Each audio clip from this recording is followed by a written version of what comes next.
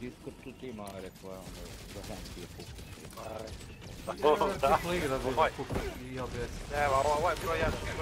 S.W.Frost is now live streaming Helldiver's digital artist in next fun event teasers traveling snake oil merchant.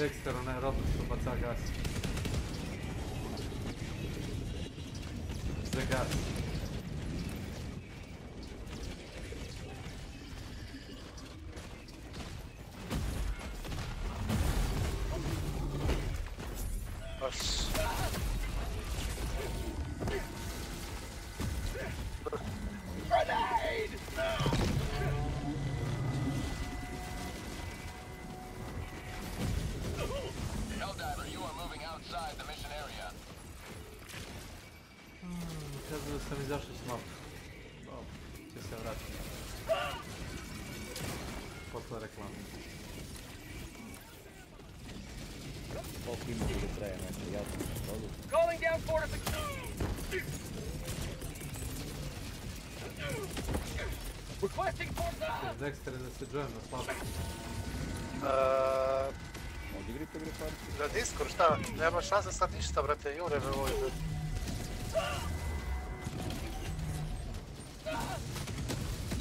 A bre da na njegovu da izađem odmah. Da se join na njegovu sesiju. Uči me pregazio Rickards-ovi. Ajde, neću, join se slabo. Pregazio me, ide u Rickards s ovim robotom, ne gleda uopšte. Samo me Ovo je pregazio. nesrećnik s kim igra. znači da izađem odmah, a? Išao sam join na slavu. Ajde, ajmo ja ću. Mislim, glupo me da ih kikujem, znaš. Allied Nek se destroyer snalazi has sam. joined squadron. Nije lepo, ali je korisno. Freedom's greetings. I'm Coretta Kelly. In a shocking development, Tega this Dexter. massive fleet Sad će, ja. Teleprompter. singularity.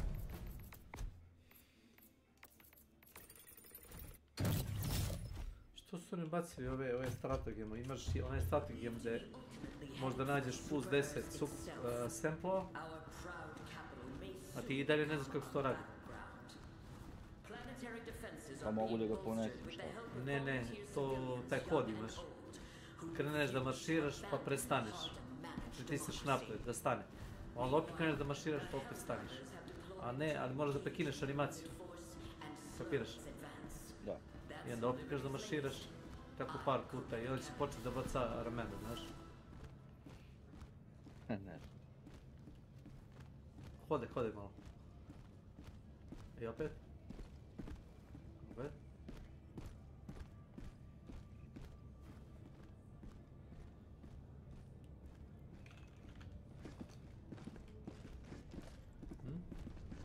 Je uspjelo, ne? Nemam pojena, inače bi uzeo ja pa probam. Liberty's enemies march ever closer.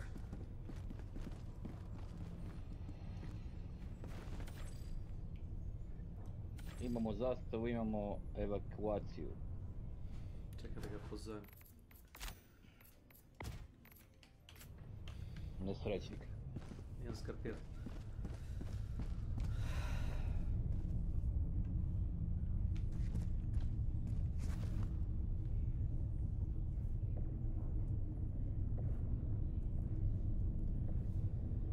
Mission coordinates locked.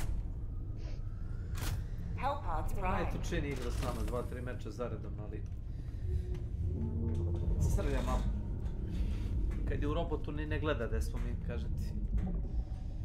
Zaleti se i krene da puca. Nema veze ko je iza njega pa. Let me out.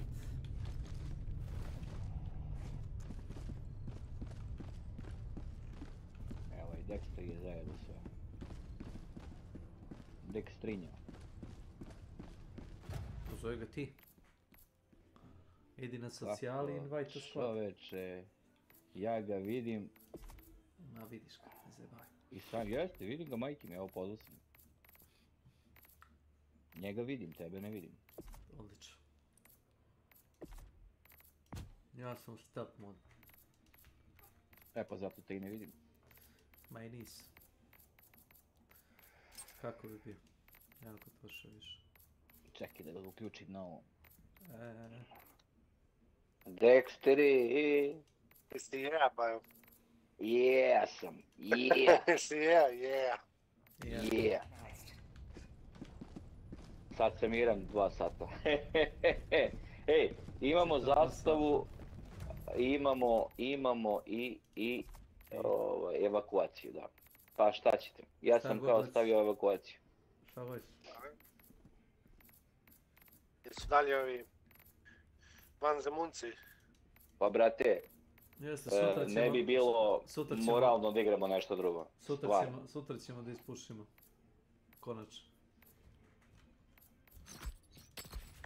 Has joined squadron. Mislim, ja sam gledao taktičku mapu, nema šanse da se to odbrani. Pitanje je samo koliko ćemo kao da skrešemo floti kao tu snagu. Koliko ćemo da se vučemo, a? Deci. Hoćete kako hoćete. Kako vam se dopada? Da je god Slavko hoće. Nemoj da nas pitaš, izaberi. Okej.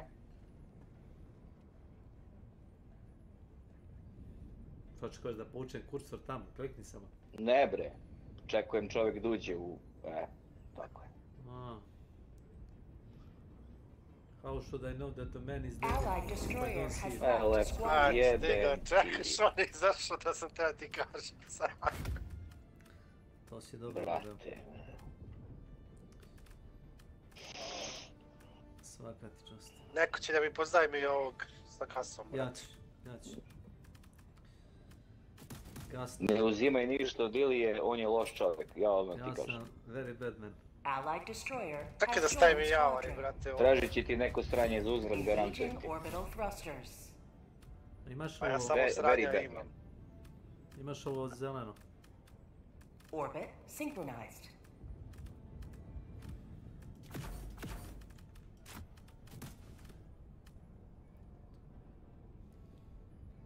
Imamo i turente, imamo i roket, sentrije, imamo sve I bre. dead sprint. Launch initiated. Znam da volite dead sprint. Ne. Ja nemam problema za dead sprint. Samo ne trčiš. Pa imaju neki probleme to, znaš. Znam, to su mentalni problemi. Moraju da trče To su strašne stvari, gospodin. S dvojicom pričam sad, baš ne znam koji tituli. Sick bastards. Znaš da je Dexter je bio unutar broda, znaš to? Ma Dexter. Nije ti to rekao.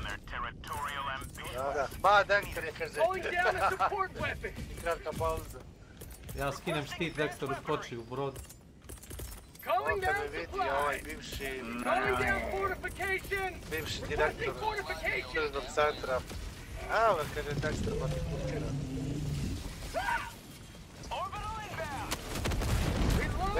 Benji Frost nazad. Ide Volko i baraž. Thanks! Kad pukao Volko i baraž. Slavko mi govori. Znaš. Ej, ne znam da sam ti spomenuo, ali Ilija, on obožava Walking Barrage. On prosto mi je jednom čak prilikom i rekao, ja ne bi mogu da igram ovu igru bez Walking Barrage. Kad naletite na nisko polje, definitivno nisam to dobro. Ali baciš ga, brate, i počisti sve, bre. Pa da, bre. Ilija prvo pade po vodu. I nas počisti. Jer ja napravio jedan minsko polje. Jo,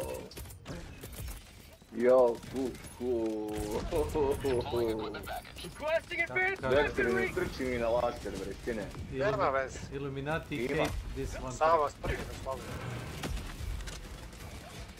Ne, Dexter, stavim Nekem Dexter. diver, ali nisam. Mora te urim okolo sve. Kako je već. Tagging map, east, 300 meters. O, pogledaj. Pa bravo. Jesi gubio? Bravo, bravo. Tu spabuj mi se na glavu, mi se spabuj. Drži ovo. Pađe već. Drži taj robot. O, hvala. Ne strekni.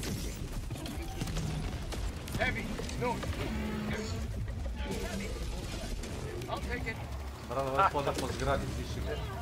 Kad me udario ovim štapom. Terci, papom. Dobre, momci, samo jako. Foske. Our friend is stunned. Are you well? Are you well, man? Are you done yet? Are we done yet? Move your arms.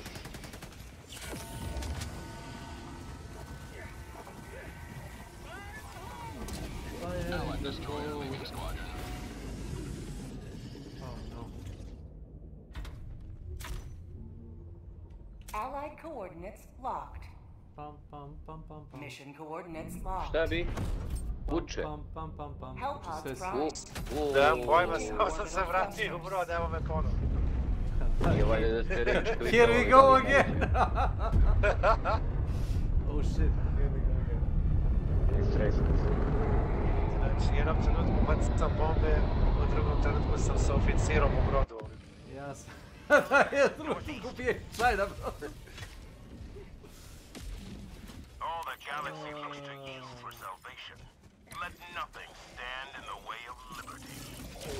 Moguće da je ovdje bunker. Nisam siguran, ali je moguće. To ti kaže, ovo je radar. Ono nije radar, nego glavni. Pa da, piše da li ti je.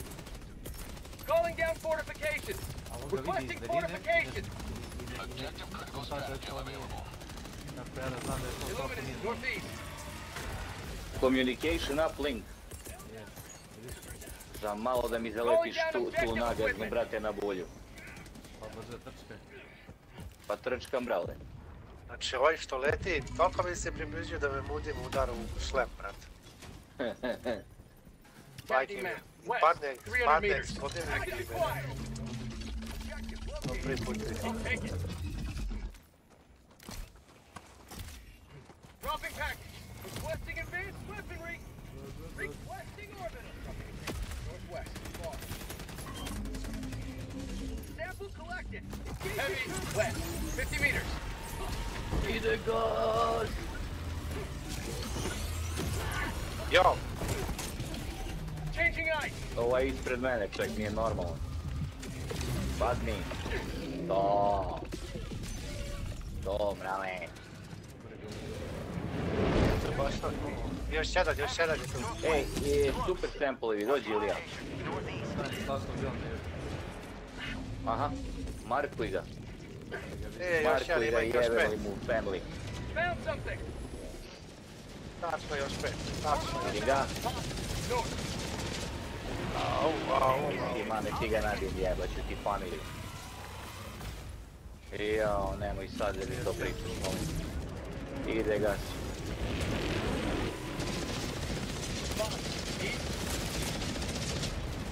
Jesmo ga.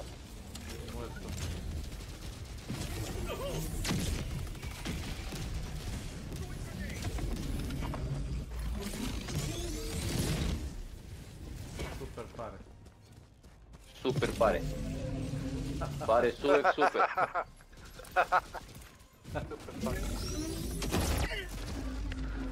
Šta bi? Man down, man down! Throwing supply beacon. Jako gaju. Nesrećnik. Calling down fortifications. Requesting fortifications. Debeljko. Dobro, pao je debeljko za slobodu.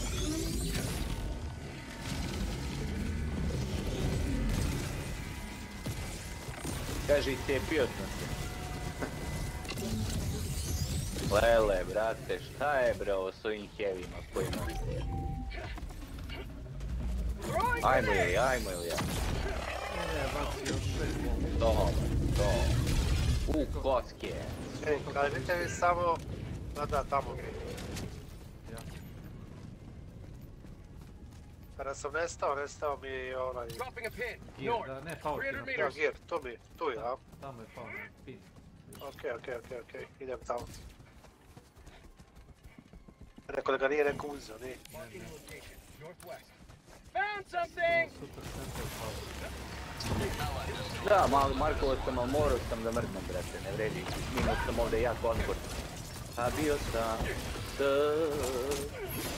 Beži Ilija.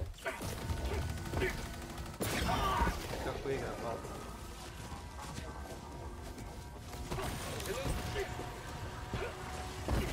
Disko voda.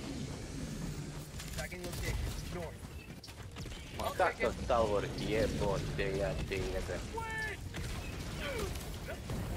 Jer meni izbacio na sirene.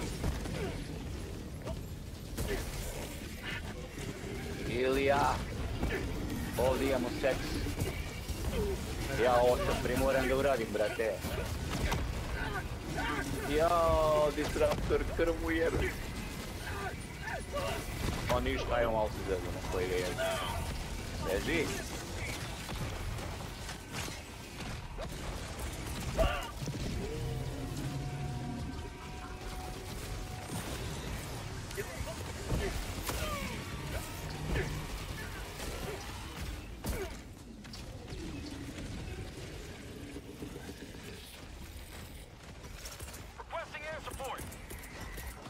Šibu. Imamo Ilija Bikon ovdje. Evo.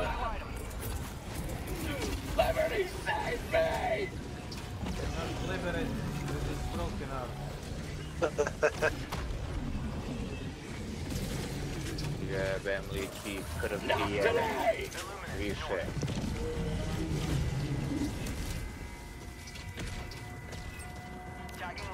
Pa pazi smradova, brate. Calling down a support window.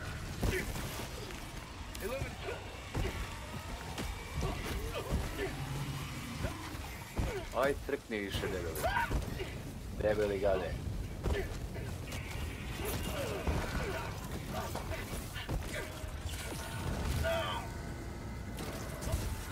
Oj, jebote.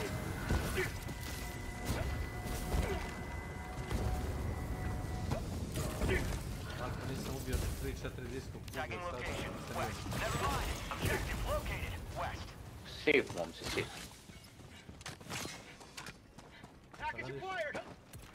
Allied destroyer joining squadron. Deploying Helldiver to combat zone. Sending down equipment package. Package acquired.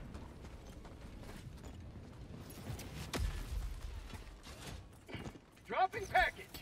Requesting advanced weaponry. Nećemo ni to. Package acquired. Mission at 30 minutes remaining. Još jedan ili ja? Dropping package. Choose wise. Blue. Lava. Start.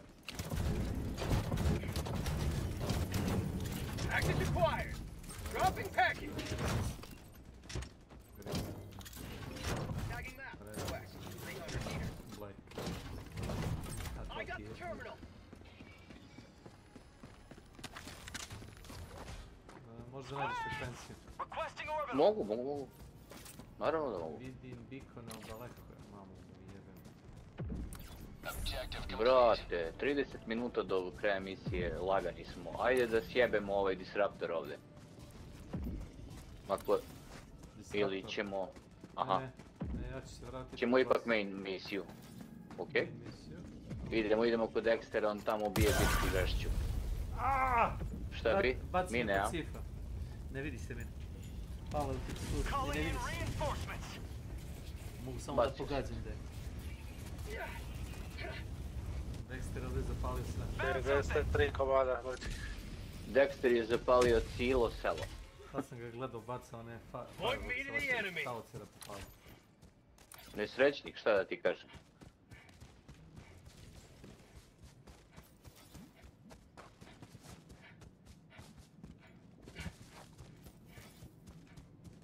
Majke ti ga mrtve debele.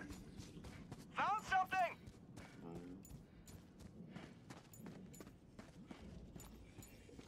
Bagađoru sam našao. Bravo. Calling in reinforcements. Oj, debeli, znači niko ne može da mu ubije sam debelom, brate. Debeli je zakon, brate. Debeli rules. Motherfucker. Blati kola, debeli kola, eksplodiraju ubiju mene, bravo. Calling down fortifications. Requesting entry.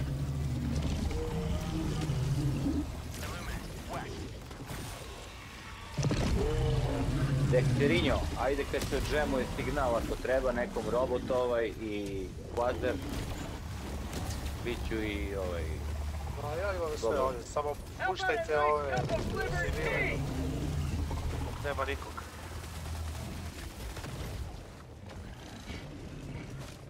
Neće to mnogo da potrebe, brale. Ajde. Tu je jedan.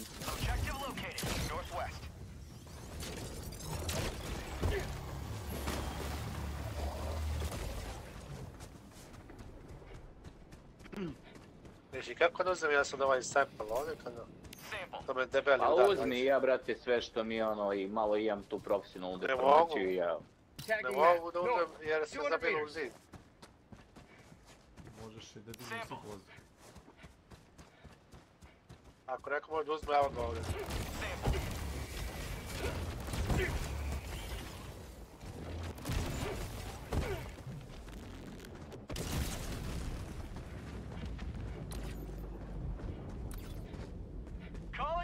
Ide gas.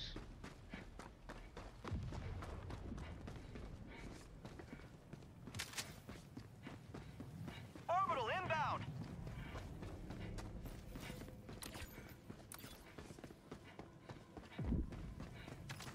Squids. Makar na 10-20% da mu smanje, brate, ovim debelima ovdje. Dobro je ja. Calling down fortifications. Deploying minefield.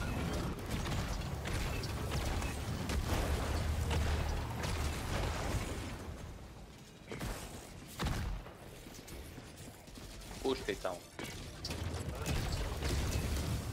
To bi trebalo da je to.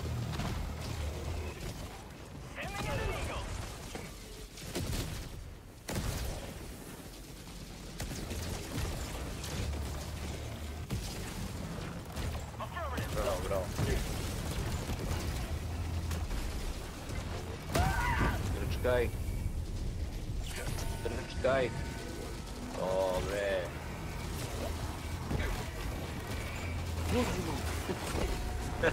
A vidi ja, Disruptor. Idemo. Ili je tamo već se kolju, ili je u Rambo stilu. Ili, ali ne vjerujem. Oh my god. Pa kako da pobiti koliko je tim? Jedina pamet što mogu da smislim je stavio sam mir. Lele.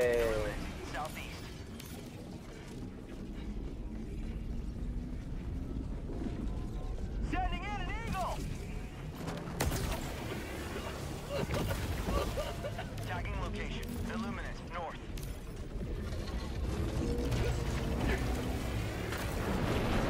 Outpost cleared. Billy. ne, ide avion. Da. Evo, Gdje? evo ga kod mene, pa naravno. Čekaj da vidimo. Imam. Bravo.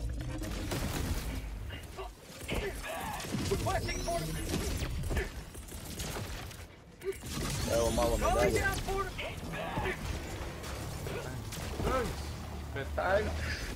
Pet. Pa kontent. Samo jako. Evo ga Derpani što baca rakete.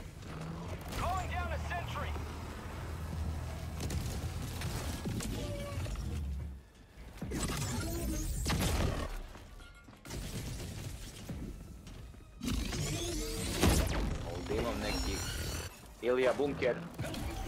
Našao sam bunker. Ako je neko blizu mene bunker. Pronožac, jebeni, pas mati. Zlotite kod mene. Možemo, pokupimo šta treba ako treba. Mada koji će nam. Bravo.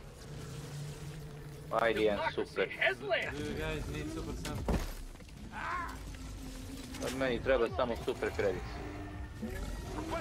10 evra plati. Ne, samo svojom mukom i trudom. Molim me. Poštano. Šur.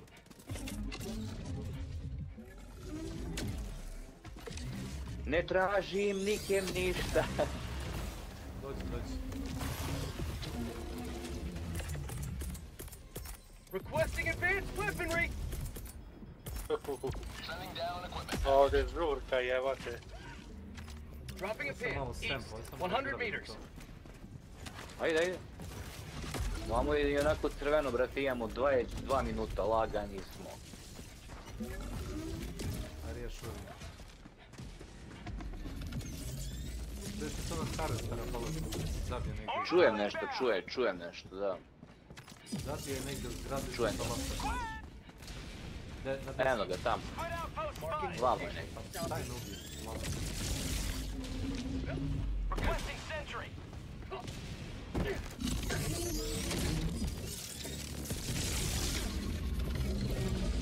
Brate, Našao je moj leći put u njega. ja mogu da ga skinem. Taj je ugao malo nije dobar. Ne ide da mogu ga gađi nogu.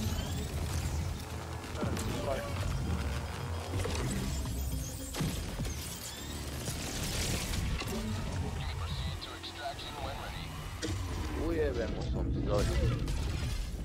Dobre. Outpost destroyed.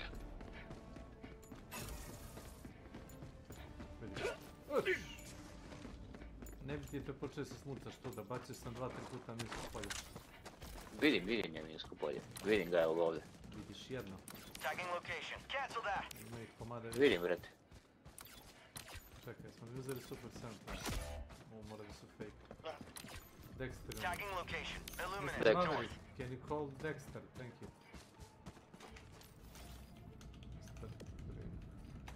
Reinforcing! Thank you. Drop ship. Affirmative. Northwest. Requesting Lele, orbital. brate, ovdje je žurka. Illuminate. Northwest. 50 meters. Heavy. Ti si otišao u pravcu mine koje sam pokopio. Mission at 20 minutes remaining. Taking map. Northeast. 200 meters. Bolje ne gledaj, mislim na vrtanu. Ima, dosta, vidim sve, Ilija, kažeš ti opet. Request. Calling down fortifications. Tome ti pričam, sine, samo jako. Boli u koske. Injury? What U injury? koske.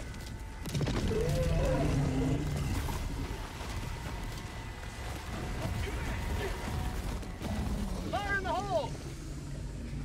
Dexter je kad se ovako zbuni počne da udara upravo, znaš, pod gasom. Baciš mu onu... Pa mene ljubite, brat, ubit će kola, debeli udari kola. Ne, Heavy, znao south, sam close. sad kad se zaglupio od gasa. Bacim onaj... A da, to gas.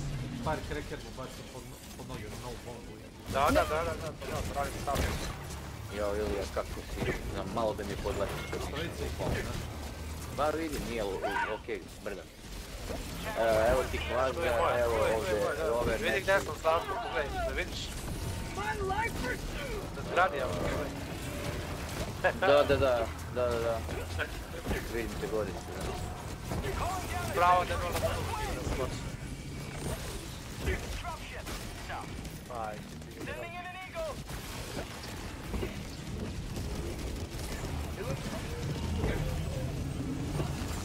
Ajde bre, debelino bre. Aj evo, se nosi na nogu.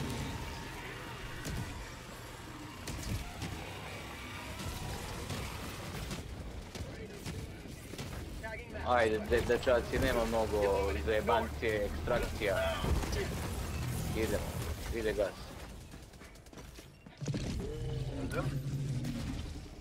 Dropping a pin, southwest, 200 meters. Ajde mi još kaži gdje je bunker, brate. Bunker.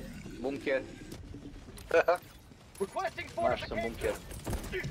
Calling down Da, fortification. evo ovdje gdje sam ja. Affirmative. Roger Kad that. ideš na minsko polje, čuvaj. Znam. Pobegu si. Evo, ide ga. I'm on it. Ide, ali za nas, za njih nema ga. Tu sam ja. Čuvaj se mi fence, brate.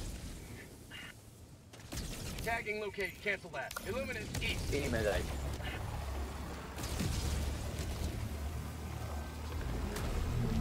Dobro, i onih 5 i ove 27, nije loše. Location east. Šta je bilo? 50 meters. Medalje, brate, i requisition poeni, ono, ma da. A može i to da se odradi, nije problem nikakav. Ako nam već idu iza leđa, berimo, idemo na ekstrakciju.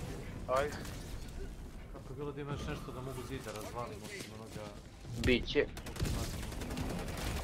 Illuminate northeast. Šta je ovo? Illuminate north. Requesting sentry. Calling in extraction. Calling down a sentry. Calling down a shuttle inbound.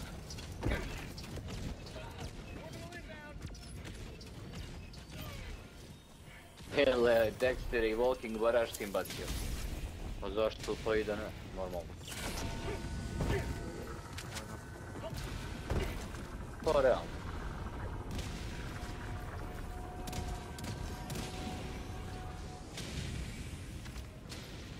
Ovo je Dexter. Calling down a support weapon. Onaj na Dexter je 5, T-minus tako 1 je 5 minute, grana. 30 seconds.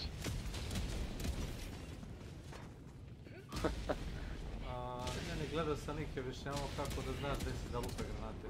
Provociraš odakle kreći taj baraž. Samo možda Da. postaviš. Sad si još ja baraš.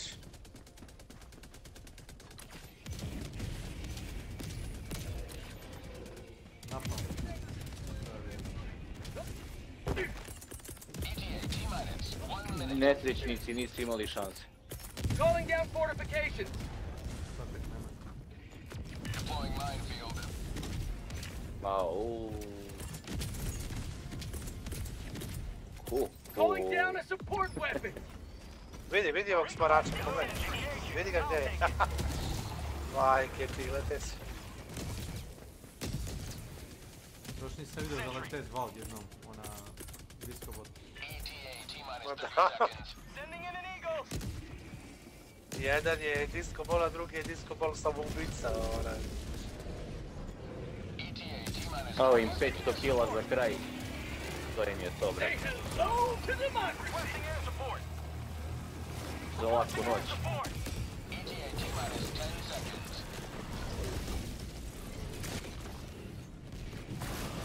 Tagging location. Northeast. Sad mogu mirno da spavim. A moraj da pozove pomoć. Možeš. Ajde, moram ti. Marking extraction point north. Sending in an eagle. Sve što urodi. Nema zebanci, idemo. Calling down a sentry. Pelican 1 preparing to depart. Shuttle launch in 20 seconds. Podo ih ima, baš. Depleted. Bacio sam petardu.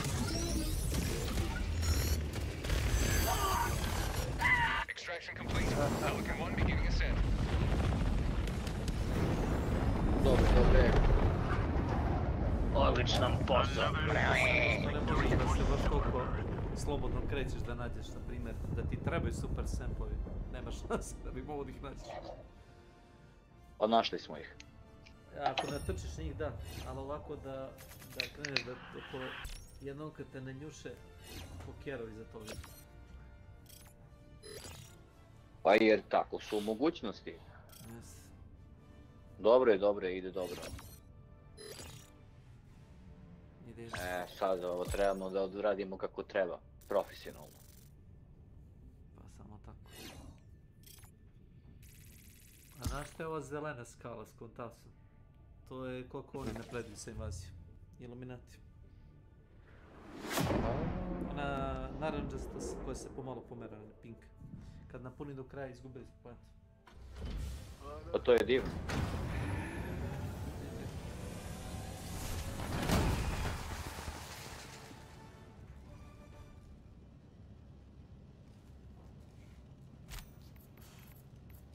Ko nije nijednom umro, ko je profesionalac? Ja. Bravo, bravo. Moj sine. Allied destroyer moj has left sine. squadron. Nije problem što nisi umro, nisi ništa ljubio. Pa, čovječe, Snake style. Jebi ga. Brojimo samo žute ove Poleti. Locked. oznake. Ima Tako više je. žuti.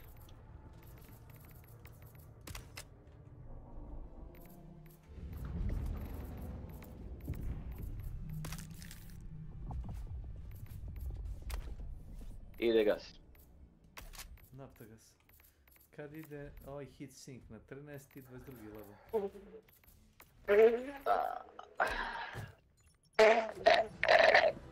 Izvinite.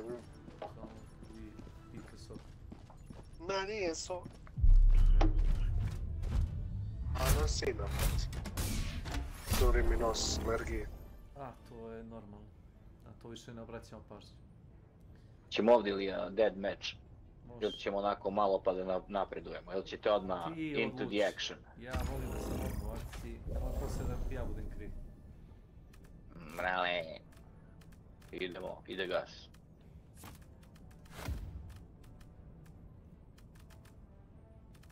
Nije Dexter gledao kad si igrao čitav meč sa zastavom. Nisam. Heavy armor Nisam orači i jedan. zastava u ruci. Ja sam i bio vođe. Ali ne mogu to Probaš. biti. Onaj heavy armor ti daje 50% šanse kad te udare da ne primiš nikakvu povredu. I dalje moraš da se nahiluješ, ali ne mogu da ti slome ruku i nogu na prve. Da. Ali se računa kao strategijom ovaj zastava. Launch Da, initiated. da, to je problem. Ide ti na leđe u skop. Leđe, da. Jesi igrao s kopljem? Da, skopim jesam. Kao s kopljem, igraš samo što koplje stanira, kad odeš ovo ne stanira. Da, ovo samo zastava. To bube bude ovo. Bube i Gledao ovo. sam Nema da- sad, nemoj da ti Gledao sam pada da i na ljudi pamet. nose štit energetski, znaš, onaj je Jeste. na drugu ruku. Tesla, ovi stranja, pazite se.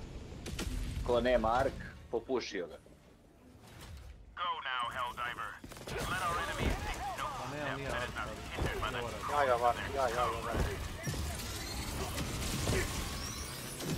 Jebi ga. Oko tih stranja uvijek ima tih Tesla stranja. Pa to uvijek. Majke ti ga. Znači za sekundu, brat, unište mi Kelmon. Za sekundu. Ide gas. Redi, morat ću da zapalim ovdje sve. Zapalit ću celo što. Da tako dek. Pa sam se izvupi, jedan pravi supply.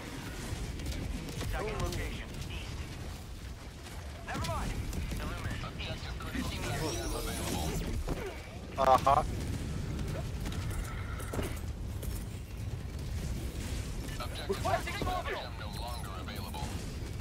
Već oko je stala, pogledaj, samo da vam rekao pogledaj.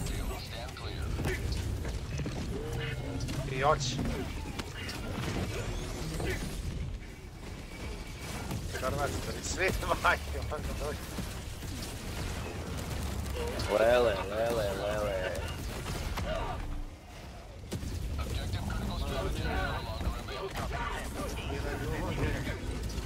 Ovdje ima ovih Tesla stranja mnogo. Ali ne damo si, ide gas.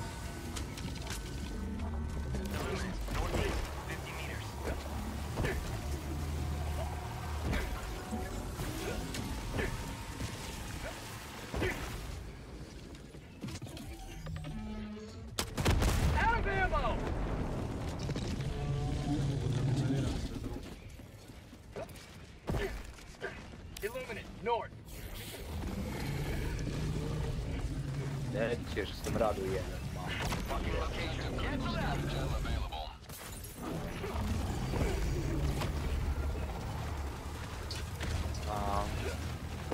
A malo preko su. Ili smrad.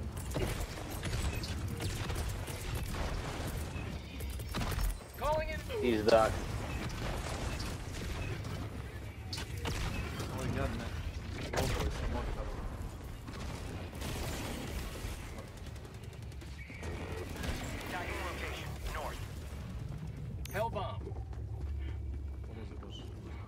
out the terminal! Illuminate, north, 50 meters.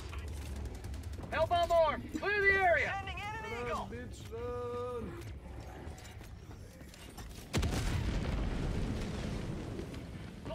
Outpost destroyed. Okay. Requesting for... Illuminate, west. Dobre, Calling out to. fortification. To, momci. Svaka Dropping a vam pin, čast. east, 200 meters. Biće hladno. Biće još više hladno. Daj Dexter. Ide ga. Ide Dexter ima svoj ruksak. Dextrinjo. Ne, nije. Dropping item. Hvala. Ništa. Thank you. Pomoć na put. Haha. Marking location. Sve si mi zahvalio kad sledeći put da gaziš na min.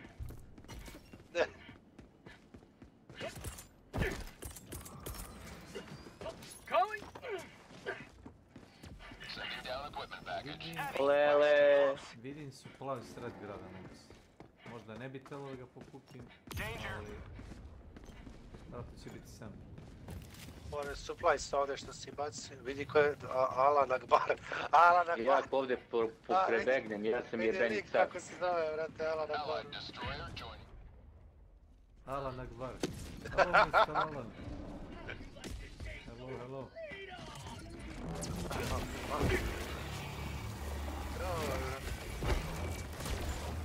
Ide ga. Vrate, koliko igra Bodi, jednom nisam vidio da se neko zove John Helldiver. Johnny Helldiver. A ćete vidjeti da ga zovete? Pa da, bre, nego moram. Ćete vidjeti da ga zovete ili... Ja ću. Ajde, ajde. Calling in reinforcements. A, nikom. Oh my god. Je vidio onaj mikroslav, jesi ja? Ne. Ne vidim ga da je sad. Pa evo ga ovdje. U vupu, ali imam ovdje dva harvestera, brate. Brale. Heavy, Bravo. southeast, 50 meters. Never mind. Heavy, southeast, 50 meters. Ima malih tehničkih poteškoća ovdje.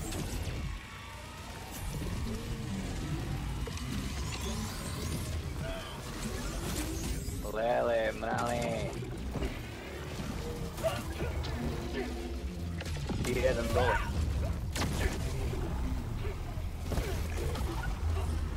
Lele, mrale. Requesting orbital. Heavy, north, 50 meters.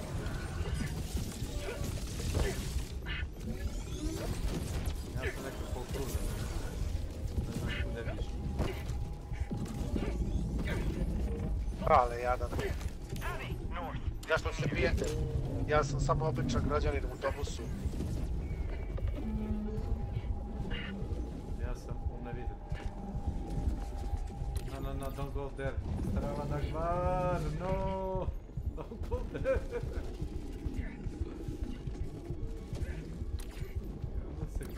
Healuj se, Frost. Nemam. Healuj se, brate. Nemam! Location, north. I can't. Liberate. Requesting orbital. What is It's broken. Evo imaš sa 3 sekunde ti stiže.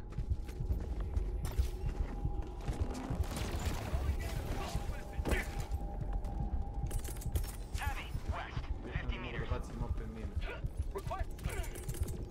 Calling down fortifications. Tagging map, northwest, 100 meters. I'm alive. That's what matters.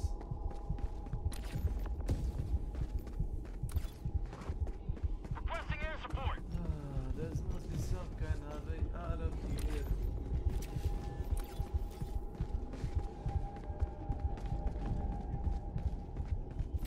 Follow me.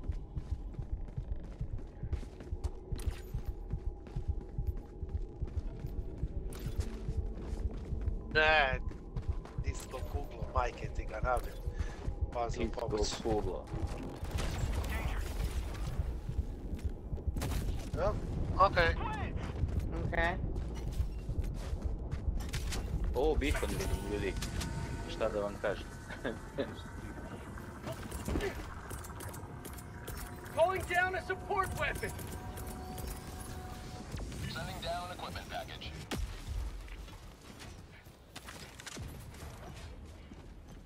A gde je zadnji? Gde si ga sakrio? Gdje si se ti to sakriva? To je to. Bravo, moci. Šta to pričate?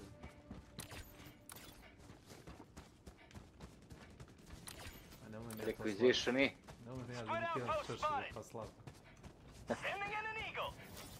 Niko nije blizu ovoga, to je daleko.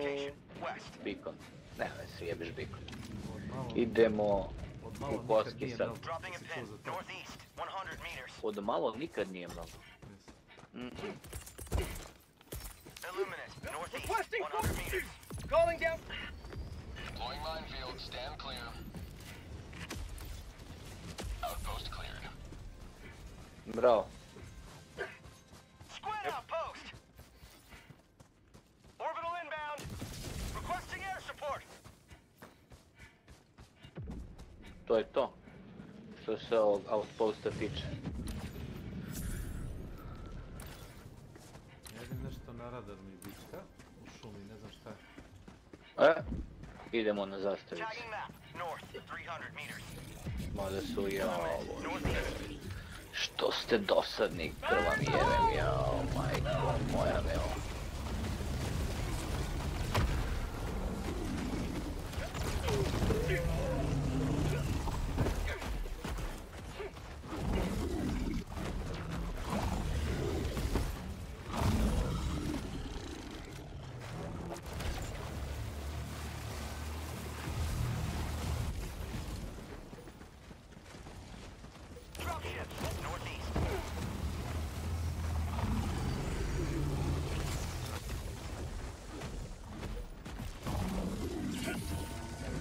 Ide gas, momci.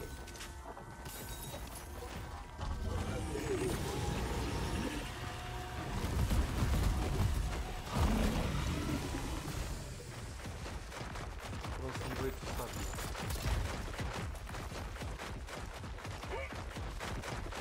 Ide gas. Malo gas, malo vatra.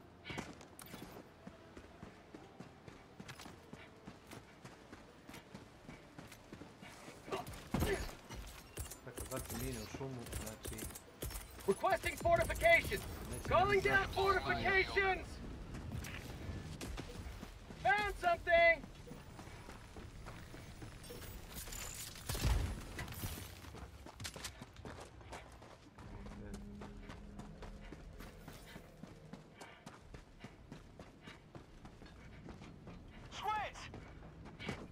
Gdje?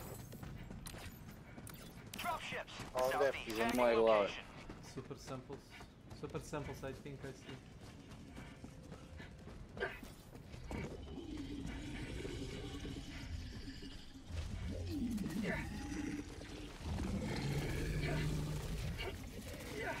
Throwing grenade.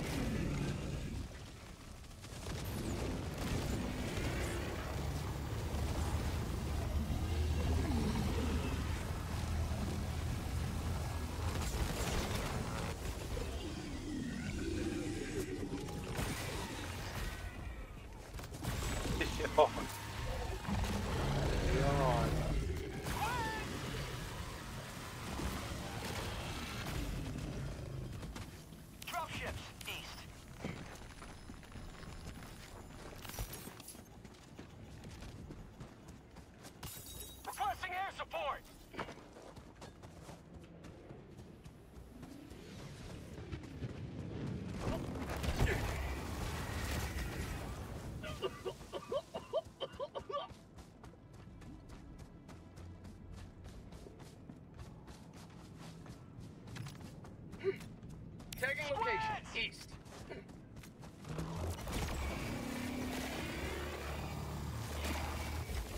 Dropships, east. Requesting orbital.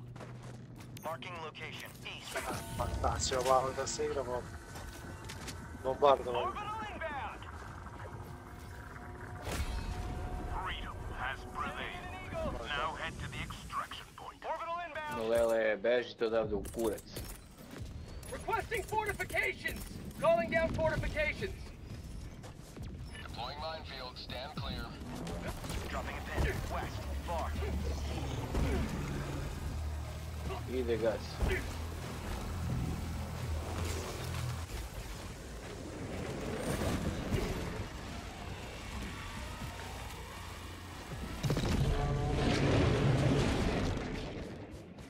Guys, plane.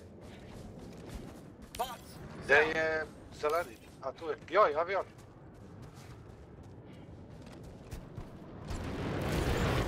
Dakle, samo se respawnuo, brate, za nebu. Bots, east. Evo. Engaging. I'll take it. Bravo. Affirmative.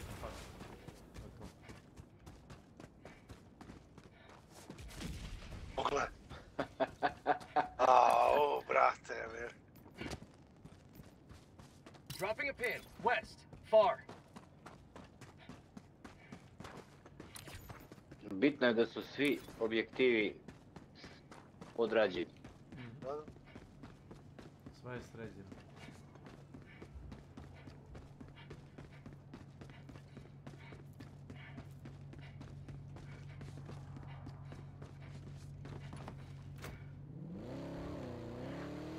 Ma jeste, Dexter, ubrizgavaš se, vidio sam.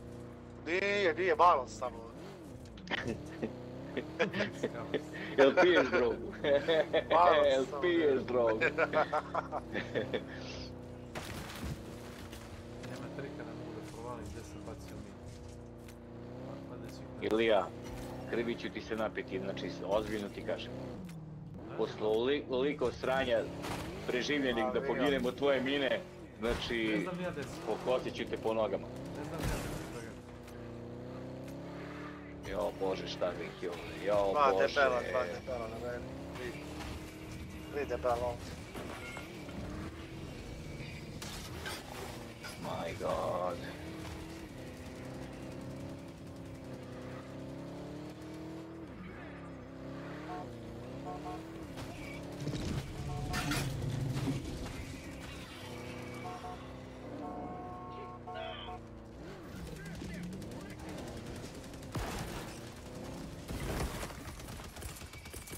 Requesting fortifications.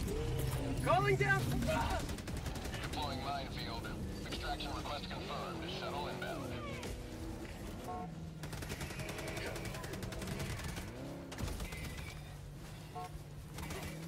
Requesting air support.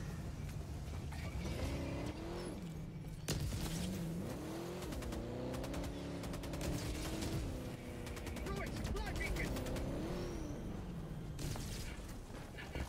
New man. ETA T-minus 1 minute, 30 seconds.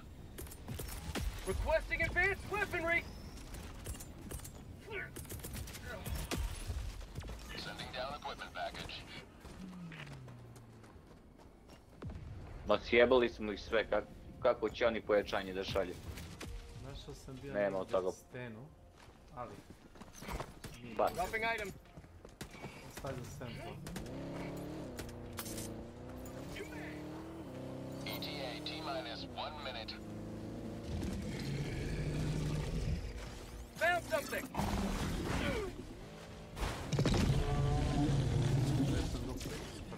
Ne bunker, ako ga niste našli. Requesting orbital. Marking location, southwest. Follow me. Cancel that. Tagging location. 130 metra, okej.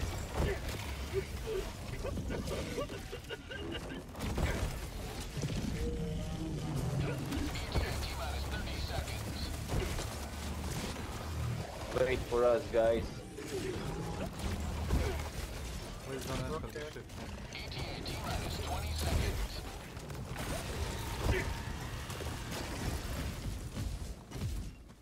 Ajde. ETA T-minus 10 seconds. Ide gas ili ja. Got a tip. Uzmi barem kredite ako pozovu. Uzmi nešto. Ilija. Ilija. Pelican 1 landing in progress. Requesting orbital. Gdje onaj... Requesting orbital. Vehicle, northeast. Ma nemam pojma. Air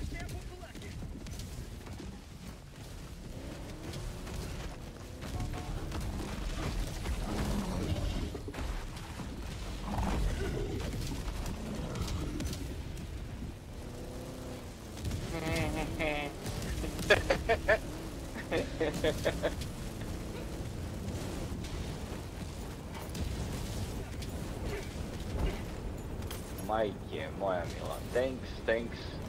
Pelican 1 preparing to Idemo. depart.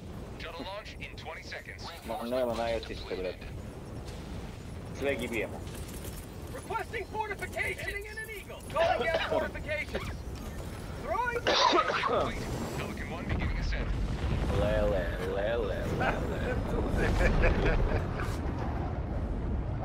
Liberty smiles upon your trail. Nije stao heliodrom uopšte. Ludilo.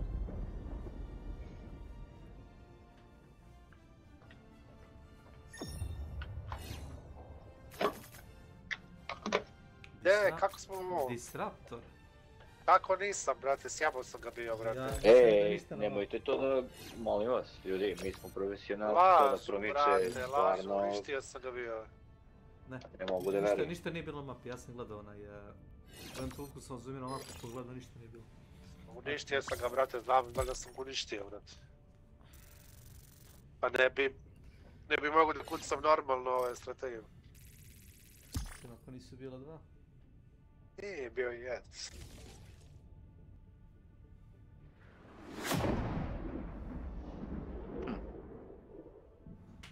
Laži, iluminati.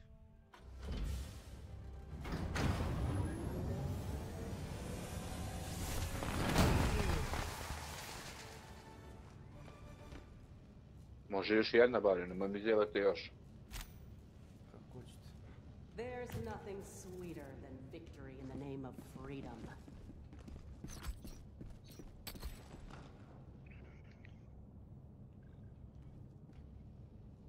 Zero dead son. Svi smo... Allied destroyer has left squadron. We eradicated the Illuminate once. Guess it's time to do it again. Tako je. Jesi. Javno. 15 puta sam se bo, brate. Jebene. 16 terec. 65.000 Helldivera je ovdje, ali kasno. Da radi. Sad je kasno. Al bonjour. Bonjour. Pritisni B da vidiš Democracy Space Station. Ma vidio sam. Polomljen. Nije eksplodirao još, ali polomljen je sam. Zato što debili su glasali da stoji pored ratnih brodovi Illuminati. Hellpods prime. Engaging Genijalna ideja. orbital thrusters. Pa namerno, bre, troluju igricu. Orbit synchronized. Jesi ti igrao igru kad smo skupljali mi delove za to čudo da se sastavi? Jesam. Te skupi metal, te skupi sample, te treba gorivo, te treba da se oslobodi planeta da se napravi orbiti, te brani 2 nedelje, nedelju dana 2 nedelje da se brani orbita toga da ne polome to gradilište. I sve to napravimo i treba sada da je dignu vazduh, pa i treba. Šta kaže doktor, ja sam idiot. Pravio sam sve. To ne znam. Tako? Pa ovdje u ovom našem slučaju tako. Ja sam igrao na 2 naloga, bravo, ili je znaš vanje. Pa molim me. I kad me uvati besnilo, opet ću samo da nastavim na Steamu, jer tamo mogu da levelujem sve i odključavam. Kapiraš, tako da lagano. I opet ćeš te kupuješ iste vrlo. Pa, naravno. Sve! Koliko li imaš u DBD accountu? A, tamo je, hvala Bogu, kroz save podržan. Zaista dobra priča. Konačno. Igram ovdje, sve lepo se transferuje i na moj Steam i vice versa. Do jaja. Izvoli da Okej, samo sekund. Calling down a support weapon. sad će da bude gusto. Nemojte, kaže, poslije da nisam vas ponudio mojim guard dog roverom. Bolje odmah da to reku bacimo. Wow, brate, ovdje su Ne bude poslije, mesnati ovi pored molim, mene. lepo. Opet dobro. otvorim dobro. Evo viš, nismo krenuli sa max municije, kupio sam ovdje supplier, municiju, bombe i stimula.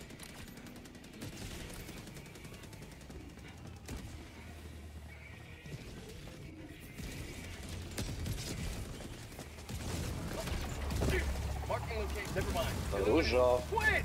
West. Illuminate. West. Dropship. West. Marinijati. Got a sample. Package acquired. Follow me. South. 300 meters. Tagging map. South. 200 meters. Stoj. Dropping item. Got equipment.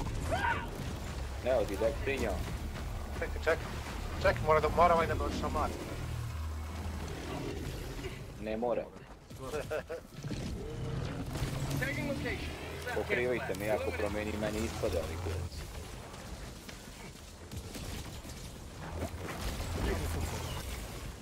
Ide gas. Još je step bolje rad na slove. Ajde, bez priče, idemo jako. Idemo glavnu ovdje, ha? Da, brate, onda ću lagano da... Ilija mi onda opuštenije igra, ovako je zapet kao... Jest, odmah se nervira. Pa da, on voli objektive da odradi i onda je zjezen.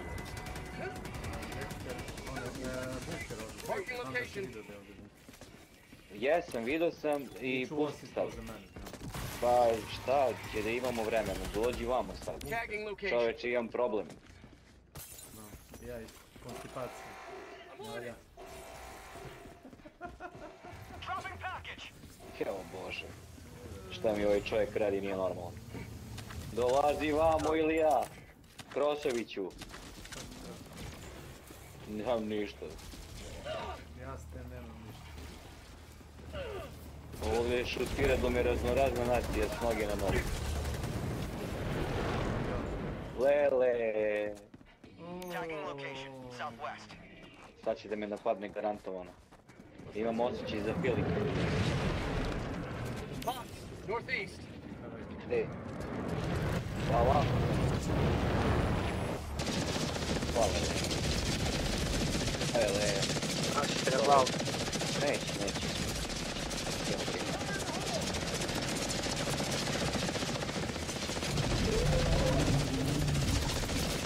Requesting fortifications. Calling down fortifications. Da.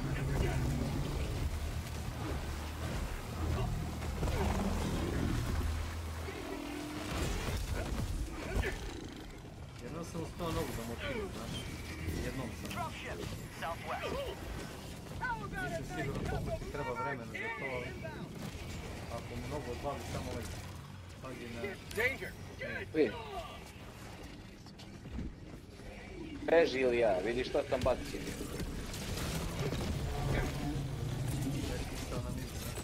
Nema veze. Jebi ga.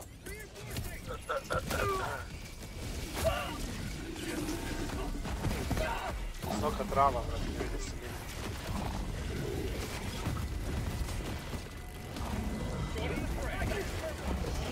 Ne, moram da namestim ovaj. Može.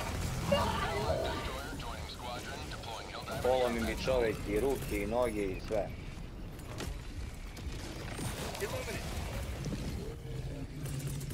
Throwing supply beacon.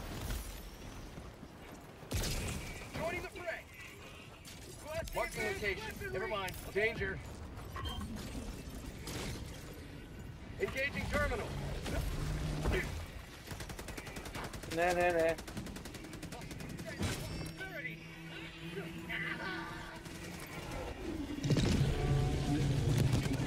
Illuminate. Southwest.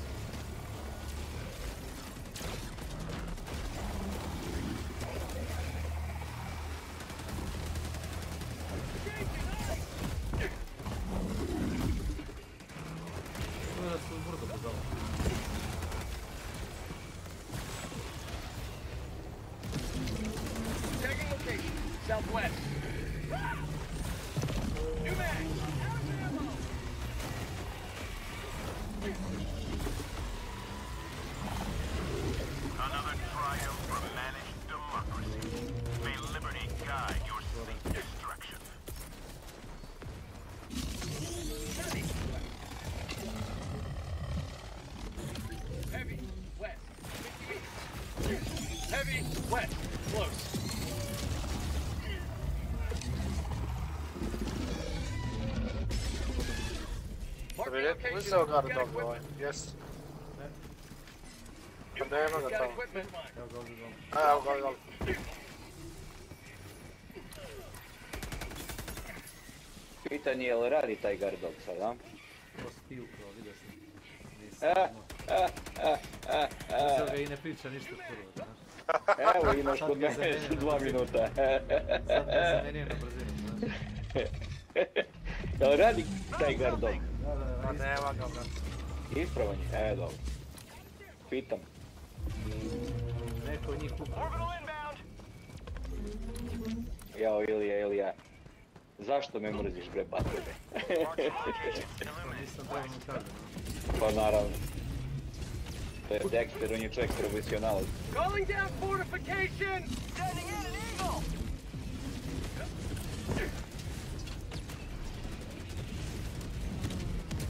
My beloved. Requesting air support. Illuminate west.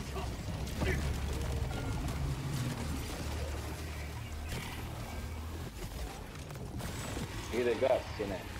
Tagging location northwest. Sending in an eagle. Mogu da ih pobijem dovoljno brzo da kinem oko pod sobom. How'd you like to taste Evo, some stigam freedom? ja. A možeš sad? Reloading! An orbital strike. Bravo. Affirmative. Thank you. Ide gas, sine. Dropping a pin. West. 100 meters.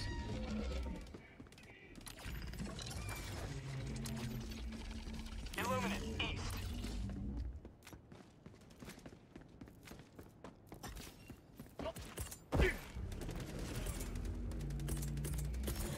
Ali nisam čuo onaj avion na strati kako da sam odletio. Heavy. Call it. Throwing down supplies. Deploying equipment package. Pardon my... Requesting orbital. Uuuu. Reinforcing. Šta bre, ko baci ovo krv ti je? Ja se. Gledaj, Dextere, kako me roknulo, utro sam se rekao, šta je bre ovo? Kad ono Dexter? 10 sekundi još.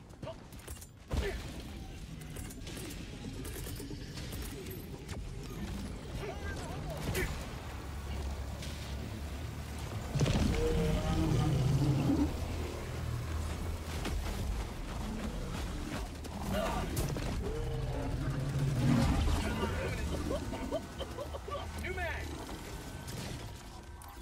Tagging location. Southwest. Mr. Shiro, welcome. Thank you. Baš si već. Se što? Found something. Supply. Marking location south. Illuminate. Quit!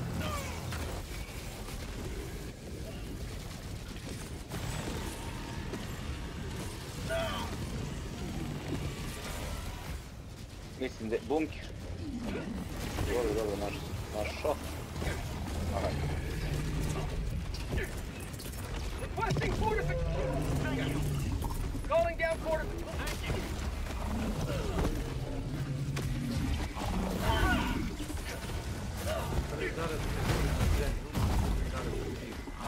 Periti.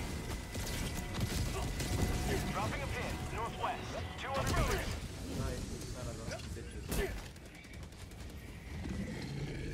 Tagging location southwest. Found something. Tagging map. West. 50 meters. Illuminate west. Requesting orbital strike. Illuminate.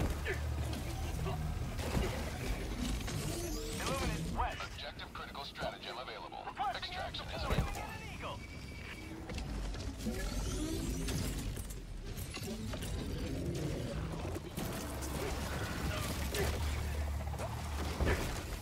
Ovo nije normalno. Canyon. znaš da ne gađi od napred onaj golom sa onom palicom, ne djecama, disko kućom sa mejom. Ništa, slazi. Calling in a hellbomb! Ne bi tako što razumiješ, hvala. Requesting advanced weaponry! Sending down support weapon. Doista sam mogu da roknem 500 kila, brate, šta ti kecaš, Hellbomb. I got the terminal! A da probamo. Hellbomb armed! Clear the area!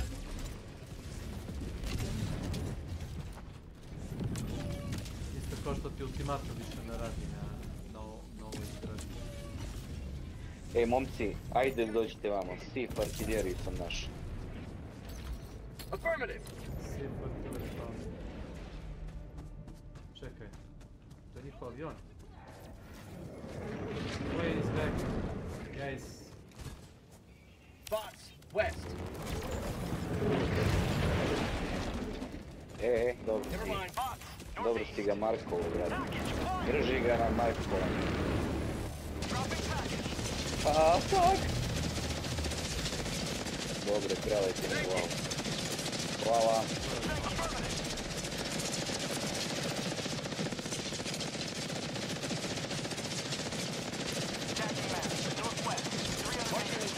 West. Requesting fortifications. On my way. Calling down fortifications.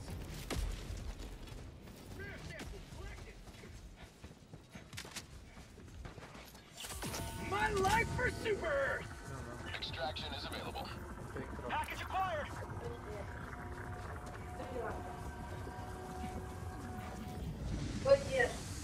Dropping package.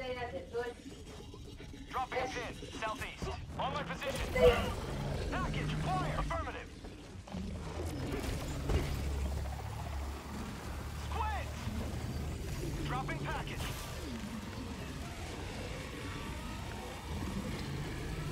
Package acquired. Requesting orbital. Dropping package. Requesting sensors acquired.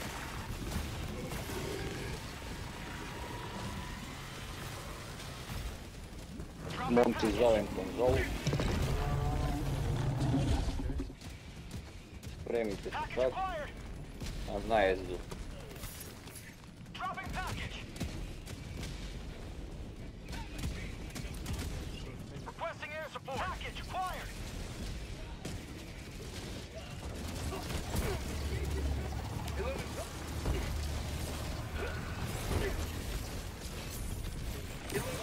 Affirmative.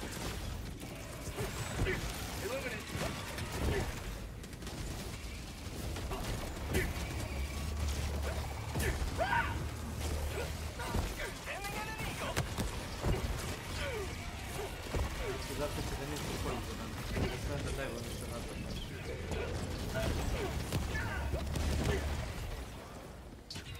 Thank you.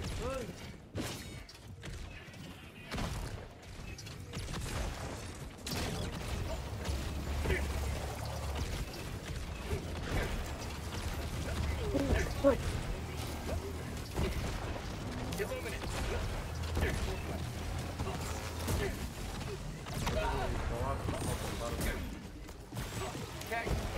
Illuminate.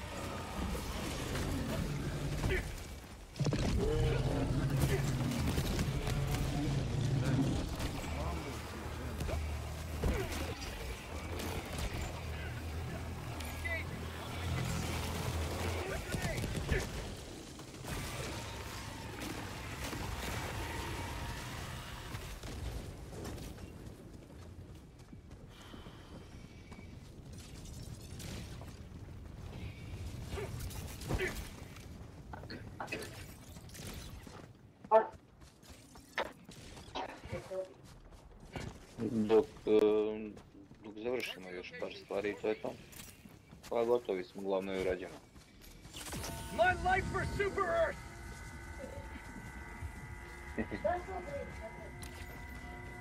Pa ovo stranje. Pa vjerovatno. Pa da.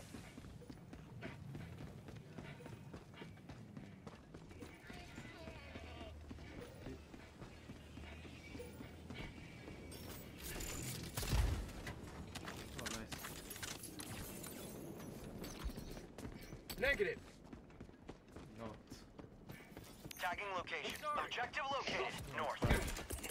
Requesting fortifications. Marking location. Calling down Cancel that. fortifications. Northeast. Illuminate. Northeast. 100 meters. Yeah, boy. I'm just gonna die. Enemy patrol. Southeast. Illuminate. North. 100 meters. Thank you. Orbital Affirmative. inbound. Ah, that's a wasp. Možete mi ga čovjek gađa. Ne? Onim waspom. To ti je onaj... Znam, navodeći ono. Da. Dropship. Northeast. Čovjek mi spali baraž onoga i neće tako ubaciti.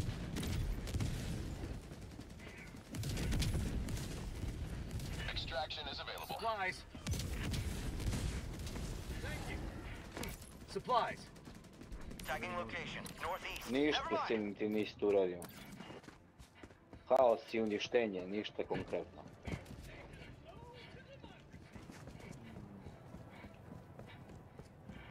Hoću ja ovog da probam da skinem, imam 322. Beacon. Affirmative. Found something. Requesting orbital. na Illuminate. Southwest. 120.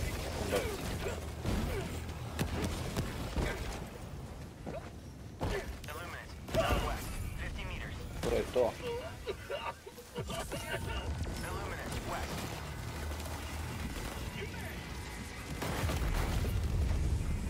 Okay, thanks. No, it's fine, I was stuck. Thanks. I was stuck.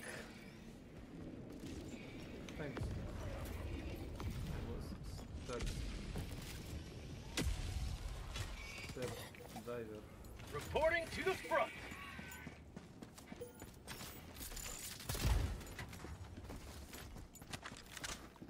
Oh, Thank you. I ovog niste sjeli. Bots. West. to je idiot. Ovaj disruptor kod. Gdje sam Beđi, ja? stavio se da te baci samo ovaj... A jebik. Bio. Bots. East. Imate avion. Aha. North. Cool.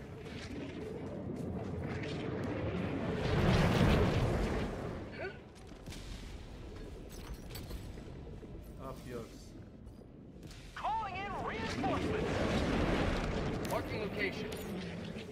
Ćemo jebem. Gdje je od televizora me kurac? Bots. West.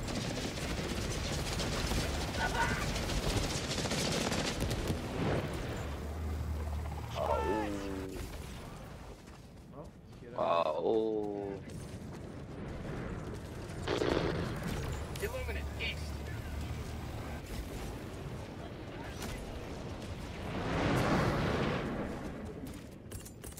Reinforcing.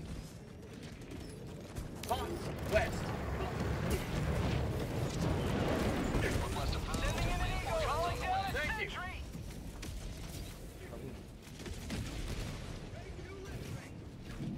Palavi.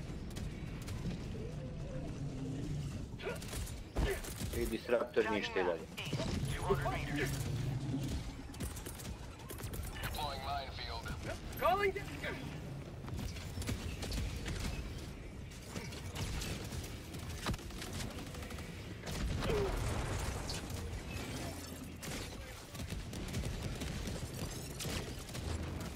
Illuminate. Northeast. Illuminate. East.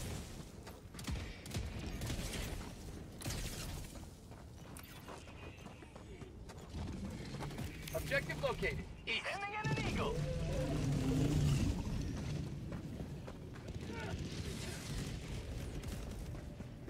Disruptor spotted. Da. Marking location. East.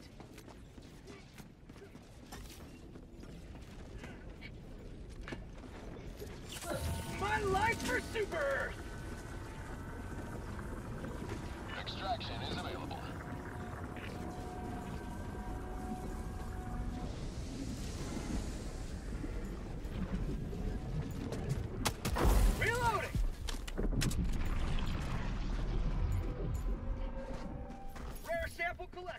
Support weapon. Hvala vi. Dropping a pin. South. 300 meters. Mi neko baciti normalnog gardog. Misliš... Calling down supplies. Šta smo ovdje ili mi propustili te crveno? Dropping item. A? Ovdje mora, brate, da ima nešto. I još. Got equipment. Pa ne, Dropping a pin. North. A? 100 meters. može Pa lepiti. moguće da je tolika koncentracija jedinica. Tagging location. Northeast. Jest, ovi vam. Ajde onda pikamo na izlaz. Ekstrakcija, momci. Nemam samo laser canyon, imam 120-icu, mogu da im bacim, nek se zanimaju. Ajde, begajte nazad, idemo na izlaz.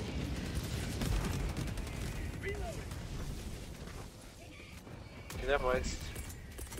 Requesting fortifications. Calling down Sve smo fortifications. uradili, brate, opcijom. Trebalo bi. Tagging map. South. 300 meters. Ovdje pazite na ovo. Sad i dolazi. Vidi, samo prazni.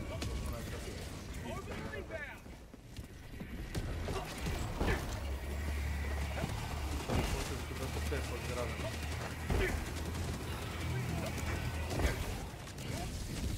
Marking location.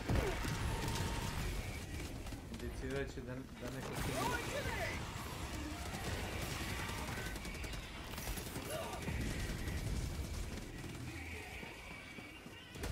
Extraction is available. Marking location. South.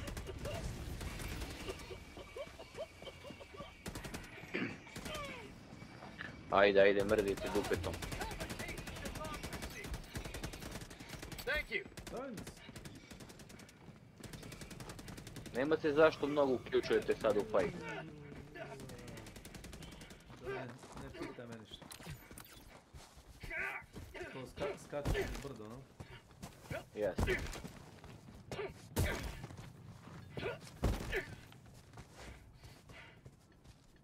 Tagging location. East.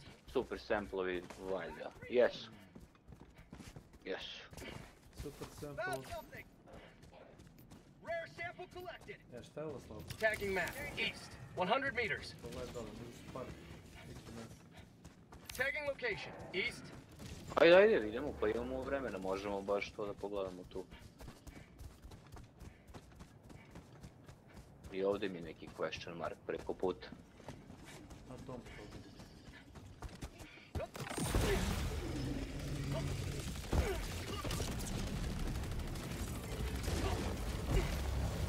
Found something.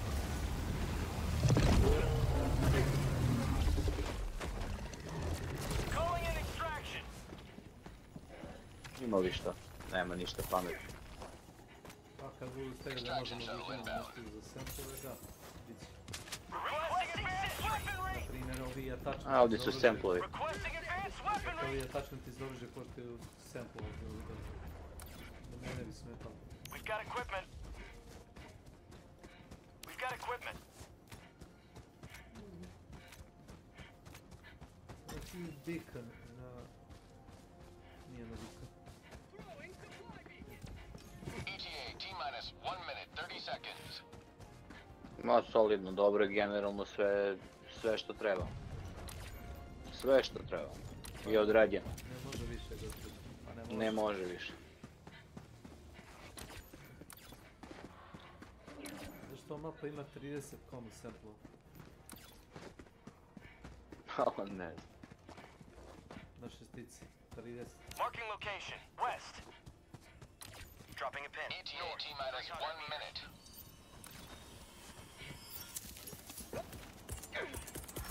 Ej, dolaze nam ljudi Requesting odavde. fortifications. Neće dolaziti. Calling down fortifications. I'm asking. Requesting orbital. Calling down a support. Lele, udari me ovaj top, beži, 120 se pala. Beži! Udario me top, brate. Started shooting me. Sorry. T-minus 30 seconds. Krv ti jebe. Thank you. ETA T-minus 20 seconds. Dropping a pin.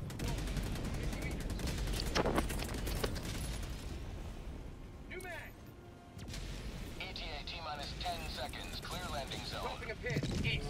50 meters. Gledaj za mene min. This is Pelican 1. I have visual on the extraction zone. Da, evo ga. Marking extraction point west. Ulazim ti si reći.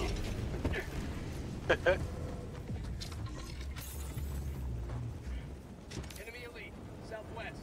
Countdown initiated. Stand by for takeoff. Reinforcement budget depleted.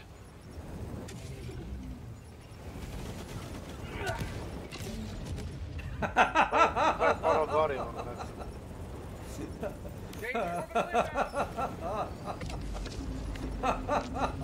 Extraction complete. Pelican 1 beginning ascent. Spalo mu reci.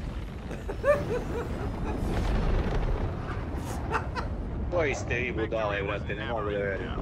Ovo je pono bure čovjek. Pa za demokratiju, brate. Ima nešto pijem u skut.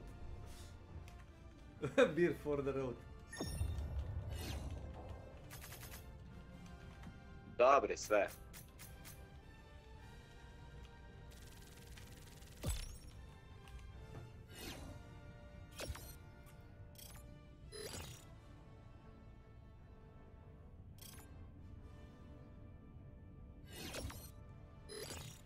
Momci, ja ovdje lupam pauzicu. Da ja ispadam. Možda kasnije se uključim, možda ne. Vidio ćemo. Aj. Dexter, ti? Ja sam tu, brate. To ti pričam. Tu će da bude Ilija posle. Došla mi gospođe malo da iskuliram, pa ako se uključim posle, ali verovatno hoću možda malo, ali radim opet prvo, brate. Pa ajde, kad možete, brate, nebitno. Bitno da znam naš, tu si i to je to. Znači.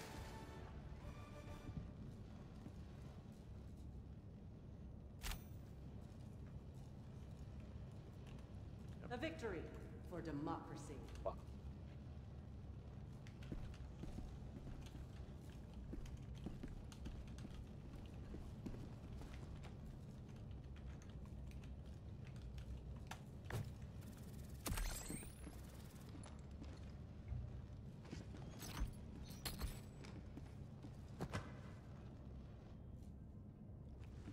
Helldiver, bring me back some squid guts.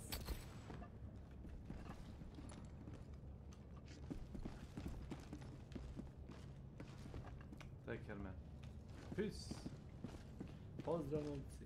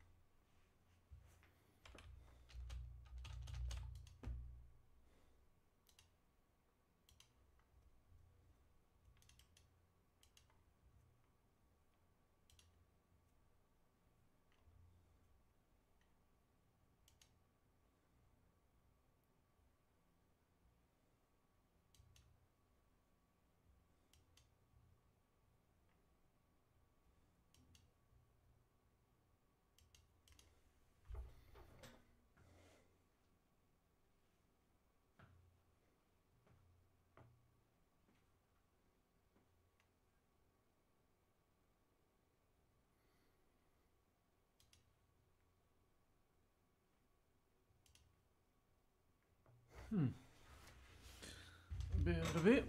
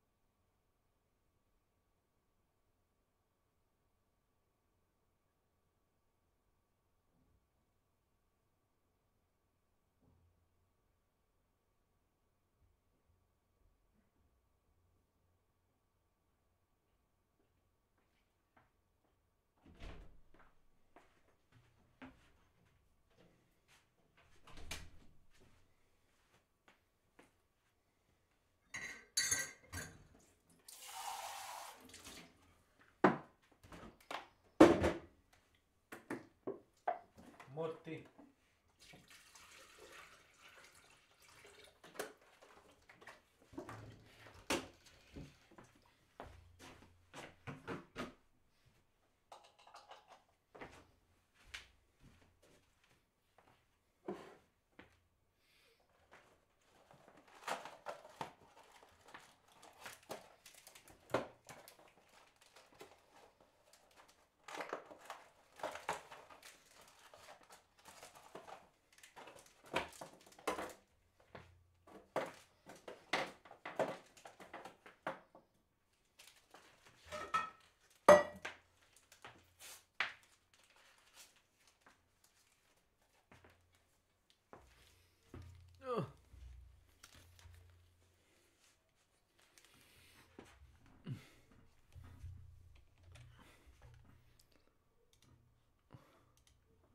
Kako je momci, šta se radi? Nije Ne to mogu žice jebot. Pa ne mogu ni ja. Stani dole malo.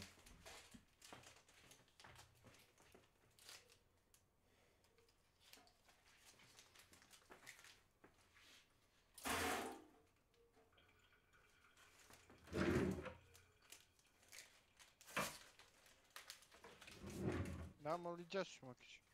Ne znam, pa nije kod mene bounty, druže. Bacite scan, bacite scan. Nemam bounty.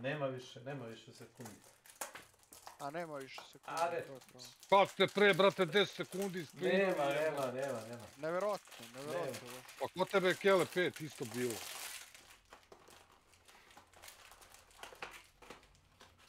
Jedan manje. Ajme, moramo sad, ljudi. Ja umirem, evo, ali idem i umirem. Gdje? Aha, vidim ga gdje. Iza, tu. Tu je.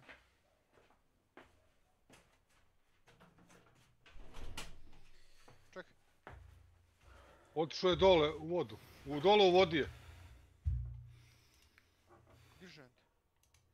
Pa i ono će svog da diže nekrom. Ljudi, on je dole u vodu, ljudi. Znate li gdje? A dobro, ako znaš, ajde. Druga ekipa. Nije druga ekipa, pa on je iz vode, Makiću. Koja druga ekipa? Iz vode je on, jebot.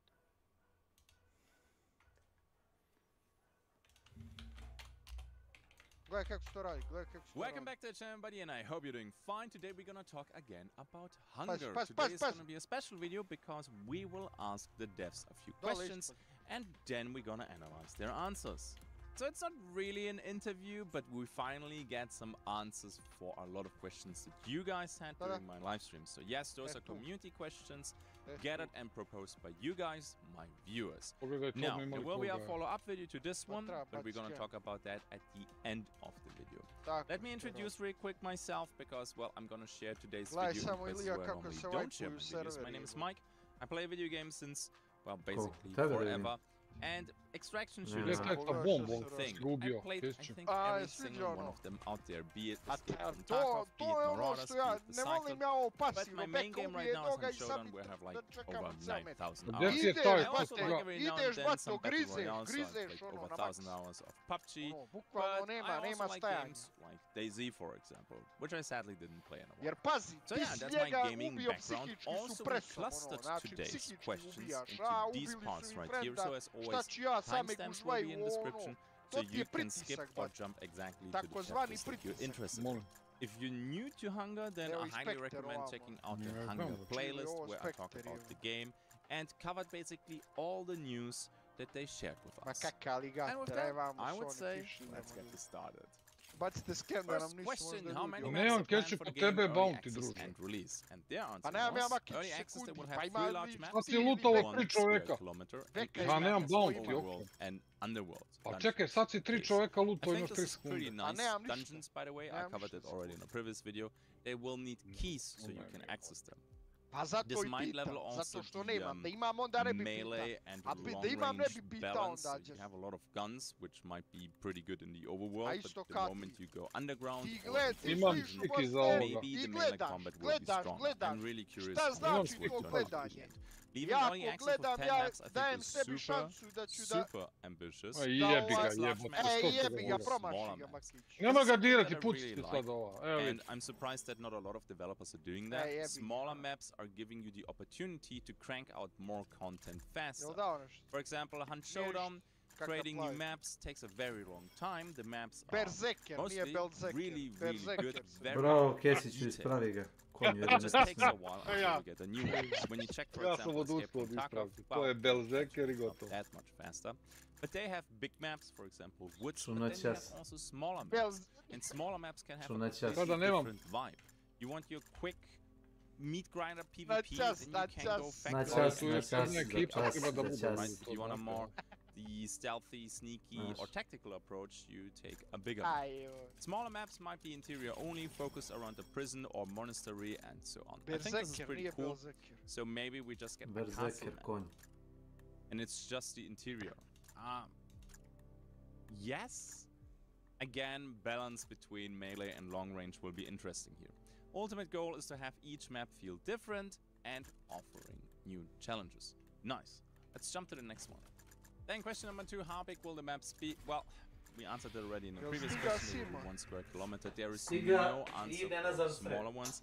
Maybe U the sred. smaller maps do not A have znam a da je defined došao neke size because papire they're nešto just da reši. Ne, nego su ga just zeznuli, buildings. treba da im A castle dokaže da map, nije really, kažnjavan. really big.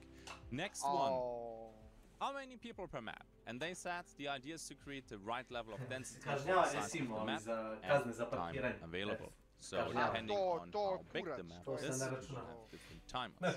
15 players of mixed groups or Ovamo je the big ekstrakt. maps. Ovamo. And yeah, mixed groups, we're gonna talk about that in a second. Next question. Pusti me, mi Any tako, dynamic pa imaš map i sve or što weather treba, plan? evo. Maps have different weather and lighting setups. They Sve, are brate. not dynamic. However, they said we're going to look at how far we take this in the future. The question is, how much on value stiže, on does stiže. dynamic Ne weather stiže, ja sam actually došao. add? Could be good. Izađi Is it iz really ovog necessary učitavanja. at the Ja sam beginning? izašao samo da Maybe je for to. something later down the road. Question number 5, how many people per team? Solos, duos, and trios. Sweet. Honestly, sometimes we just go through these questions 20 very quickly sekundi. because, well, that's Ma not super lagano interesting. stiže. Da Quest se you kick kiraju. out of Pa that, gdje, right? Makić If za you want a 20 more bi prešao po ovom. the stealthy, but then you have also smaller maps, and A ne smaller bi maps baš can have a po mape completely prešao. different vibe. You want your 10 quick sekundi. meat grinder PvP, then you can go factory and just get your kick out of that, right? If you want a more Šta to? the stealthy, sneaky, or tactical approach, you take a bigger map. Smaller Što? maps might be interior only, focused around a prison or monastery and so on. I think this is Imaš pretty intervju cool. Makić, ako te zanima da Maybe we pogledaš just posle get za a ovaj castle Hunger. And it's just Hoću A, ja, vidio sam kakav Psycho Goat. A, A yes. za novu Vidio. igru još šta? Again, Vidio sam, balance mrzlo me da between gledam, melee a? and long a range. dugo will be traje, interesting. ali bit će Ultimate goal is to have na each map početku feel 3 velike different mape, and kilometar sa kilometar, challenges. kad igra izađe iz A, zone ala eksesa. Hunt. Then Ne, question ne, number two, how Hunt big will the maps predugo be? im treba, We brate. answered Sad imaš already. 4 Previous mape, question, to je there was 1 3 square kao kilometer. treba da There is vratiš. no tako, answer tako. for the smaller Posle ones. 7 godina, Maybe the posle 7 smaller godina. maps do not A have a reci ti defined meni, size taj because Hunger they're će just biti linearan ili će biti just open world? buildings. Ja, koliko sam vidio, Kilometar sa kilometar, bro. linearno. Next Kilometar one. s kilometar kao Hunt. How many people per map? And they said the idea is to create the right Pa level dobro, of vodi density se for kao the size forum. of the map 15 ljudi na time mapi, available. So za depending on kilometar how puta big the map kilometar, is, different timers. bit će 15 solo players, duo i duo, to je 30. tek for pobeda, the znaš. big maps. Pa And yeah, isto, mixed pa groups, u we're Huntu going je to talk toliko malo about prvi. that in a second. Next question. Any dynamic map or weather plan? Maps have different weather and ništa lighting nisi zanimljiv. setups, and they are not dynamic. However, they said we're going to look at how far we take this in the future. The question is, how much value does dynamic weather actually add? Could be good. Is it really necessary at the beginning? Maybe for something later down the road. Question number 5, how many people per team? Solos, duos, and trios. Sweet. Honestly, sometimes we just go through these questions very quickly because, well, that's not super interesting. Question number 6, will there be different queues for different team sizes? And this is an interesting one, and they say no. Solo experience is extremely viable though. Let me quote them. We expect players to be skeptical of how this will work. Well, yeah, that I am. As most titles in the genre nearly always require our favorite teams over solos or duos. The biggest team wins. And this is not completely wrong, don't get me. Sometimes You have games like Escape from Tarkov, they have no matchmaking at all. Then you have games like Hunt Showdown, where there is matchmaking, and it takes into account are you a solo or are you fighting into a team. And they try to level that or balance it that way. It's difficult. And then they say this is not the case in Hunger for several reasons. It would have been nice to tell us the reasons. Now sure, you can balance a lot with the RPG elements. Maybe there will be traits and skills only available for solos, giving them more, I don't know, movement, survivability, and other shenanigans. I will play this game most likely, as I play all my games, solo. So I guess I will know pretty soon how that will feel like. Next question. Will there be matchmaking? Yes, for early access it will be based on ping and region. I like this, especially after playing Mistfall Hunter.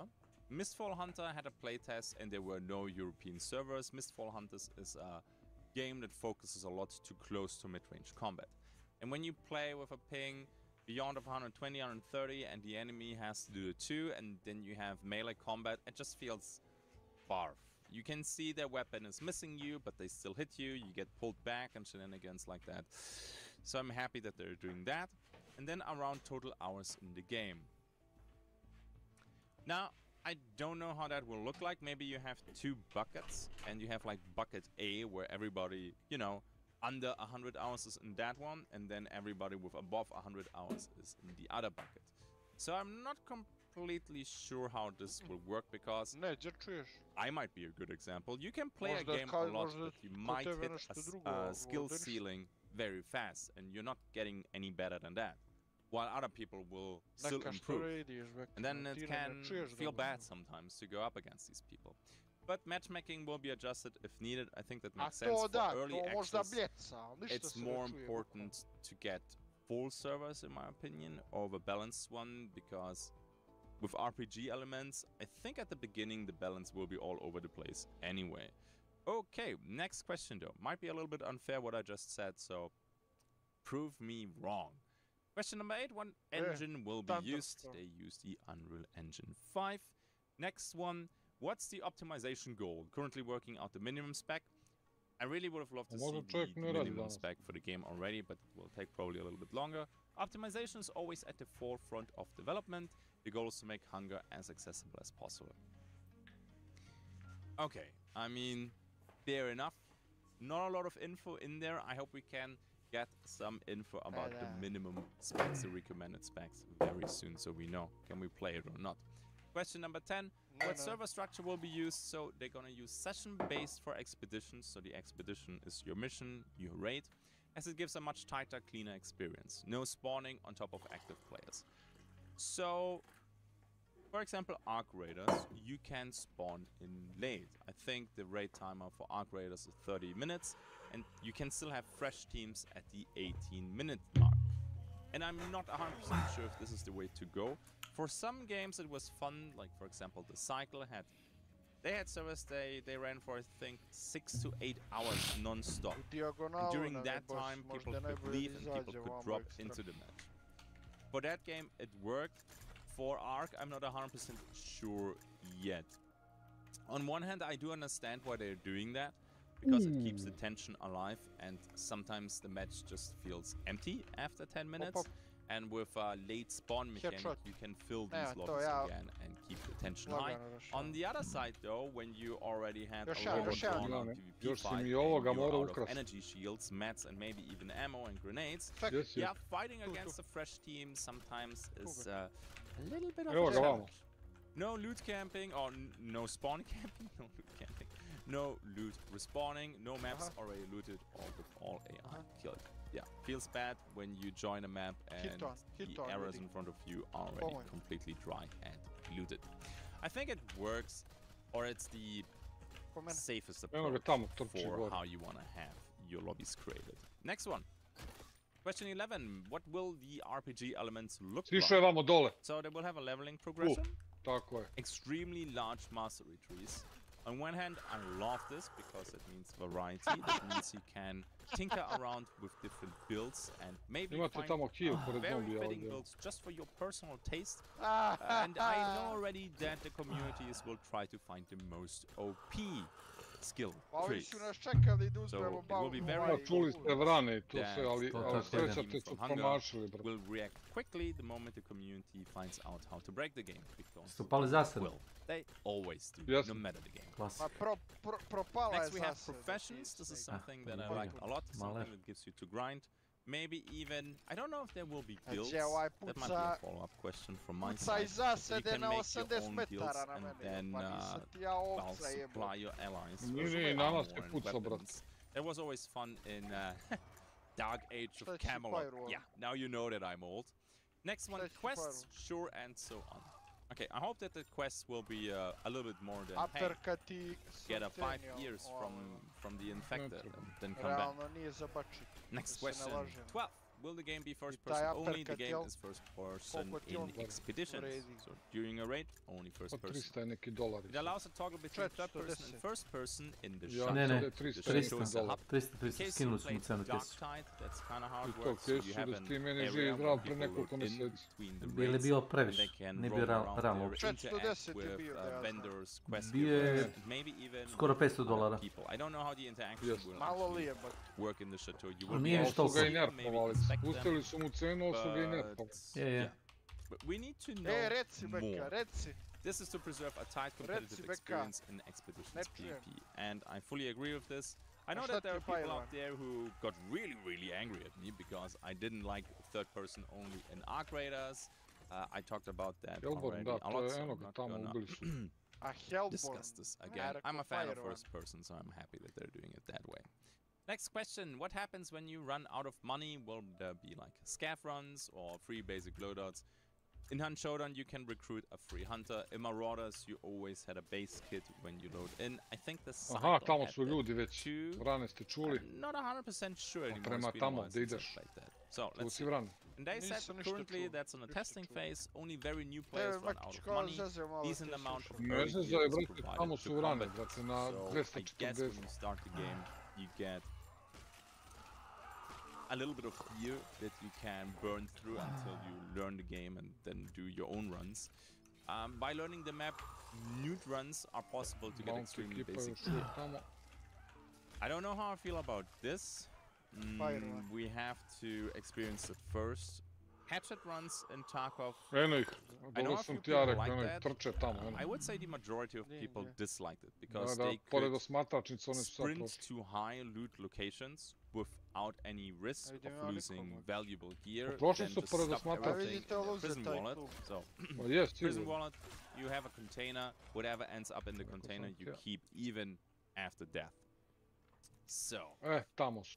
They need to guard the high value points then, so you can't just go there, open the boxes, take the loot and run out again. In my opinion. Because they say are possible to get extremely basic gear. So the regular trash items, yeah, they don't need to be guarded, but I don't want naked people to run to the high value spots and just yoink everything. While you're probably a little bit slow and a little bit more cautious because, well, gear fear is full of people still think. We do not force PvP conflict to succeed. Okay, currently AI are nearly all close range or melee focused. I mean that helps and I'm a huge fan of that because AI with guns is super hard to balance. So either you make them super strong and they're dangerous as F, or they're just weak. For example, I think it was Grey Zone Warfare, but I'm not 100% sure anymore. That AI could not headshot you. So most of the time you just mowed them down, and their sole purpose was to annoy you in PvP and to reveal your position to, well, tell other people where you are. In Escape from Tarkov, the AI can sometimes be absolute derpy, and sometimes you have this shotgun scav at 80 meters hitting you in the face with a single pellet and you die. Feels bad. So I'm super happy that they have the special AI. They will maybe have ranged combat, and ranged combat is fine. For example, in Hunt Showdown we have the Hive. but we also had in the cycle AI that was shooting some acid blobs and stuff like that. You could dodge that, right? You don't dodge bullets. Okay, next. Will there be VoIP, proximity, or team VoIP? And we have proximity VoIP for in expedition. Nice. I had some of the best moments in video games with VoIP. The question is, do we get a mute all hotkey? Because sometimes, every now and then you have people who are a little bit cringe or a little bit toxic, and you want to mute them really quick without opening any sub-menus to mute people. So I hope that's going to be in there. Another question is, will there be team VoIP, or do you only have play with randoms and you use VoIP can everybody hear? Next question. Are there different kind of enemies?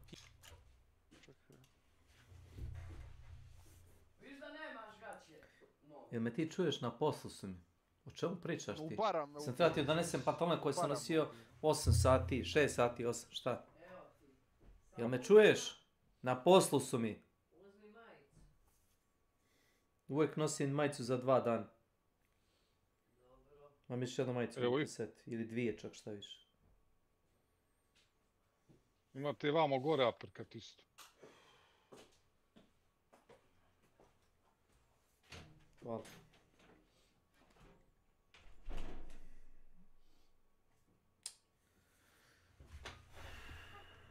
Then range combat is fine. For example, in Hunt Showdown we have the Hive, but we also had in the cycle AI that was shooting some acid blobs and stuff like that. You could dodge that, right? You don't dodge bullets. Okay, next. Will there be VoIP, proximity, or team VoIP? And we have proximity VoIP for in expedition. Nice. I had some of the best moments in video games with VoIP. The question is, do we get a mute all hotkey? Because sometimes, well, every now and then you have people who are a little bit cringe or a little bit toxic, and you want to mute them really quick without opening any sub-menus to mute people. So I hope that's going to be in there. Another question is, will there be team VoIP, or do you only have proximity VoIP? So when you play with randoms and you use VoIP, can everybody hear you, or will there be 2 different ones? That I don't know. Next question. Are there different kind of enemies, PvE and bosses? Yes, we have a variety and hierarchy amongst our AI. Okay.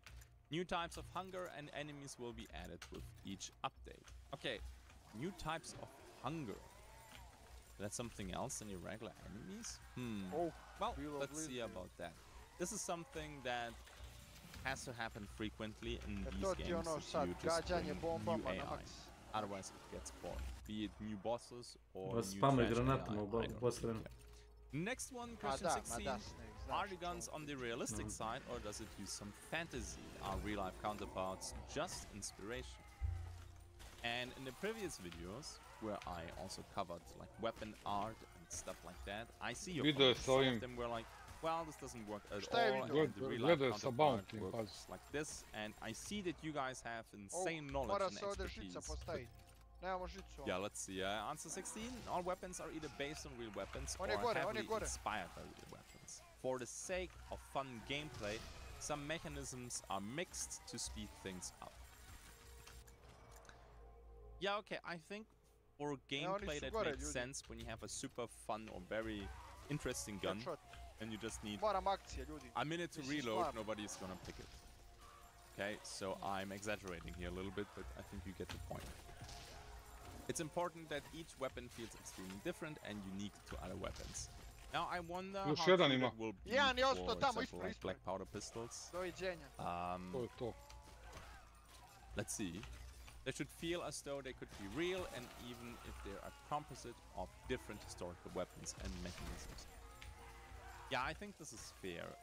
99% of the player base, and I would say even more than 99%, do not know the special mechanics behind the guns from that time. Next one. Question 17 is looting with an inventory grid-based or just to equip. Looting is grid-based, so we have for example PUBG, DayZ, many items in the game, nearly all of them are multi-purpose. So this is something that is important for me, and I think they can do this easily, because with crafting Možemo na multiple vatrenog, ne professions, znam you šta will je need tamo. a lot of items, so Pa na- everything will have Ubijen je some Maki, value ne at vredi. one point. Primary and secondary melee and ranged weapons, jebe, ammunition. što stoji. So I wonder, will there be custom ammo? Maybe later in the game. I don't A think teško custom mi ammo is igrat planned tako, for early sporo access. traje, Armor, vrati, to me tools, medicines, izlučuje. food, strings, Ja fashion Ja materials, bi najradije professions one and kratke cosmetics. meče igrao. Okay. Volim. Bags, throwables, and many more. Onaj I think the quick... possibilities Što se here meni ne are igra, kinda brate, pa je endless. sviđao šta radi, evo, Especially kečvrto when i you pada go i down the duže path kao, of a little bit kao dobar more, dan, evo. dare I A say, ti bi igrao Bounty fantasy Clash element. Casio, A ti, bek, You can kažeš do with nešto, food, evo, pa drink, and izašao si na ovoga, moga te medicine, and ubiti, evo. bombs and Ko consumables. ima You can go strpljenja? crazy with that. A ko ima strpljenja, Next. evo? Do you have a backpack for looting? Is there a weight space system? And your Al bags with a dobro, certain al amount of čekaj. space inventory Al limit imaš is determined by strpljenja, the jel? total stackable number of an Ajde, object. molim. This will be the limit to Čemu amount of pričamo mi? player can Ima, carry. Milan može And I čeka think pola this is a sata. good Može, solution. to može So- Rektar posvjedoči. Keep it Yes, simple here. Makić, ali I don't izaša want to napolje, play pošto ima strpljenja. inventory Tetris for 10 minutes until I can continue my match. Places emphasis on deciding what to take rather than constant inventory management. Multiple equipable back times. So for example, when you, I don't know, simple example, pratimo when you pick up prugu i some flowers, you stižemo tačno probably tamo. stack them up to 50, but guns will not be stackable. And that's how your inventory will fill. Okay. To bi Let's see how mogli that tu will da feel. ima, na primjer, neki Question đavo da 19, will it uključiš be ballistics i da sačkaš mechanics, onaj like voz. travel time, penetration, or bullet drop? All function currently in the game. Okay, work to to je find bilo something that dobro. feels good per weapon. Okay, so we did see I in ti izađeš s previous voza s videos mape. that there are weapons with a scope. Now with the penetration, will it be for like wall pen, like shooting through wood and stuff Isprati like me that? nekad, bar. Will there be penetration through players or through AI that you can do collaterals? Yeah, okay. Next one. Question 20. How impactful will PvE be in the game? Ooh. Main spine of progression in the game Pa is ja leveling prošli your već character 5, up. evo Most sad efficient way opet, to do koliko this is to complete quests. koliko Quests sam are Ja, ako different imam to jedan one kill, another. mislim da Quests mi have ga je different Milan rules. skinuo kod onoga. Okay, pretty straightforward. So PvE will be important to Jel level up meni your je bio character okrenut because sa that will be strane, a important. tebi je bio okrenut Westgard pravo. pali certain igru, things. zamislite to ljudi. evo. Question 21. Will there be environmental destruction? To je to. Okay, I like environmental Znaš, destruction. It Vedno. will probably not be on a Battlefield 4 level, but hey. Pa nisu Yes, ukrao although bio s čoveka, contained jebi, ja ga specific, nisam there will ubio be iz prve, bridges ja and sam ga walls you čuo can da destroy dolazi, to limit player movement. ali mi je and bio break okrenut sa forbidden strane. areas. Sad ćemo... The sounds, I mean bridges, are we talking here about a few planks or an actual bridge across a river that you can maybe blow up or something like that? Rampage. This is something that I would label Pa as valjali šta to. nice Valjda to kako have valja. for flavor, Džabe Makić, but kad not nemam a nijedno necessity. mjesto da mogu da stavim taj Will there prep. be more focus zbog on toga shooting sam or rekao da melee? izađemo na Goal is balance. baš zbog toga. Duh. Džabe sam, Players evo, will be able to džabe focus sam on došao specializing kad in nema both efekta. or one or the Nema. Moguš izaći u pivu. Šta I mean, tebi one or the ima? other understand, Šta but tebi in bekaj? both that you have like a balanced Dobar mix je then. rampage. Nema, you can't Because what is the activate point going any more full melee traits, when tako I mi can piše. just do both? So that A would be to je interesting. bug, šta? Šta je Melee bug? is a disadvantage of A struggling over range, yeah sure, but at the advantage of being able to move around the map soundly. I can talk to them. A man. nosim samo Firing a one weapon is an extremely quick way to koji mi fight trebaju, PvP. jedna više. So, let's unpack Samo this koji real mi quick. trebaju. So, you make a lot of noise by redovno shooting, igram. and that will attract a lot of people to come over to you. There will be maybe some weapons that are quiet. I think we saw one air rifle that you can use. I don't think there's Ali bi se currently kad a bow strašilo na or one crossbow or kratke anything meče, like that tu in the bi game. imali kilova, And an air rifle might be vajpovanja na maks. really weak and only for AI.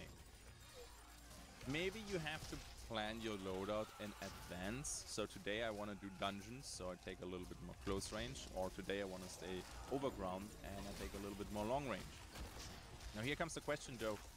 This Ovamo je Da sve. nemam probably I nijedan will write mitir. it Pa down as a gledam, follow-up imam question. mitir. How can you Čovjek. respec? Zabola mi Because igra, you ubit kinda će have me to zombi. commit to skilling into something But maybe the next round I want to do something else. Does it mean that I need another character? Or can I don't know, farm items for respecking on my current character? Or can I just respec on the fly? Which actually a lot of games are doing today to make it more accessible. Let's see, I need to write this down. Next question. Will there be characters classes? So we're gonna have 6 initial characters.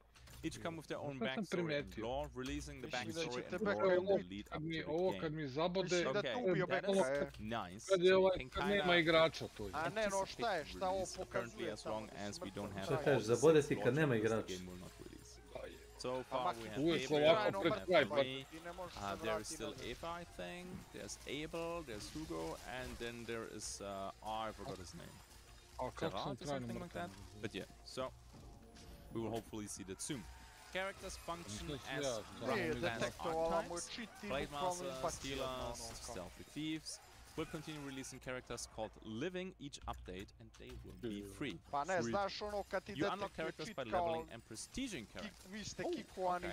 So a meaningful prestige system. Would you look at that?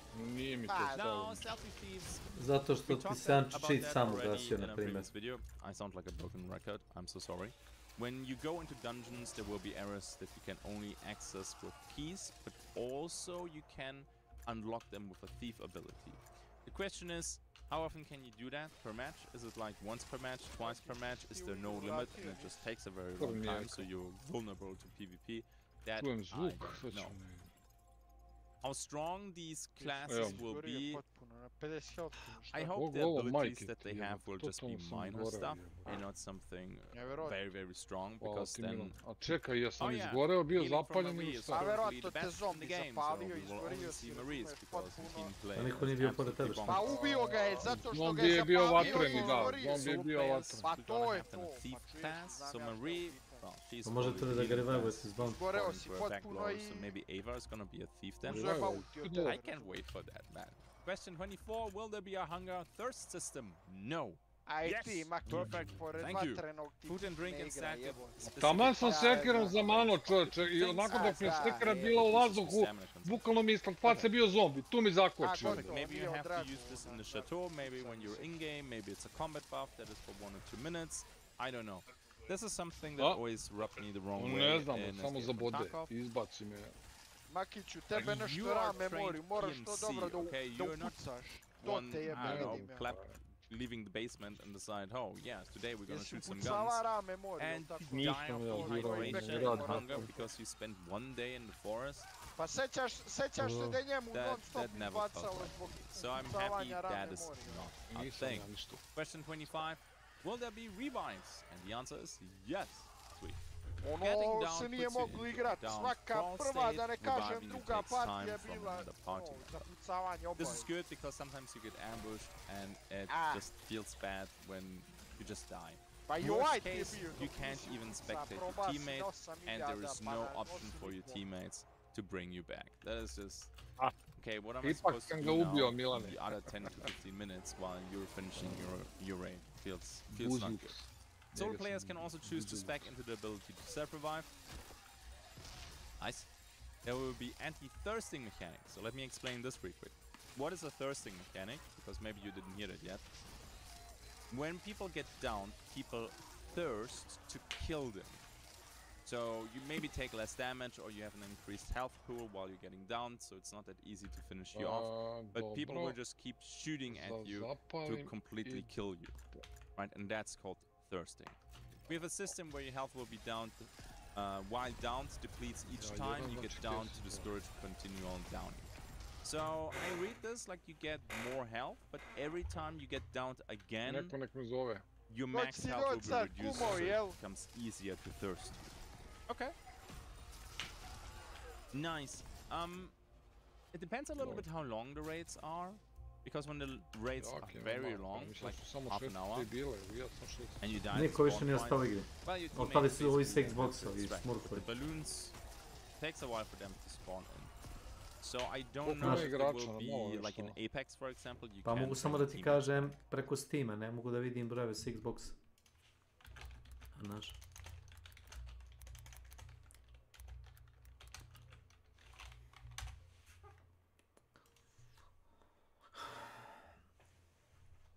minimum ti je sad dnevno 4000 do 6. Sad trenutno ima 13.000, 14. Ovo pada broj igrača, jebote. Pa nema ništa novo u igri. Ja sam to rekao već. A dobro, jebi ga, ja kažem, ne možeš ti svake druge nedjelje očekivati neki novi kontent, jebote. Pa nije kontent, ali kao event, kao svima je dosadan event. Jeste, ali kad dođe taj event, onda uvijek stave nešto novo u igru, znaš. Ili novu pušku, ili novi consumable, ili neki novi trade. Ali ova igra je interesantna i bez eventa, mislim, ne razumijem. Evo, ali gdje ti je kontent sad bez eventa? Objasni mi. Gdje je? Dobro, evo imaš ove... Ali nema, fore što oni nikad ne ubacuju, zadnjih 3-4 godine, još nikad nisu ubacili nešto u igru. Nikad nisu, kopije, izvinjavam se. Content je bounty, content je bez ne vredi ništa, ne vredi ništa. Ja imam 1,5 milion, on ima 1 milion, Boris Makić. Šta će mi bounty? Ja igram bez bounty, razumeš? Nešto, znači onaj Nemac, onaj kako se zove, Vajti, Bilade Makić, on je predlagao da kad uzmeš bounty, dobiješ token jedan. Za toga lovca. I kad izađeš s mape s tim lovcem... Ali da bude random token, na primjer random token. Da. I umjesto, to ti nisu pare, to ti je token. I za to možda kupiš, ne znam, možda kupiš, ne znam, jaču pušku. Možda kupiš pušku koju inače možda kupiš. Naprimjer, možda kupiš Dum municiju ili Slag municiju. Možda uzmeš straight koji hoćeš. Da. A čekaj, mislio si token kao pare u igri? Ne, token kao žeton. Jesi li kad igrao... Aha, pa to, da. Nema veze sa novcem. Ne, nije novac, to ti je kao ono, jeben, kao zlatnik, kako hoćeš. Jesi gledao Johna Wicka? Ono nije novac, ono što on ti ono kao ima one zlatne, one kovanice. Zato možda uzmeš šta hoćeš. Zato možda uzmeš šta hoćeš, možda uzmeš, ne znam, koji hoćeš. A onda, na primjer, evo ti ideja za voz. Da. Taj lovac ako izašao s mape, on ima token, recimo taj, poneseš ga u misiju, ako imaš token, naručiš ekstrakt. Možeš pozveš voz, eto, tako je. Tu nije ekstrakt, ali ti imaš taj token, ti pozveš ekstrakt tu. Jest. I ko ne zna, razumeš... Dođe voz po tebe i vozi te do ekstrakta, pa sad ako vas neko presretne, to je bilo baš interesantno. Da, ali za to ti ne treba event, mada kaj će od toga da napravi. Treba samo da ubace neki update da nema veze s eventom, a on to neće da uradi. Tako ti zadnjih 3-4 godine. Ljudi su ovamo 99%. Ovo nisam video, znam.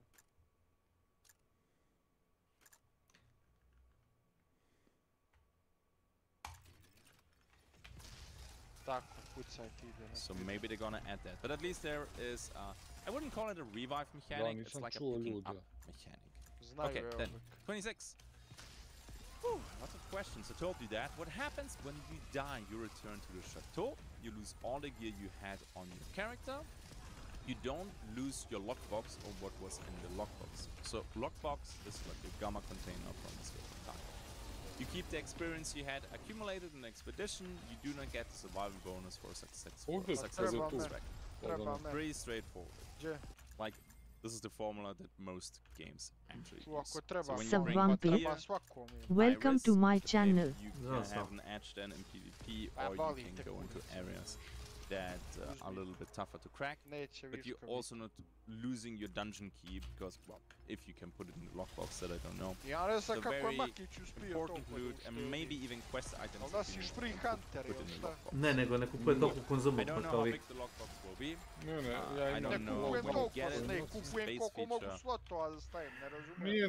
Stamina shot, antidote shot, šta još ima? Regeneration shot. To ti je $300-400. Jeftina oružja. Vulčera sam ranije nosio stalno, tako nakupilo sve. Pa ja ti nosim recimo najsocijalnije oružje. Karabin ovaj i high velocity. Nije ti karabin socijalan. Idemo na krokodila ili šta radimo? Šta je? Nije ti, karabin ti je $150, koliko? 170. Koliko je? Ako si hteo socijalno, igraj sa Winchesterku. Pa imamo ovaj Berserkera. Ili Marat. To ti je socijalno. Just don't do it like Arena Breakout Infinite. Okay? Yeah, you wanna have the big lockbox for a subscription of blah blah blah a month? No, please, just don't. Question 27. How hardcore do you plan the game to be? Lovely question, because we all have a different definition of hardcore. But hey, you wanted that question to be in there. We feel that we are striking a nice balance between players who are new to the extraction experience, as well as long-term players of the bigger, stronger titles. Okay. I think it will not be as hardcore as Escape from Tarkov. Escape from Tarkov is just pain. I think it will be somewhere around Hunt Showdown level. So the learning curve will be steep compared to what you have in Escape from Tarkov, where you don't have a curve. You have a wall, the wall is on fire, spikes at the top and a snake at the bottom. So, yeah, nice. Okay, then question 28. Crafting will be a big part of the game. How will that? 3 gathering professions, 6 crafting professions in the game. Ooh, okay, I see. Well, weapon, armor, alchemy. Šta mi radi igra, jebote, dobro, ja i ubijem čoveka s ovim. Što, šta je? Latencija, brate, ova, sad mi je 90%. A dobro, latencija nije igra, to je bitno. To ti je, brate, ne mogu pogoditi čoveka. Ovi streameri, jebote, imaju 17 latencije. Pa evo ti ja, 26. And you must find the recipes to learn before you can To ti craft. si da Sad imaš 212. Između 16 i 26, to ti mala razlika. Brate, 212, sad me spustilo na 57. And apparently you need imam 200 frame-ova, to je okej. Well, you have then gathering and then you have crafting. Probably makes sense to have one gathering and one crafting profession when you play as a solo. Again, I hope we will have clans and we can just organize something then when the game releases. That will be pretty fucking cool. Question 29, what's the plan for progression? Primary form of progression is to level your character up to level 100 and that unlocks mastery points. I don't know what the mastery points are doing, but hey. Easiest way to do this is completing quests and building reputation with NPCs. So towards divided into specific areas, each area functions as a quest. So it seems like you unlock different areas by quest. Final meta progressions around leveling up professions, finding extremely rare recipes, cosmetics, and gaining access to endgame Imaš ti na onu malu antenu, kockastu, bukvalno pola metra, nema ni toliko, možda 4 možda ti je najbolje na to i da pređeš, kad ti ugoriš ti. But we're gonna talk about that pređi na to i toliko. Question 30. Will there be wipes like in Escape from kanale, Tarkov? imaš sve, šta ti No. To sve, brate, samo naručiš, We have many stigne systems in sve the game pošto. that facilitates the function of a wipe, for example, removing high-end gear abilities from the in-game economy. Ja već imam infrastrukturu, Okay, I imam wonder kabel, how imam good sve, that sam will kopčan. work and how that will look like. Because very good players To vidim sad ovi YouTube kanali, ovi novinski, kao oni, kad su ti protesti to, ovaj jedan nosi tu kao antenu, ona može da se nosi. I onda ne mogu ovi iz vlasti, ne mogu da ometaju signal, brate, mogu da puš kurac. Maybe they just implement stronger weapons. Imaju svoj signal, for example, World of Warcraft. Da, svoj signal, brate, direkt, ovaj s antenom ide, svoj signal ima, brate, ništa ne laguje, ništa se radi. A ranije, čim je na tom velikom skupu, ima mnogo korisnika i telefonom i onda ne može da bi ga ide live, koči. Ili bude na ono 160 piksela. I see people already complaining, but they said no wipe and now we have a wipe at the end of A early još i access. ovi namerno opterete. Will there be customization for your character? If yes, how will it look? Yes, the progression cosmetic. Oh, new progression cosmetic every 10 levels, so you get 10. Huh? That is a lot then, that's already 60 skins. Additional character cosmetics in the game by killing bosses, defeating quests, looting, fighting rare drops, and more. All 3 bag types, the backpack, hip bag, and weapon bag have multiple skins per category. Neki dekica. I hope that the recipes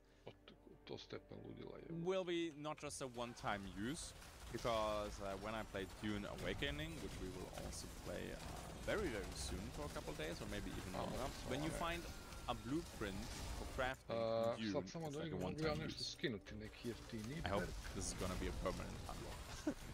Ili uzmi onaj špric Makić u skini 50 health.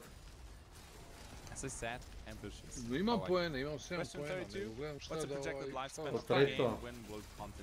Da, ali imam sve, jedino ova mačka, ali ne znam šta da skinem. Jel ti znaš da ti Hunt sad ima, koliko ima, 12 ili 15 slotova?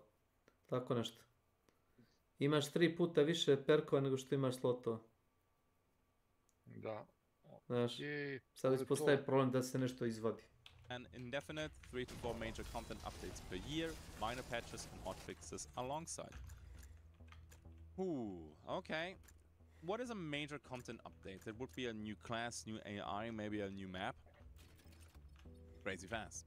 Updates can contain new weapons, maps, characters, enemies, experiences, quests, and A juče sam pao, jebi. Ja I sam hope ti they will 3 be mala fast with petice. hotfixes, because Ne ubije mi. when you add a lot to the game, it can also be Nije, dangerous. nisam ja igrao s The more you Guardian. add to the Nisam game, ja s there's njim a igrao. chance that you add something Nije, Gardi that smurfuje is sad. imbalanced by accident, right? Jebi ga. And then you have to act fast and not let that go for like 3 2 to 3 partije, months poenta je without samo da anything ubiješ happening. nekog. Ja poginem Good 3 example partije, with nisam nekog Crytek. ubio, to će Sorry. biti zdravo.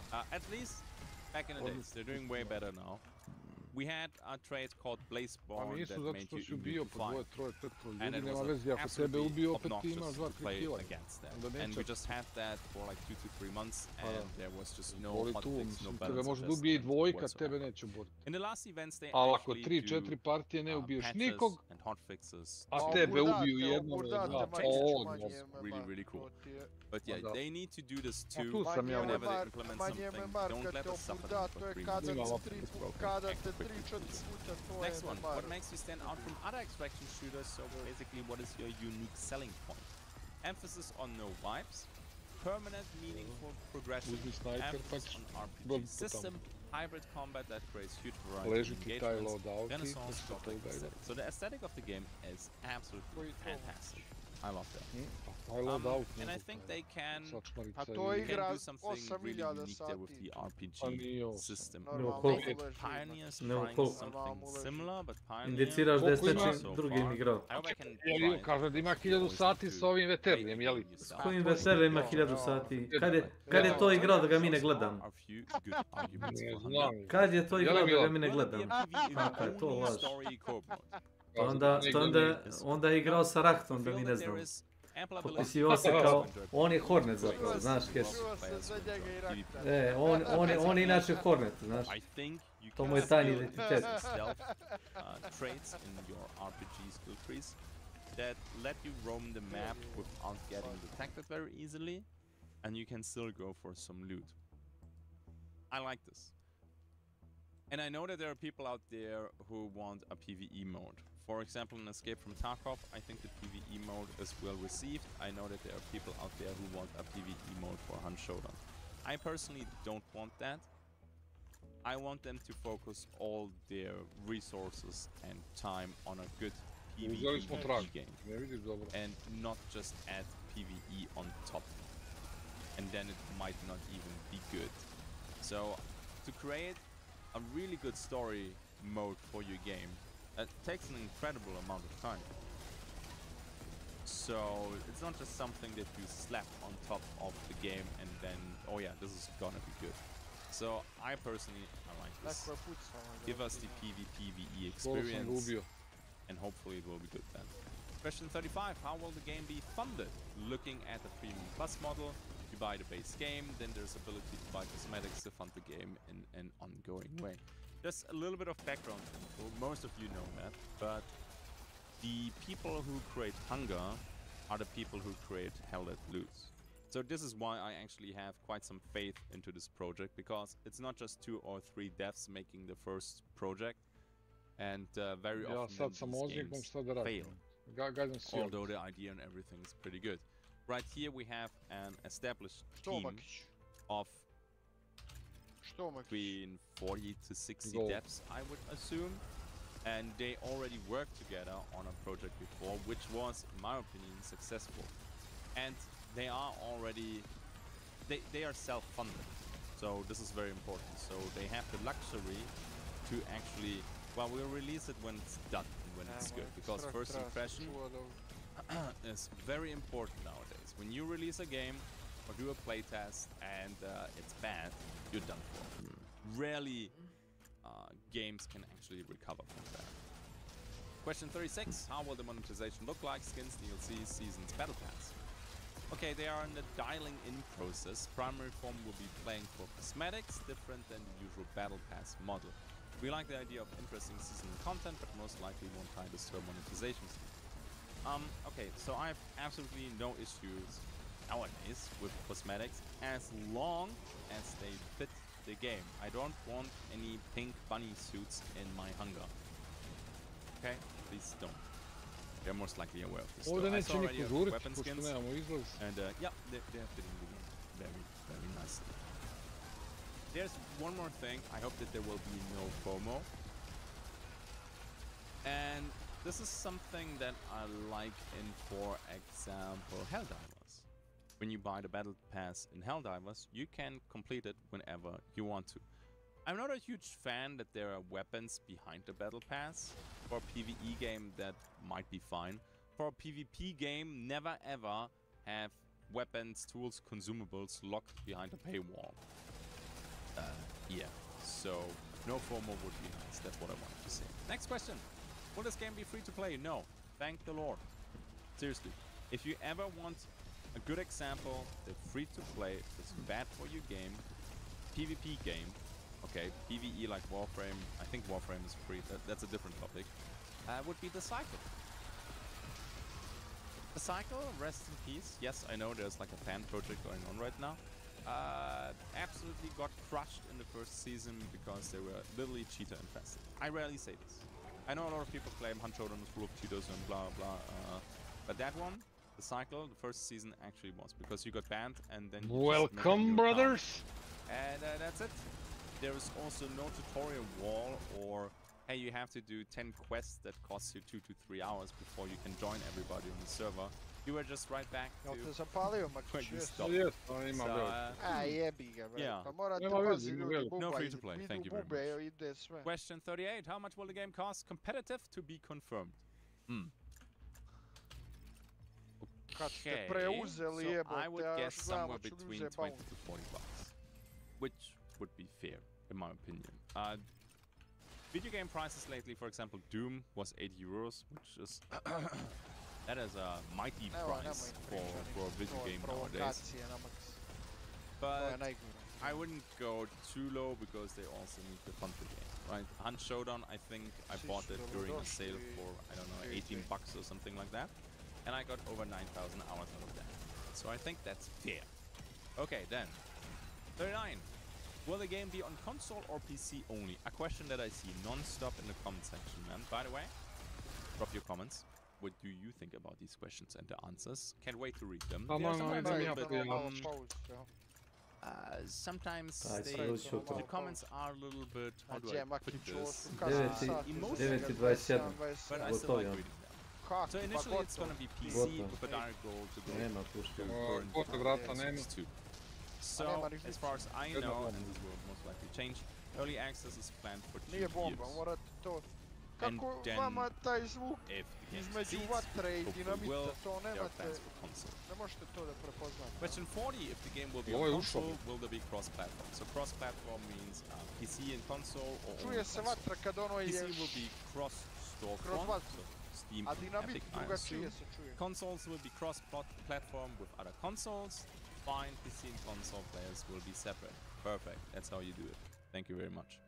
Next one, question 41, will the game be on Steam? You do it. Thank you very much. Ishitovan je taj već.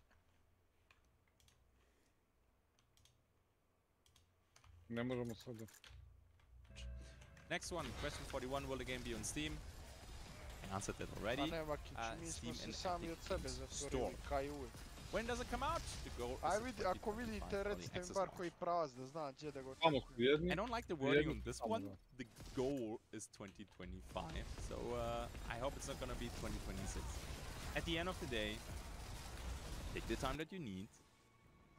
If you have to delay it a little bit, do it, and then give me something that is super enjoyable. Last question. When can we expect an alpha playtest or public playtest? Soon. Well, great, there you have it.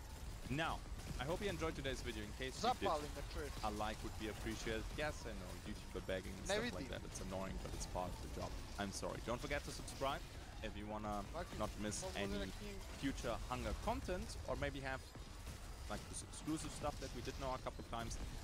Next thing, it's gonna be the last thing from this video. We will do a follow-up. So I asked the devs if it's okay to gather again questions from you guys. So use the comment section, ask your questions. I'm gonna pick the questions from the highest upvoted comments, and then I will send them to the devs, and maybe we do a different style next time, maybe an actual interview, let's see.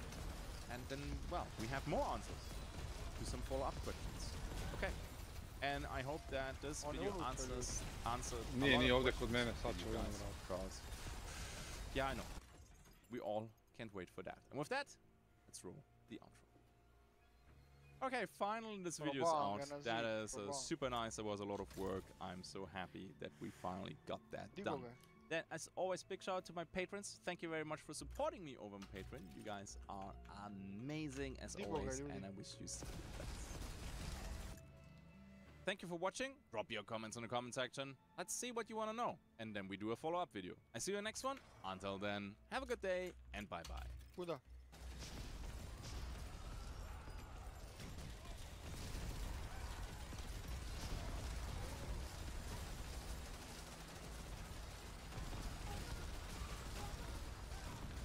Auto 5, Batko, nije baš za zebanci.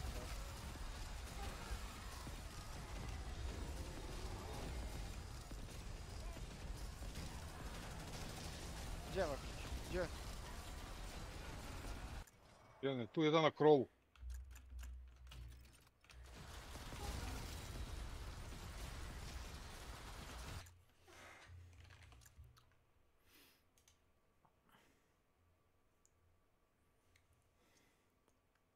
Ašu pizdu materinu. Deru, brate. I think everyone that finished the Fear and Hunger at least once in their life got one particular desire to learn more. And the funny thing is, I think everyone that finished the Fear and Hunger at least once in their life got one particular desire to learn more. And the funny thing is, every time it seems like you reach the point in which there is no more knowledge to achieve, there is always something more. And potentially some things are still hidden even today, in the deepest parts of the dungeon. I want to welcome all of you guys because today we're gonna see a little part of these secrets using the iceberg concept. How does the iceberg work, for those that don't know about it? Long story short, we're gonna go from the top of the iceberg, where stuff that is usually known to everyone that played the game is present, down to the bottom of the iceberg, to the deepest secrets the dungeon has to offer to you. And since at the time of the recording there wasn't a Fear and Hunger 1 iceberg, I decided to make one myself. Remember, I didn't want this iceberg to be too big, and potentially there is gonna be more stuff to talk about in the future. So, if you like this video, leave a like, subscribe, and let me know in the comments, because maybe I'm gonna make a second part of this. But without further ado, let's start with the Fear and Hunger iceberg explained.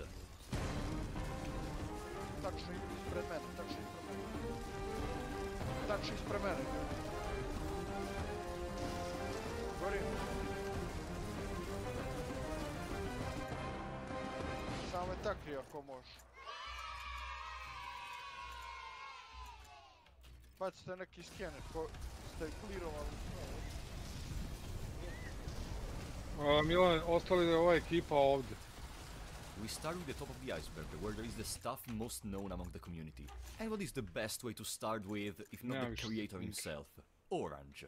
Orange is the alias of the creator of Fear and Hunger, Miro Haverinen.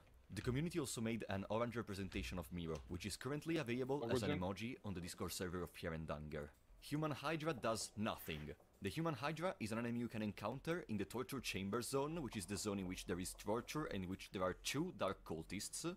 And the reason I'm saying this does nothing is because the only possible interaction you can have with this creature, which is not just killing it with no result, is to make them eat the girl or the demon kid from your group. And the result for this is nothing, as you can imagine. You're not gonna get any reward for this.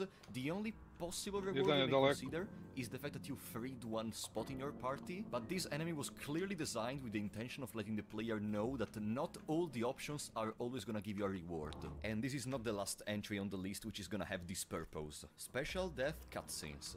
A lot of the enemies present in the dungeon have a special death animation, which is gonna play after the main character dies to them. And while there is only a probability that this animation will play, if you die to specific attacks of the opponents, usually coin flip attacks, the animation is gonna happen every single time.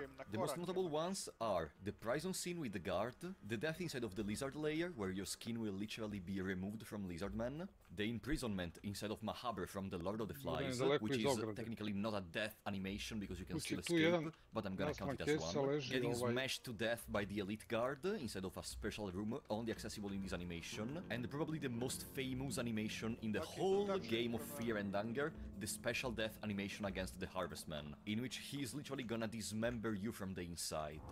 The traveling merchant scams you.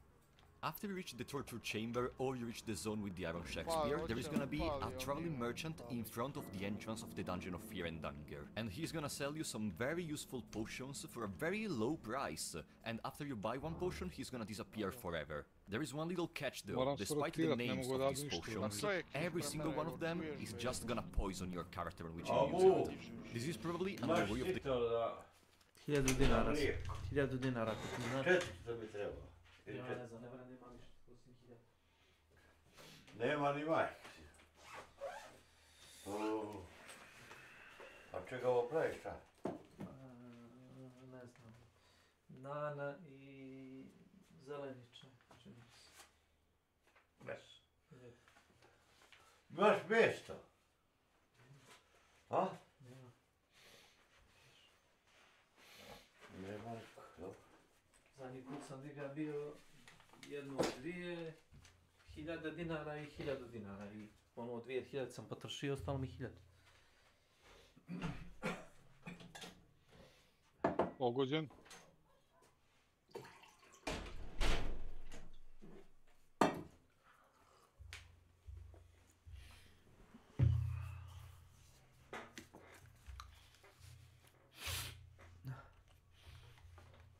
Šta je? Nije još otišao u krevet, a? Ljudi, pa ko me diže, evo? Šta radite, ljudi? The game to tell you to never let your guard down when talking to people, when accepting weird potions, when giving money away, because you may always get scammed. Boss souls give buffs. The majority, almost all the bosses of the dungeon have a special soul that you can collect using a soulstone on them. This is gonna become an accessory you can keep on yourself, and they all offer different buffs. For example, the Caromolar soul is gonna increase your attack. The White Angel soul is gonna increase your agility, giving you an extra turn against the enemies. The Black Witch soul is gonna make it so that your normal attack is always gonna poison the enemy unless it's immune. Or even the Salmo Snake soul, which gives you protection against bleeding, infection, burning, critical state. Limb loss. Yeah, this almost Nick soul is busted, okay? And there are many more souls, but I think we can continue with the iceberg. There is gonna be a special video about talking about all the different souls. Jump in the toilet. In the same zone of the human Hydra, in the down left part of it, there is a toilet. And the only interaction you can perform with this toilet that is actually gonna cause something is to jump inside of it. And once you do that, congratulations, you will have to restart your run. Because there is no way to leave this zone. If you try to climb up, it's not gonna work.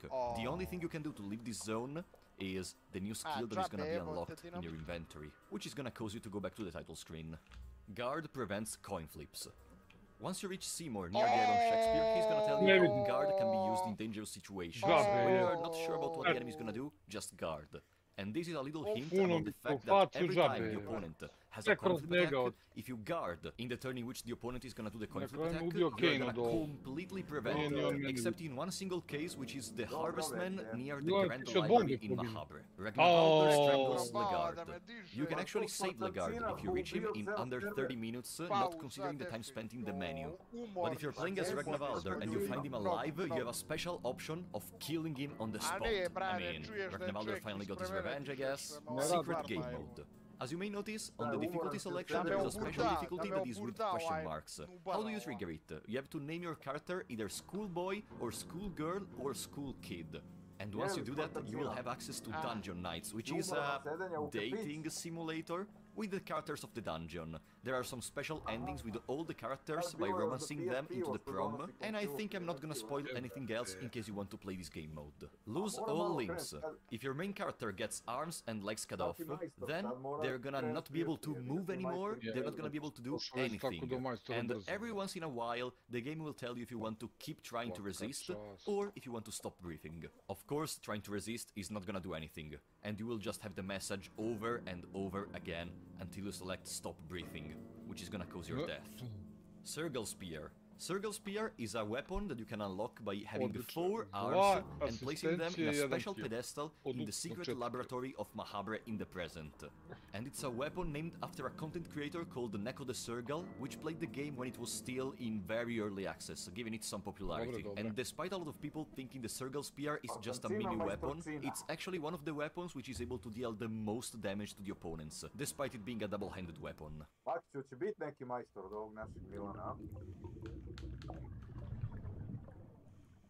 Alright, we are starting to descend into the deeper part of the iceberg. We are not on the surface anymore, but we are not even at a point of no return. So, without further ado, Legard's amnesia. Once you reach Legard and you're able to rescue him, he's gonna pretend to have an amnesia. In reality, he knows exactly what he's doing. He knows what he wants, and he's gonna use it to reach his goal, which is arriving to the throne in the Golden Temple of Mahabre to be able to ascend as a new god. Cromolar is Captain Rudimer. Cromolar is a funny little entity that is gonna follow you after you enter into the mines, or the thicket, or the staircase. It has the head of a crow, and it has a molar arm. And what you may actually not know is, if you read all the Captain Rudimer diary you can find inside of the dungeon, you will know that Captain Rudimer decided to try to purify the deepest parts of the dungeon, where madness and darkness were spreading. But unfortunately, after a short period of time, he will start having visions of some crows, and staying near the God of the Depths will cause him to turn into the Crow Mauler, a servant of the God of the Depths. In the game, and more precisely inside of the God of the Depths, there is gonna be a second version of the Crow Mauler, which is the double-headed, which is presumably just a more powerful version of Captain Rudimer, fortified by the God of the Depths. Phase Step. In case you don't know this, there is a special Olmir spell that can only be obtained with an empty scroll. If you write Onda čeka da prođe. Basically allow you to knock leap 5 tiles ahead by clicking C at the cost of 10 mind. This allows you to skip majority of the events in the game to get access to some debug spots present out of bound. And the most important part is there is actually an event in the code in which once you gain level 2 affinity with Olmir, you're supposed to gain Phase Step. The point is, there is no in-game way. In case you don't know this, there is a special... There is gonna be a second version of the Crow Mauler, which is the double-headed Crow Mauler, which is presumably just a more powerful version, and he will start having visions of some crows, and staying near the God of the Depths will cause him to turn into the Crow Mauler, a servant of the God.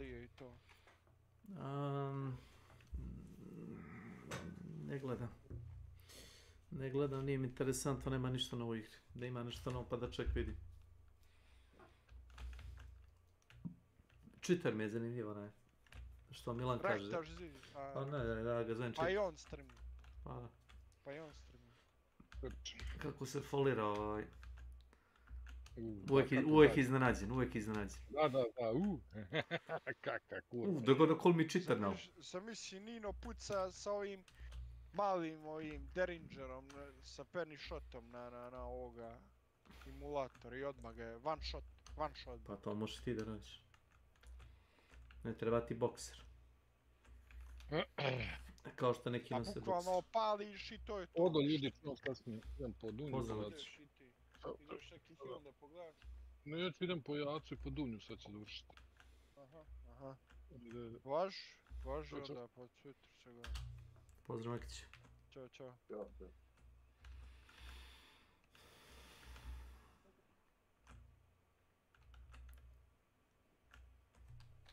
God of the Depths. In the game, and more precisely inside of the God of the Depths, there is gonna be a second version of the Crow Mauler, which is the double-headed Crow Mauler, which is presumably just a more powerful version of Captain Rudimer, fortified by the God of the Depths.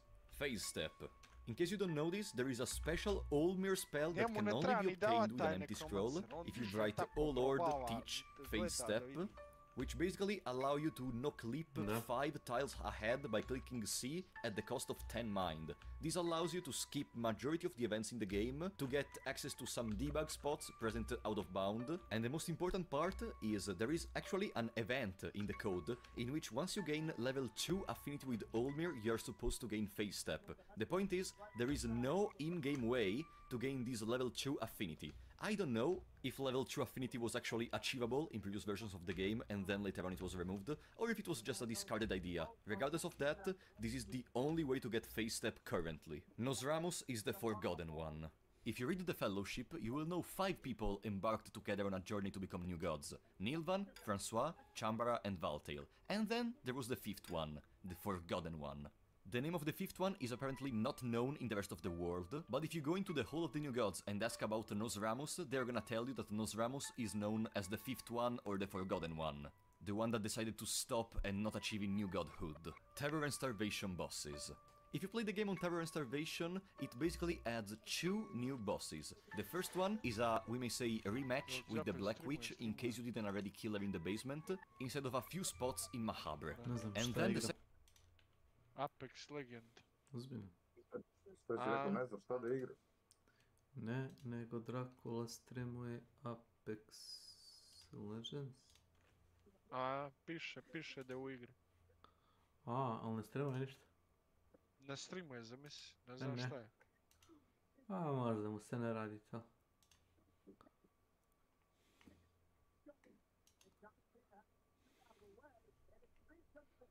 Zamisli sad, ako si solo imaš onog nekromancera i ubio te čovjek, ono, dižeš se sa punim healthom, kako to jebote?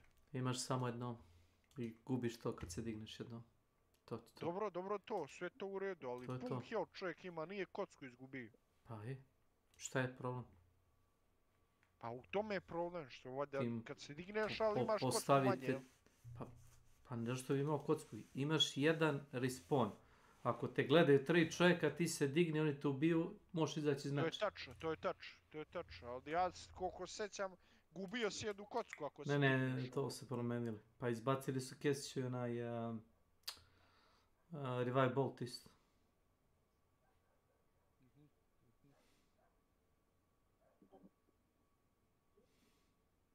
Nema više Lado ni tog Revive Bolta, ništa. Ne. Ništa od toga. Cyberpunk je 23 € na Steamu.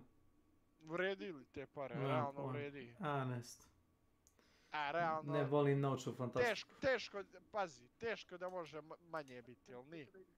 Pa, ne znam, ne mogu ti je baš džabe da, znaš. Pa to ti pričam. To ti inače... To su ti one igre ko GTA što se vrednuju, jel? Što im slabo cena pada, jel? Kako? Pa da, nešto, mora imat neku minimalnu cenu, mogu ti baš free dat. Pa to. Igra ima 750.000 review. Puj jebote. A koliko ima player bazu i to?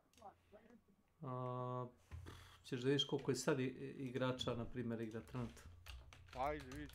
Na Steamu. Ali to samo na Steamu platforma, jes, nemaš ništa. Ne znam, ja mislim da imaš i na Epic Store, ne znam da li ima na Xbox. Trenutno na Steamu igra 33.000 ljudi. Koliko igra Hunt Shodan kad je event. Kad je Hunt event. A prosječno ti je, minimalan broj igrača ti je 20.000, 25.000, tako. To ti je minimalan broj igrača. Zavis to, je. Ali to ti je ono single player igra. Ja znam, nema multiplayer.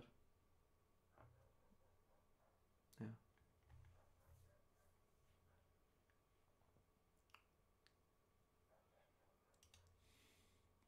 Pa je imalo dosta bugova, sad su kao to malo fiksali, pa je kao nije toliko bugovito.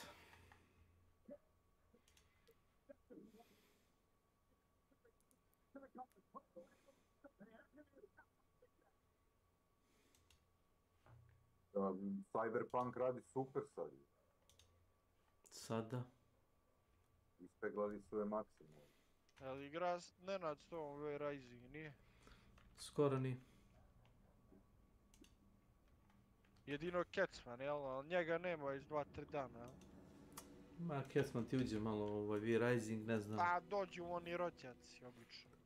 Naprimjer stavi, pošto imaš bazu V-Rising, uzme stavi recimo ljudima da cijepaju drva ili da kopaju rudu, posječe travu u bašti za napitke i to je to. On odigra pol sata, sati. Ono, kao Stronghold varijanta. Ta varijanta, da.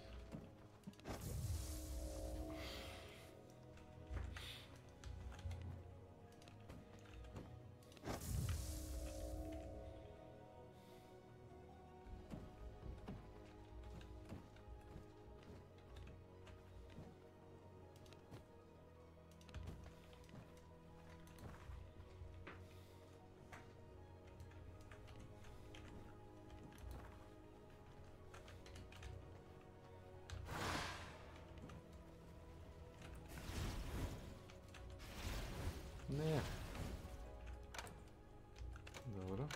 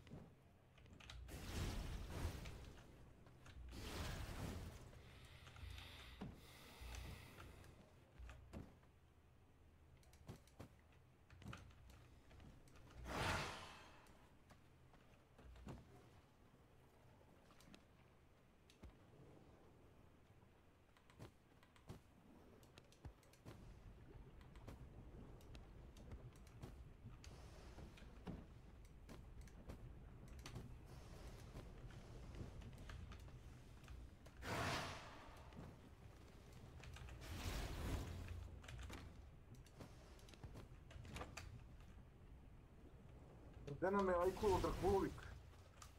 Peđo.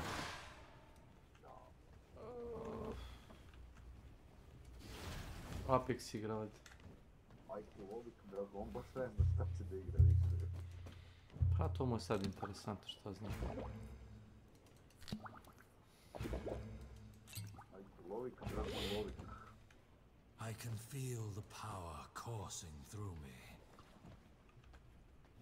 Zove nešto oči da se ne vidim da. I will assert my will.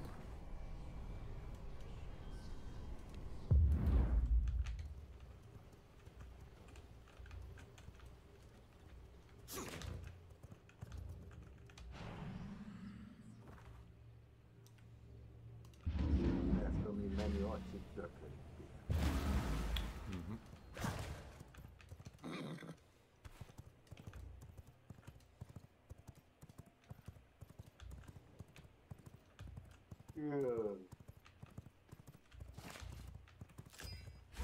Kako ne?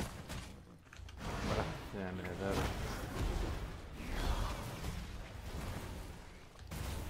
Secrets of the sanguine world speak to me.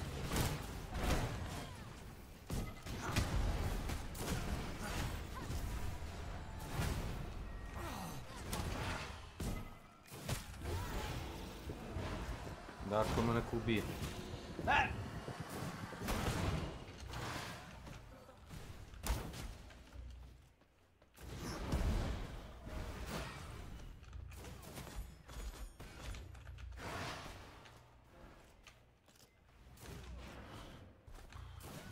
Prca health imam.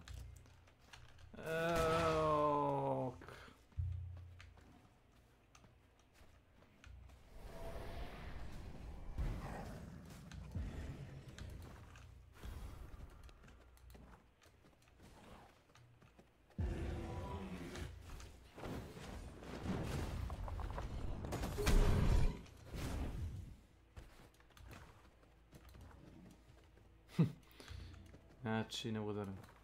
25 HP ima. Samo li me pogledaju popreko mrtvica. Ajoj.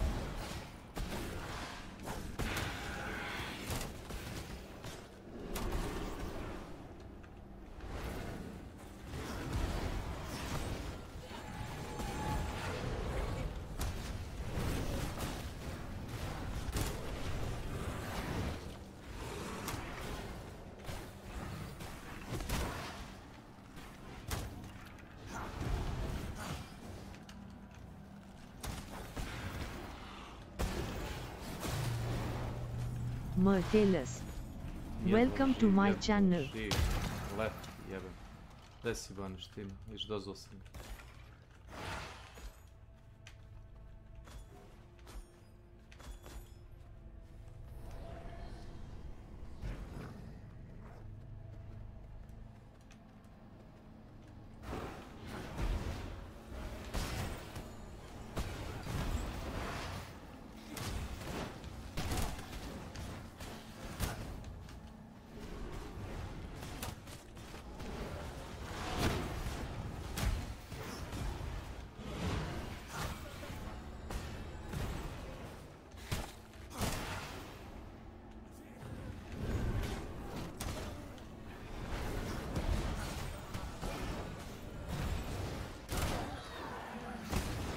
Kome je sad čarmo, vidio?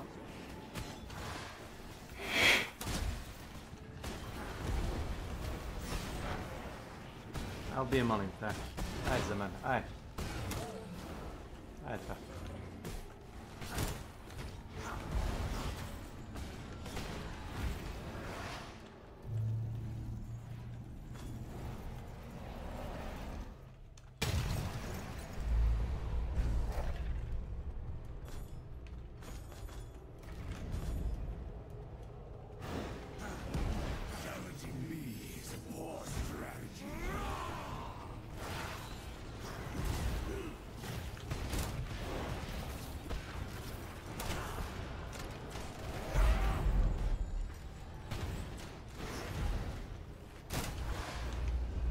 Brš!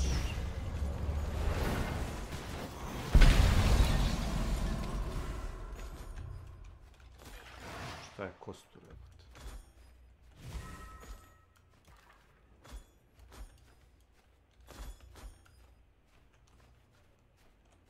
Bend to my will.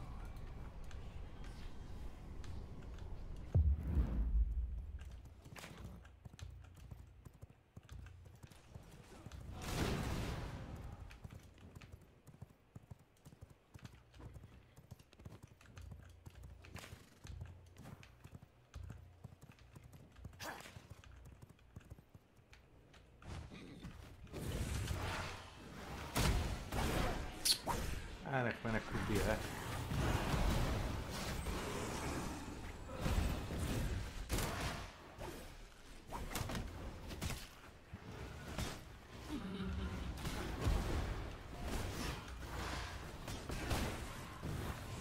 Ma ne.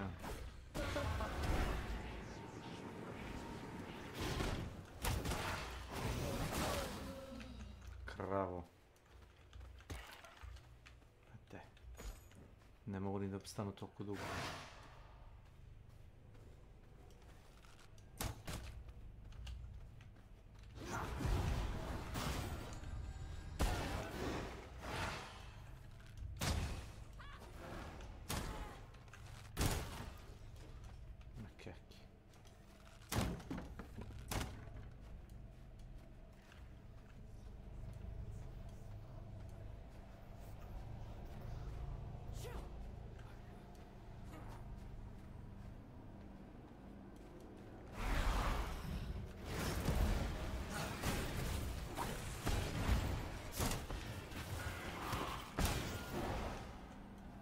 Wow.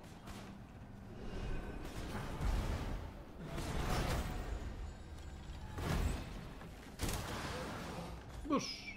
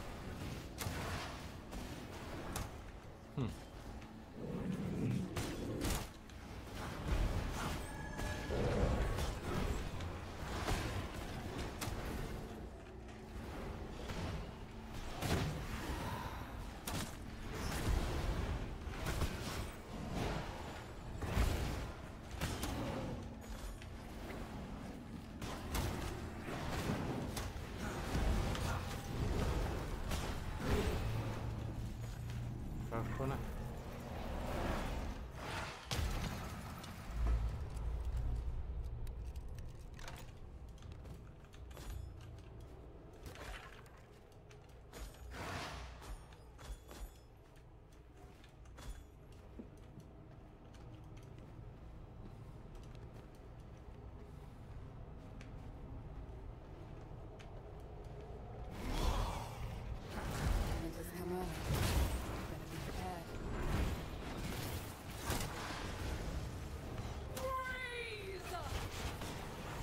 Arousing battle.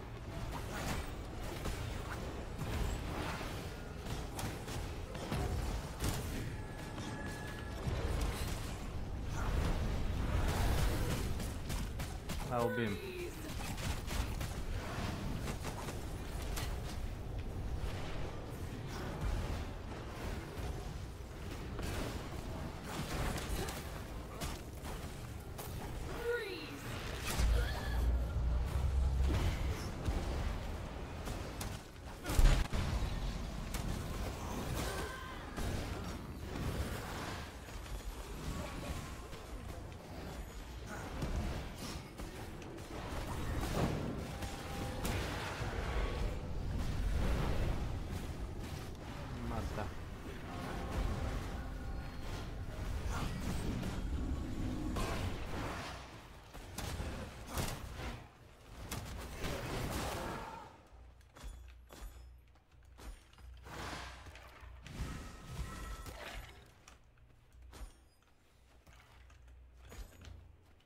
Budući si imao parcu helta kad sam ovo počeo, mislim da je dosta dobro. I will assert my will.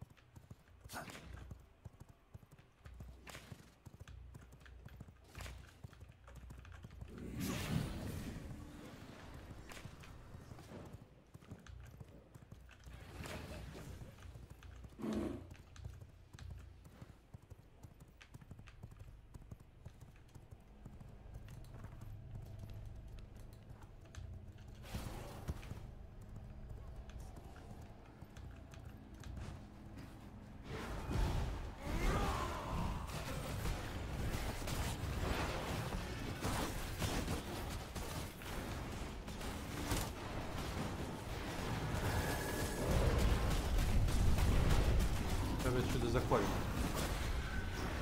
Nemaš pomoć.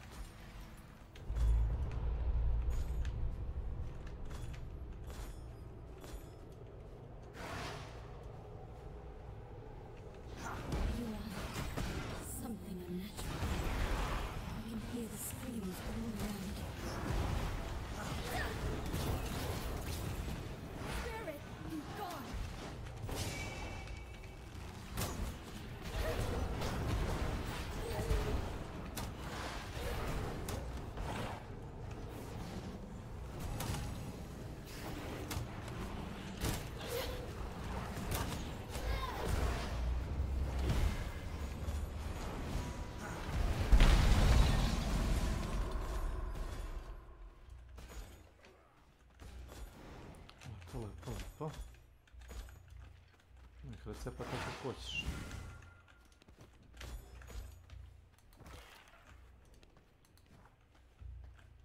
Bend to my will.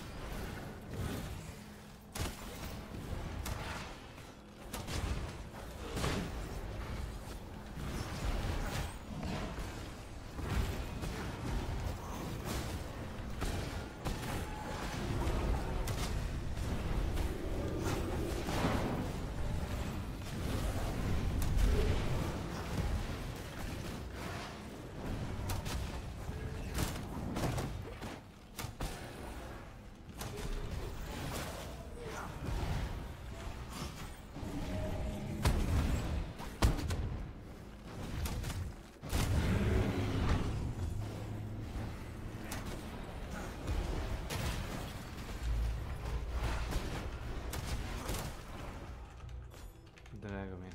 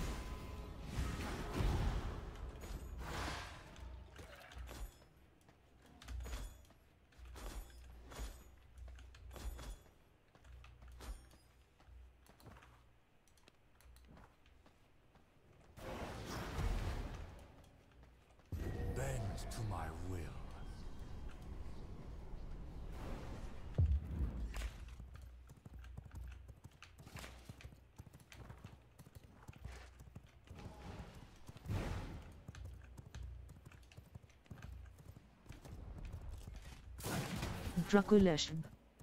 Welcome to my channel. My sword thirsts for your throat.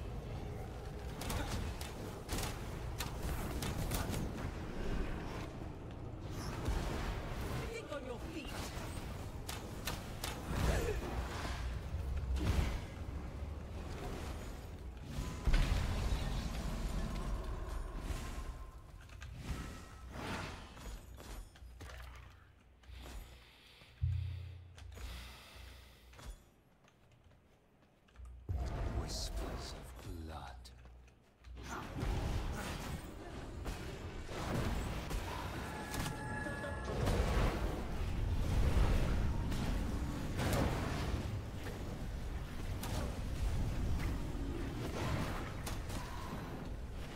Nemam šota se gleda.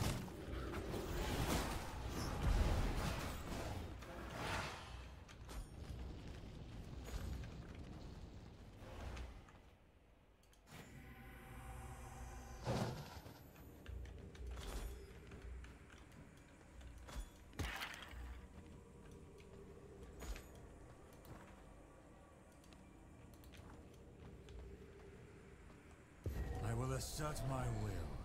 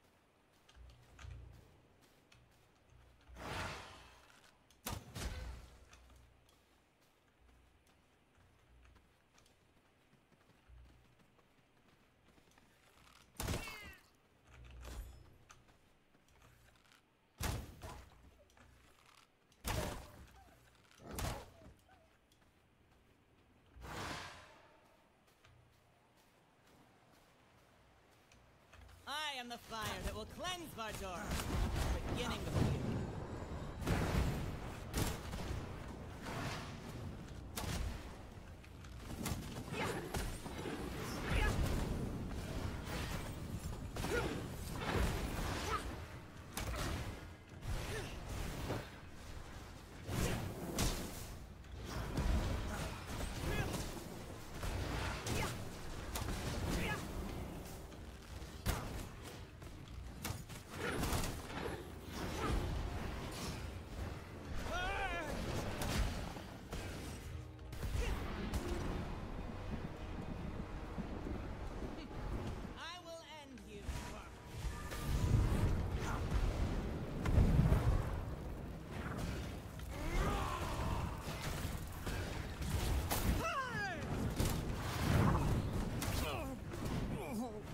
Kako ne?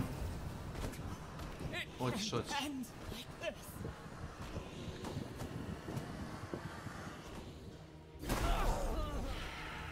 New knowledge acquired.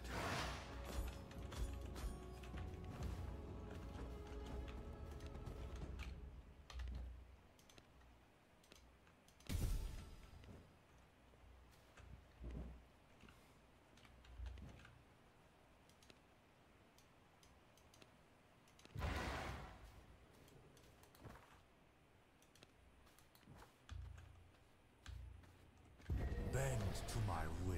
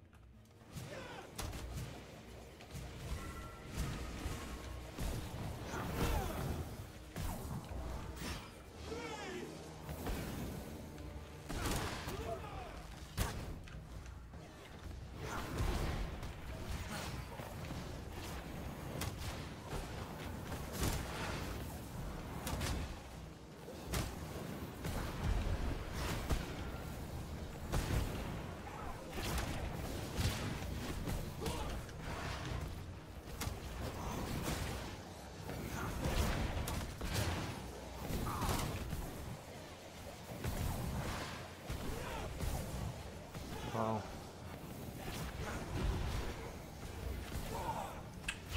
No, this cannot be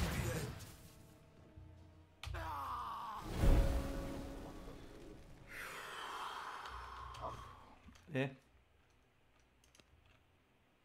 My blood reserves run low.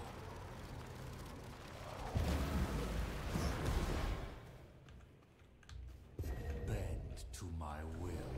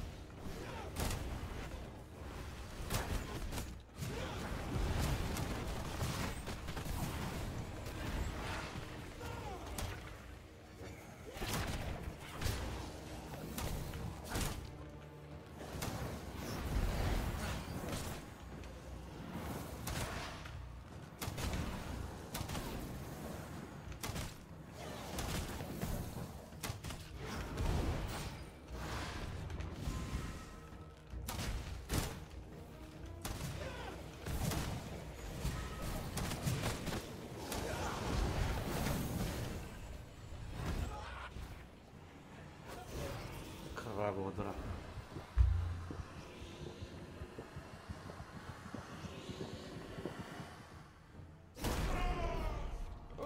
I feel stronger.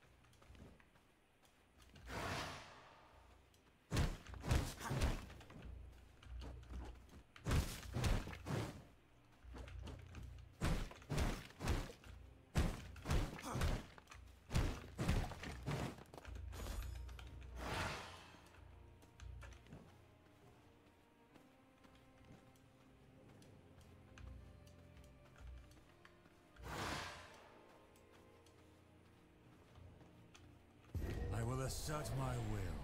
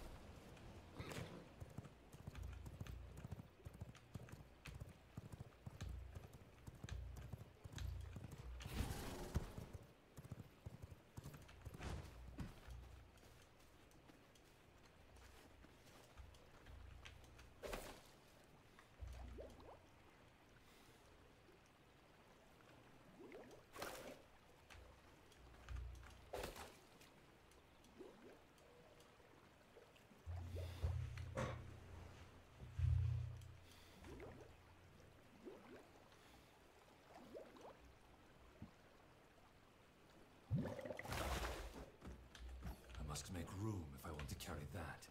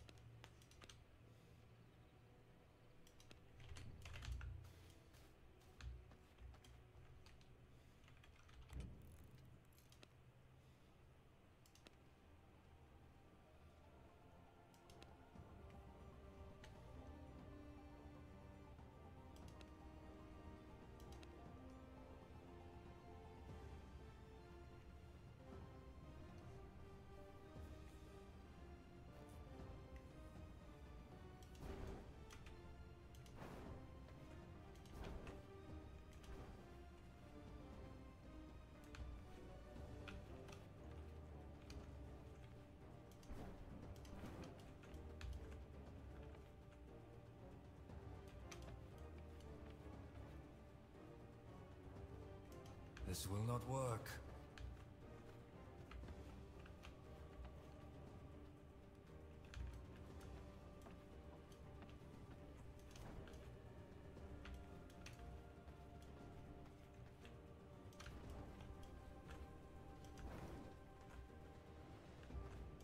I cannot build here.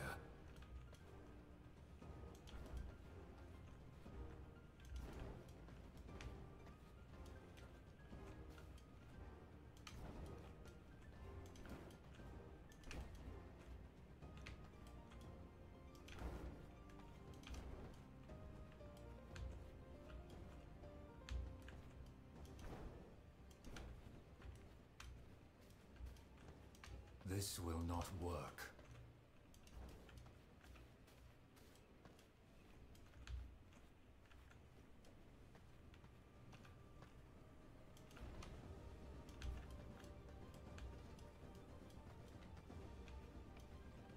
I cannot build here.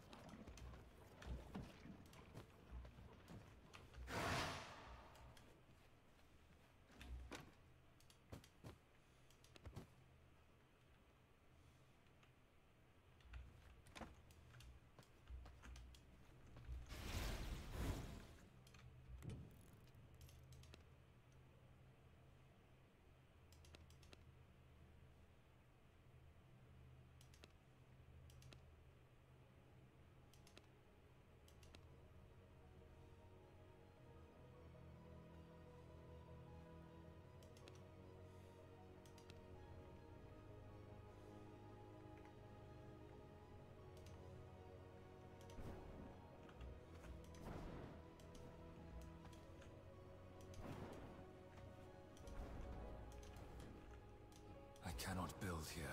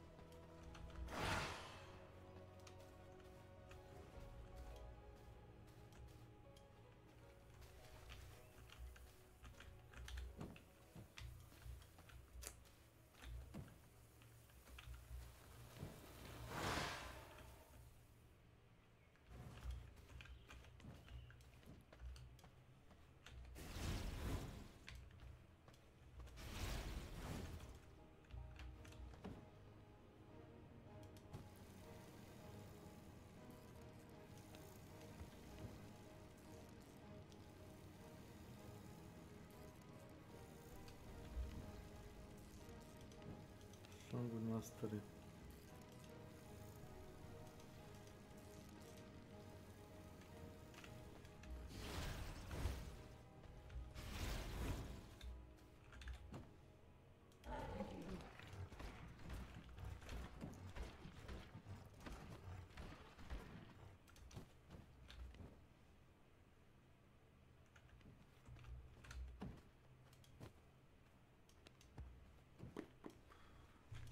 Second boss is gonna be present in the Void, the zone reachable after you sit on the throne in the Golden Temple. Before being able to reach the end of the zone, there is gonna be a big zone with a green hue, and also some tentacles moving down there. Those tentacles are a part of the boss that we're gonna talk about now, which is Traces of Sylvian. Yes, the traces of one of the old gods and potentially one of the strongest bosses of the game. Bachman x Seymour. Okay, there is a specific reason for which I wrote this like this, okay? Trust me, trust me. So, after you save Bachman in the torture chamber by killing Torture, he's gonna reunite with Seymour in the basement. If you wait a certain amount of time, which should be around 30 minutes, and in this amount of time you don't save Jeanne or Cerseriel, then they're gonna disappear from the basement, and if you go into the level 7 basement, they are gonna be present as a marriage, and more specifically as a failed marriage. The marriage you can recreate by having a very low negative level of affinity with Sylvian. As to why they decided to make a marriage, it's debatable. Maybe they knew about the power of the marriage and wanted to be stronger for the dungeon. Debate negatively, and if you don't a search which I wrote this like this, okay? Trust me, trust me. So, after you save Bachman in the torture chamber by killing Torture, he's gonna reunite with Seymour in the basement. If you wait a certain amount of time, which should be around 30 minutes, and in this amount of time you don't save Jeanne or Cerseriel, then they're gonna disappear from the basement, and if you go into the level 7 basement, they are gonna be present as a marriage, and more specifically as a failed marriage. The marriage you can recreate by having a very low negative level of affinity with Sylvian. As to why they decided to make a marriage, it's debatable. Maybe they knew about the power of the marriage and wanted to be stronger for the dungeon, or maybe they were just scared and decided to reveal their feelings or something. Soul of Legard is unobtainable. If Legard dies in any moment in the dungeon and you try to use a soulstone on him, the soulstone will not react. There are various theories about why this happens. Some people think that his soul got fractured multiple times trying to recreate all the 4 new gods' souls, or there is another exactly contrary opinion in which actually his soul was so strong that he's not able to be obtained inside of a soulstone. Girl transforms into the god of fear and anger. If you bring the girl into the gauntlet, which is inside of the God of the Depths, and you reach the deepest part of it, then the girl is gonna start going crazy, because something inside of her is gonna react with the God of the Depths itself, causing successive transformations which are all gonna lead to the creation of the God of Fear and Hunger. Miasma is the Soul Edge. The Soul Edge is a sword present in a game called Soul Calibur, which I actually never played, so I'm gonna talk by what the wiki says about this. They very clearly have the same design, they are both sentient weapons, they both are thirsty for blood, and apparently they also create chaos. If this isn't clearly a reference to that weapon, then I don't know what a reference is. Girl is the daughter of Nilvan and Legard. If the girl dies and you use a soulstone on her, you're gonna get the Ancient Soul. And if you try to ask to the whole of the new gods about the Ancient One, then they're gonna tell you the Ancient One's soul is inside of the girl, which is the daughter of the Endless One, which is Nilvan, and the Prophetized Man, which is Legard. The girl is actually the result of Nilvan wanting to create a lasting impact on the society even after the end of her godhood. And that is why she asks you to bring the girl to the Altar of Darkness, which is the God of the Depths, where she transforms into the God of Fear and Anger.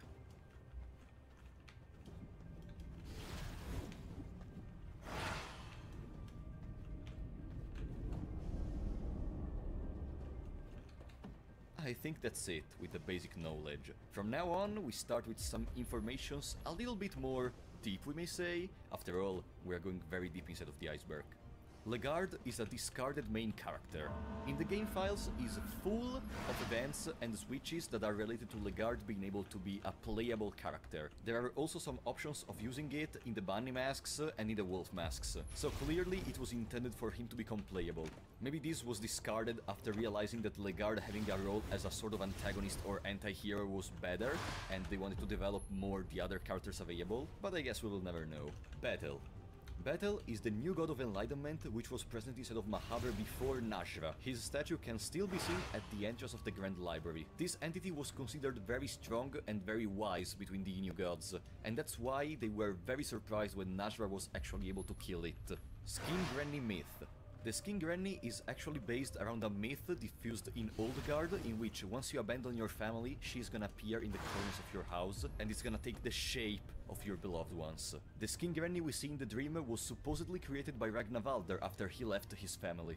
Also because in this myth a lot of people talked about how Skin Granny was able to appear in the nightmares, and the sequence in which we fight the Skin Granny is actually the dream of Nilvan. And she also has a strong resemblance to a character present in Berserk, and specifically in the moment in which Griffith is having an illusion caused by the God Hand, but I will not elaborate anymore as it may be spoilers for Berserk. Penance Armor.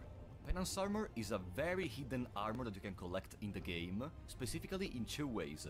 Either if you befriend Torture by selling Bachman and Jean to him, in that case he's gonna give you the Vault Key. Then you have to use tinder boxes on all the torches of the torture chamber zone, and after that a secret door will open, where once you use the Vault Key you're able to collect the Penance Armor, which is arguably one of the strongest armors of the game. Or the other way to collect the Vault Key is just to steal it from Torture while he's still around the dungeon. Old gods can't be fought.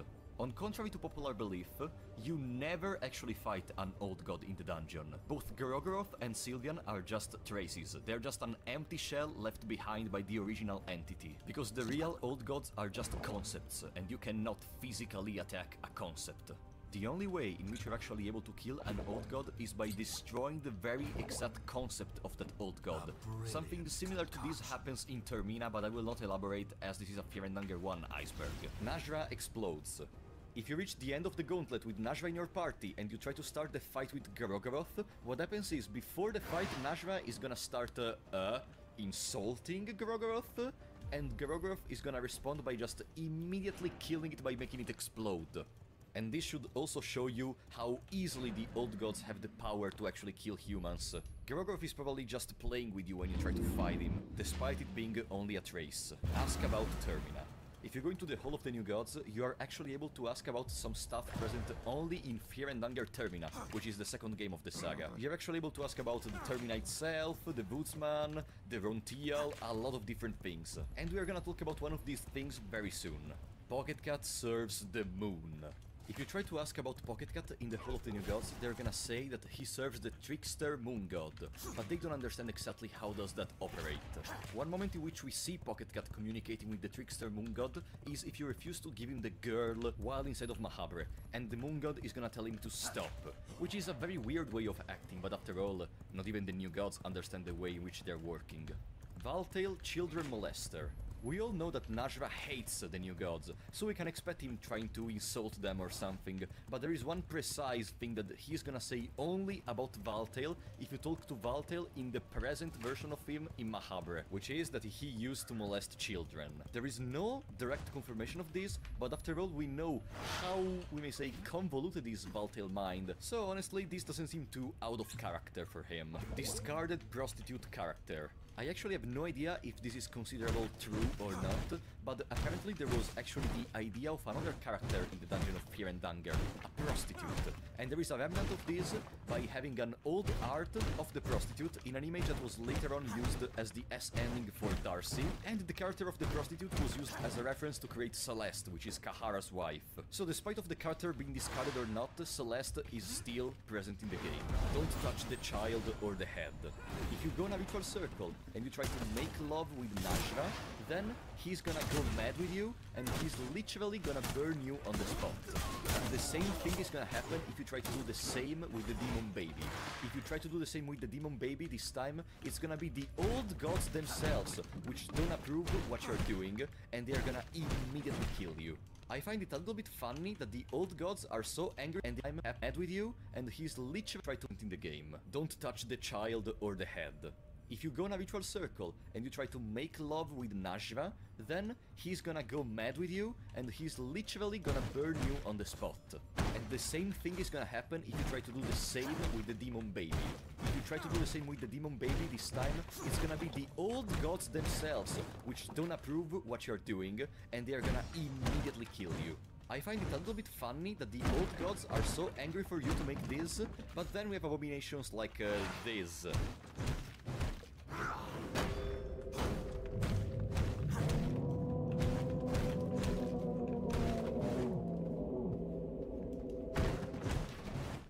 That's it. If you want to reach true enlightenment, you have to follow me, because now your mind may take serious damage. Are you ready? You die in the void. A lot of people don't understand this, but once you reach the void and you reunite with your godly version, Your original self is gonna die in the void. It's only your new god reflection which is gonna go away and reign all over the world. But your original self is completely gonna die with time in the void. Or maybe devoured by the greater blight, who knows. Tormented One was originally Lagarde. On a very early demo version of the game, the possible ending available at the time was an ending in which Nilvan was shown stabbing Lagarde in the throat, and then after that there was gonna be an appearance of the Tormented One from the ground, saying one simple yet mysterious phrase: the new age, it is here. Unfortunately, we will never know what Miro wanted to do with the Tormented One disguised as Lagarde. Pocket Cat discarded the game. Apparently, before even creating the concept of Fear and Anger itself, the developer was actually working on a game based around the fairy tale of the Pocket Cat. And there are actually a few images of it that you can find online, but nothing more. The project was discarded and Pocket Cat was used as a character for Fear and Anger eventually. Useless stats. This may not be exactly a surprise to some of you, if you follow my channel, but the majority of the stats in Fear and Anger do nothing.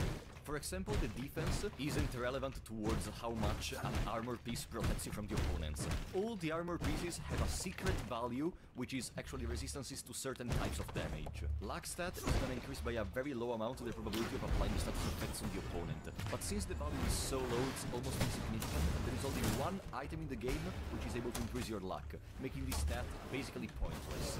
So apart from a few exceptions, never trust the stats of Fear and Hunger. Enki Marriage S ending. I don't know, this sounds weird, because you actually cannot complete S endings as marriage. Well, there is a way to do it. Specifically, if you equip the soul anchor on Enki before turning into a marriage, and then you just go for the ending as you normally would, you are gonna get the S ending, because the game doesn't check if your current main party member is Enki. It only checks if Enki has the soul anchor equipped, and yes, Enki has the soul anchor equipped. So as long as you do it very late in the run, it is actually possible to complete this S ending by being a marriage. Map 131. Map 131 is a secret map present in the game files with no way to access it while in the game, and it supposedly wields a lot of secrets, as we're able to encounter a character never seen before in the dungeon, which is Person, which apparently was created by the dungeon itself. I have a theory on my channel if you're interested, which is called the Discarded Ending, in which I try to analyze all the information available to us. Nosramos is androgynous. The first time you reach Nosramos in the hideout, you are not able to understand if they are a woman or a man. The reason for which this theory considers it androgynous is because in the version of the Fellowship that was available to all the world, the fifth one is considered a male, while in the original Fellowship version that you can find inside of the Grand Library of Mahabre, the fifth one is actually considered a girl. And yes, in the Hall of the New Gods refer to Nosramos as a male. But this time we have other evidence to counter it, also considering that sometimes the New Gods just don't know the matter about which they're talking about. So, all things considered, I actually agree 100% with this theory. Chromolar X. In a particular conformation of the torture chamber, you're able to find at the end of a long corridor the Chromolar staring at you behind some bars, which apparently should be a pyramid head reference from Silent Hill, but this is not the point we're interested to. If you not leap through the map and go behind him, you're gonna see some eggs, and then a particular door. This door unfortunately doesn't have any events related to it. We can just speculate. Since there are some eggs near the door, we can presume this was somewhat connected to the Cave Mother. And if you go a little bit deeper, the Cave Mother is a sort of bird, and the Chromolar is a crow. How was the Cave Mother able to make eggs exactly? Bachman discarded party member. In the game files, it's present a very particular actor, which is called Bachman, and is not able to do anything in battle except guarding. Maybe at one point you were supposed to, like, escort him through the dungeon in order to make him reach Ser Seymour or something, but I guess we will never know. And then, how can we end this iceberg if not in the way in which we started it? We started with Orange, the alias of Miro. Let's end by asking about Miro to the Hall of the New Gods. There are things and being even we don't talk about. Beings that come from the unknown, beyond the blue skies. And that for now is the end of the iceberg of Fear and Anger 1. I could have made more entries for all the different levels, but I think if I wanted to make more levels, the iceberg would have become a little bit boring or tedious. Let me know what you think about it. And let me also know if you will want more episodes of this. But for now, that's it from me, and I will see you next time.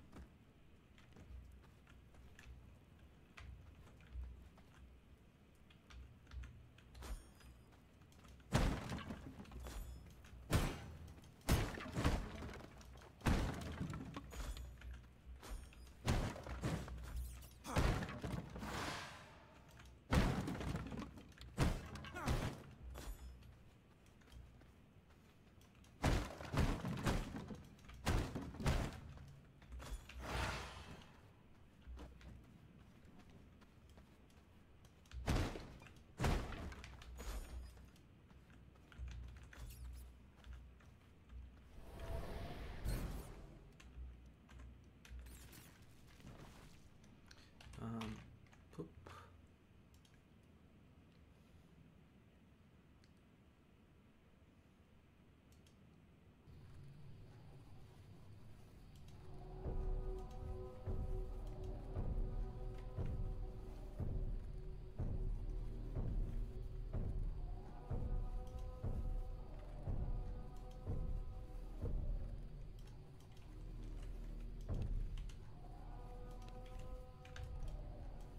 The Kingdom of Rondon, seen unremarkable at a glance. It shares so many similarities to its neighbors and other kingdoms around it, like the Eastern Sanctuaries or Odengard in the north. It was ruled by a caste of nobles who saw themselves as divinely chosen for a life of power and luxury. The nation of Rondon was filled with regular people, merchants, farmers, craftsmen and women, and regular folks trying to live out their lives as best as they could, unaware of the battle between the gods that would determine the course of development of humanity. Far from the cities of Rondon laid something that would make the events in the kingdom resonate throughout the entire world. You see, there was an ancient and deep dungeon controlled by the kingdom. Parts of this dungeon were new, built by the kingdom when they converted it into a prison, somewhere they could send the truly undesirables to disappear. A dungeon so deep that very few knew the secrets of its lower levels. Even less knew the secrets of the ancient deities that were stored down there. It was a dungeon filled with secrets that humanity was probably better off leaving alone and never knowing about. It was in this dungeon that a god would be born, a birth that would trigger a new era for humanity, a half millennium of calamity and tragedy, the start of the cruel era. The dungeon was the dungeon of fear and hunger.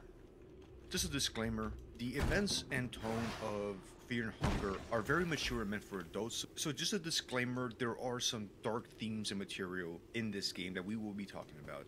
Hi, hello and welcome, my name is John and this is my channel Taco Banana. Thank you very much for joining me for my video essay on the world of the Dungeon of Fear and Horror. Let's get to it. Fear and Hunger is set in a world very similar to our own, but still being separate. The events of the first game, Fear and Hunger, takes place in the 1600s Europa, a medieval setting.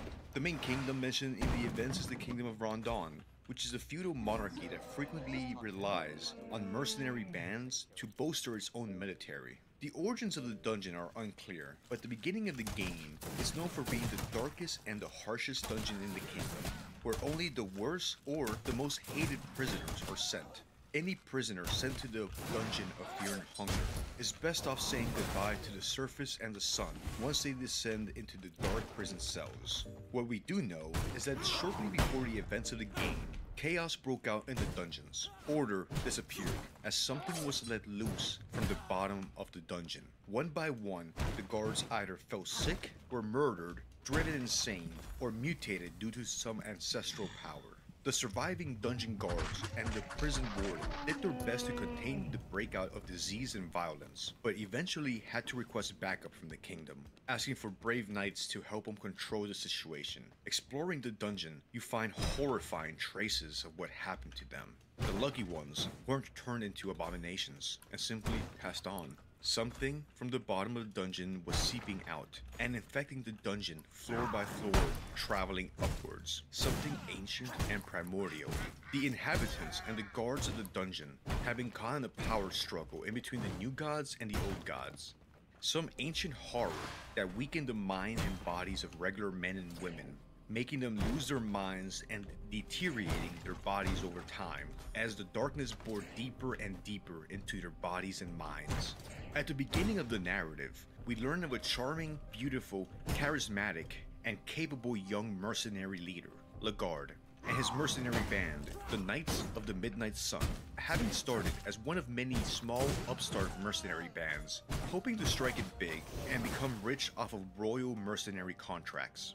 Old prophecies talked about a golden-haired leader that would be able to join the common folk of the nation in a peaceful revolution and lead them to a golden era without war or famine.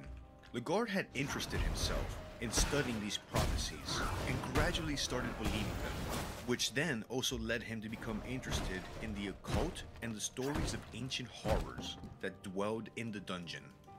Little by little, he became an obsessed man, losing interest in the plight of everyday men and women of the kingdom that he had set out to help at first. He lost interest in the people that the prophecies said he was supposed to shepherd into a golden era, becoming more interested in the works and the stories of so many men and women that came before him that had sought power greater than that of kings and queens, power beyond the grasp and understanding of our human experience. He became interested in the stories of men and women who had had the audacity and the gall to stand up and try to take some of the power of the old gods and take it for themselves. The stories of men and women that used this power in a doomed attempt to strike back at the old gods.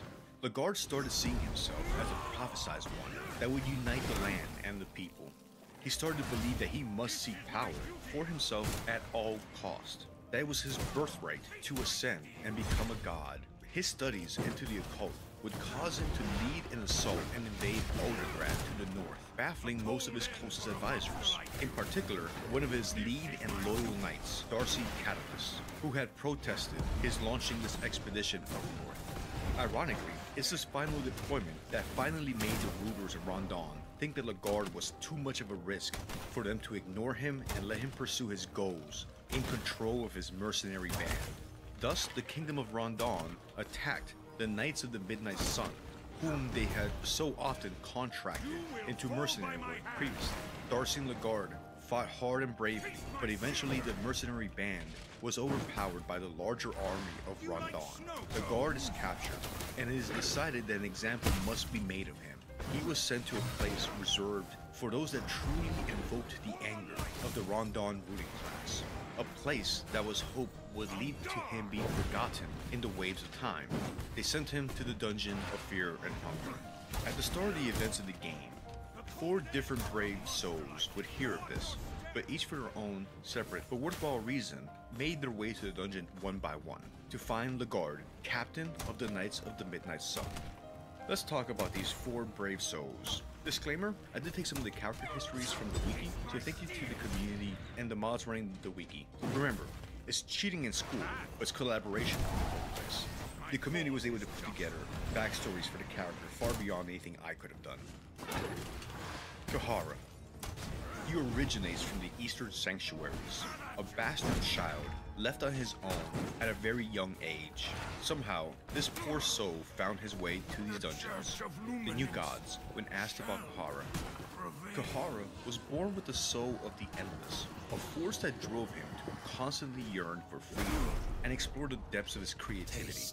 Unfortunately, life in the capital of the Eastern Sanctuaries, Jataya, proved to be a harsh and unforgiving environment for Kahara, as he was abandoned by his parents as soon as he was born and left to fend for himself.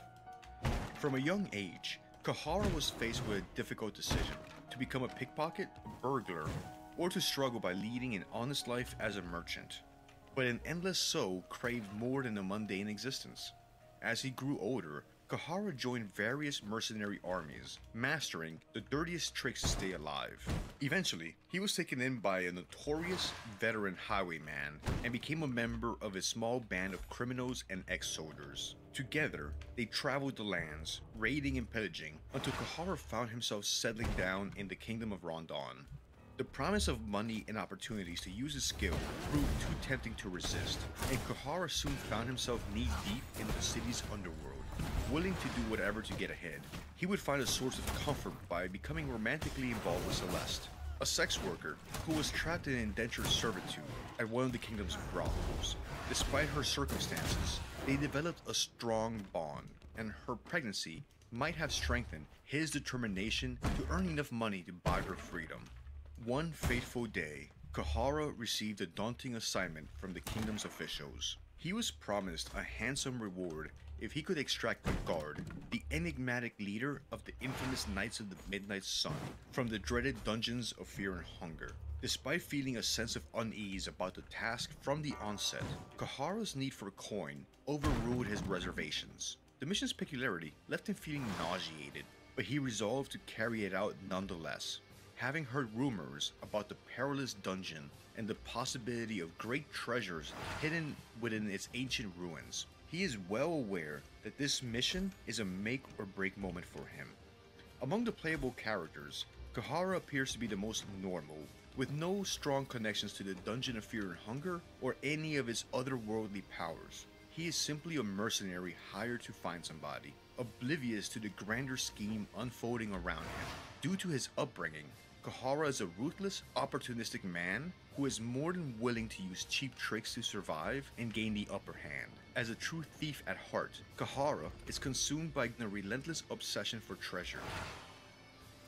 Darcy, the trusted knight of the prophesized one. She seemed awfully dim standing next to the blinding shimmer of the One, but it might be wrong to misjudge her potential.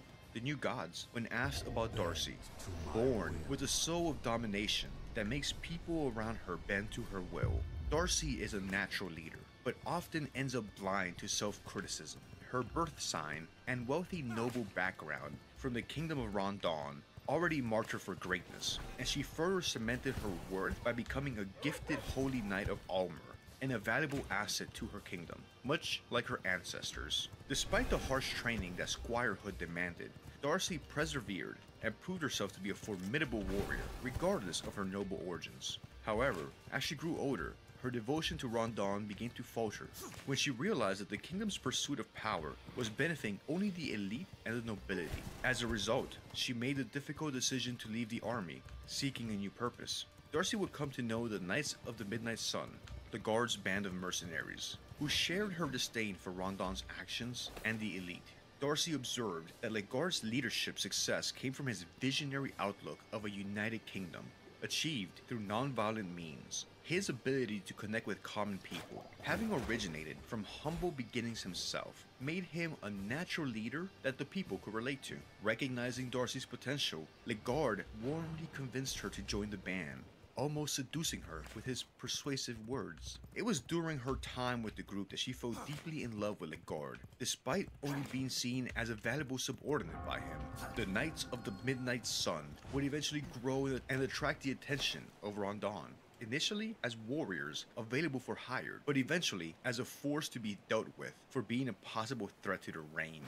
Darcy keenly observed that Legard's personal development mirrored the growth of his army. He became reclusive, dedicating his time to ancient texts and the occult. His fixation on relics and artifacts eventually drove him to invade Aldegard in search for the Cube of the Depths. Darcy couldn't fully comprehend the reasoning behind this expanding campaign, as it seemed to have the potential to negatively impact her reputation.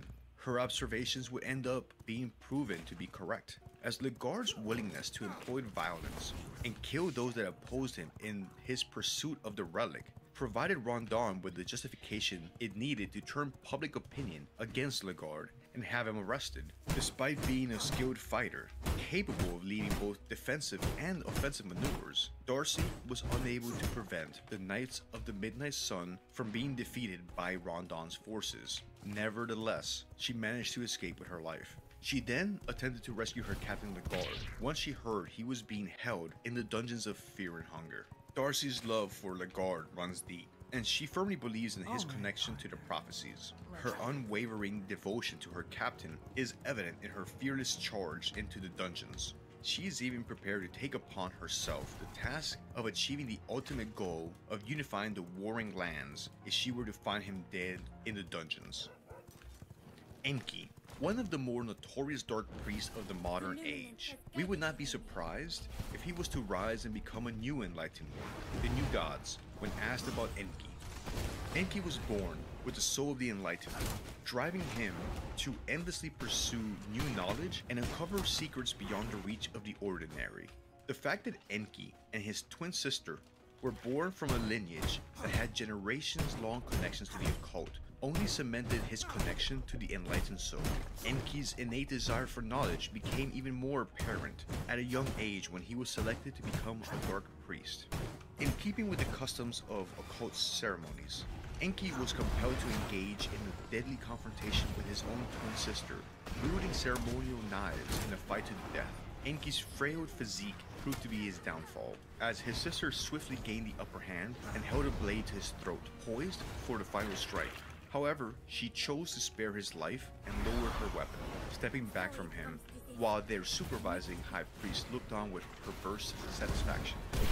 Enki's pilgrimage to become a dark priest led him on a solitary quest of discovery, traversing the western continent to study the occult arts, diverse deities, blood magic, and a multitude of sciences. His impressive achievements were recognized by the foremost scholars of his era, and he was granted entry to the prestigious great libraries of Rondon, renowned for their vast collection of historical and scientific knowledge. During his time at Rondon, Enki would immerse himself in studies and acquire a great amount of knowledge. However, he would end up becoming unsatisfied and frustrated, as he was unable to reach any sort of breakthrough. Eventually, Enki would come to the conclusion that he had reached his mortal limits, and he would volunteer himself as a religious sacrifice for Almer, since he was unwilling to live an empty life any longer.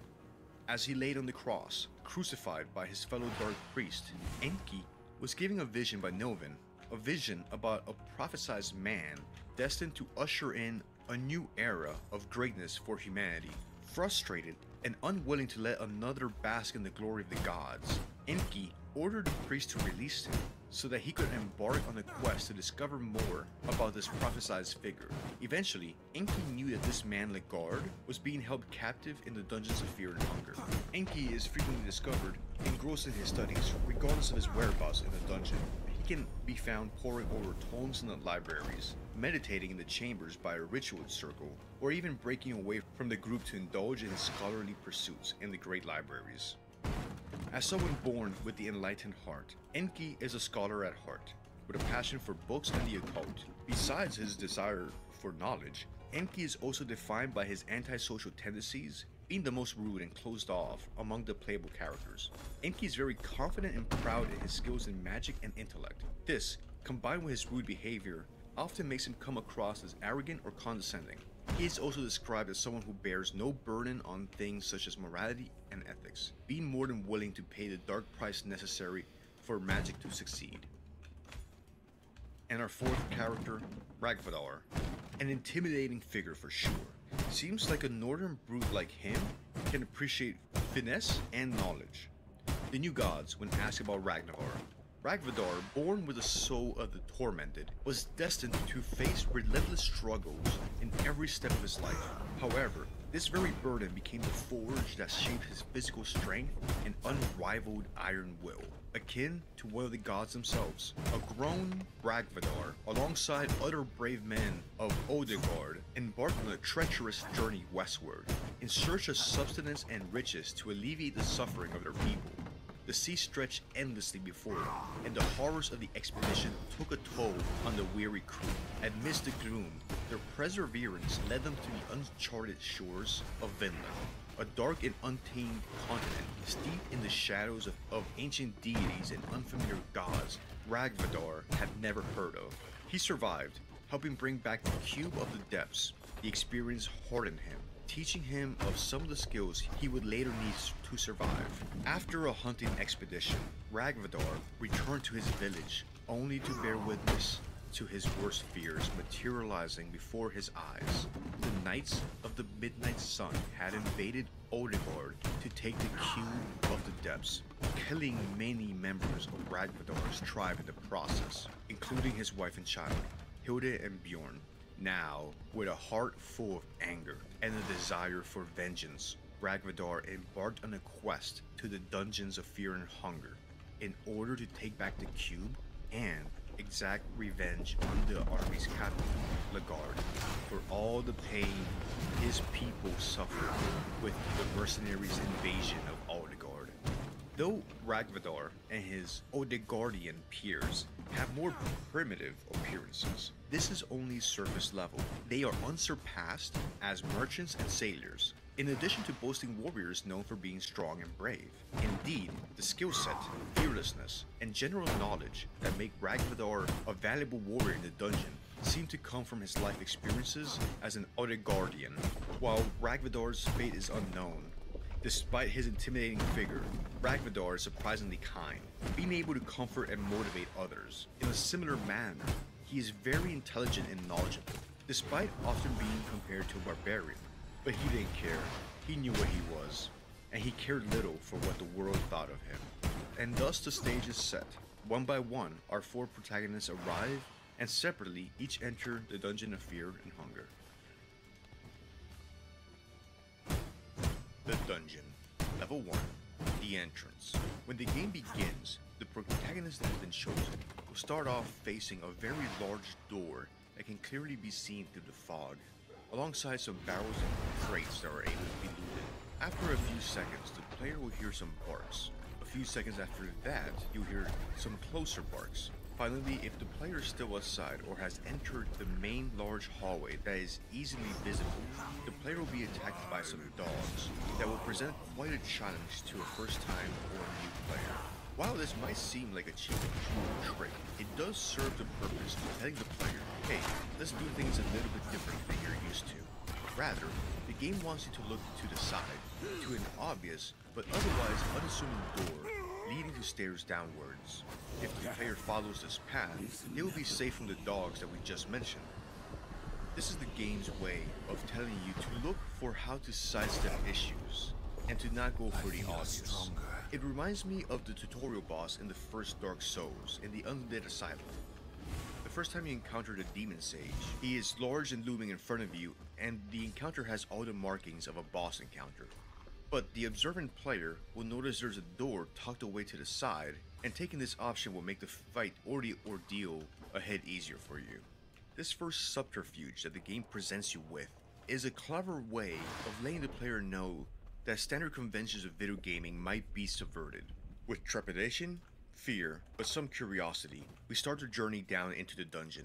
Going down the first stairs, off on that door to the side, we're warned about a creeping menace of the dungeon and its effects on your mind. You feel an indescribable feeling among the darkness. It feels almost like a physical presence enveloping you that's gradually digging its way into your mind. You start to feel as if the air around you is oppressive and negative, challenging your body, making you feel exhausted at what any other day would have been a mundane task. As you start making your way down the stairs, you notice that for a prison, you expected more guards. Walking in, other than a dead horse, you hadn't seen any living creature. You've been expecting to have to scout the place out and maybe sneak in under the cover of night. You didn't expect to just be able to walk in through the front door unopposed. If there's nothing to keep you out, what is keeping the prisoners in? You wonder about it, but none of the possibilities make you feel any better about descending into the darkness of the dungeon. At the bottom of the stairs, you find some barrels and search them. Best be prepared. You find some salami. This is a good sign. You notice some mushrooms growing next to a door that leads to more stairs downwards. You pick up the mushrooms. Might be important later. You continue on through the second set of stairs, not knowing the depth of misery this journey would take you on, nor the fortitude of bravery you will have to summon up. Gritting your teeth, you cross the threshold to the basement. Level 2, basement. A stench of death and gore fills the damp air. Entering the basement level, you realize you are in the uppermost levels of the dungeon, but this is as deep as you'd like to go. You notice your phobia in the menu screen, teratophobia. You feel like these words have a meaning, but it's beyond your vocabulary. You find more mushrooms along the side of the wall. You pick them up because you'd rather have too many mushrooms rather than too little. As soon as we enter the dungeon, we notice the dark, run-down state of it. A message lets you know about the oppressive smell of the place. The darkness envelops you and starts chipping away at your mind. The dungeon physically has an effect, making you feel hungry faster than usual, testing your physical and mental endurance. As you notice, you have a hard time concentrating. You notice the ominous buzzing of flesh-eating flies filling the stone halls. The smell of rotting flesh permeates this place, smelling like a long-abandoned butcher shop. You wonder to yourself if you've brought enough food to nurture you, medicine for your wounds, and alcohol to calm your nerves. Stepping into the main hall of this level, you notice a corpse and the ritual circle with the sigil of Rare, the old god. Yet another sign that entering this dungeon is a horrible idea. That a life of ignorance might be better than knowing what's down there. But curiosity is the best of you. Press on. You wonder if the corpse next to the ritual circle had been a willing participant. There have been rumors making it out of dark practices and research being carried out in the dungeon by occultists. Through the darkness you hear a sound. A laughing almost? What would be laughing in a place like this? Heading past down the first ritual circle, which lets you know what to expect from this place, you find the sources of this weird laughing sound. And you see a Maneba, a creature of the moon god Rare, matching the sigil you had just seen. These off-putting creatures appear to be giggling jellyfish made of burlap sack, floating in the air with its tendrils hanging and whipping, looking like a child's first failed attempt at making a doll. You see several of them blocking the narrow hallways of the second level.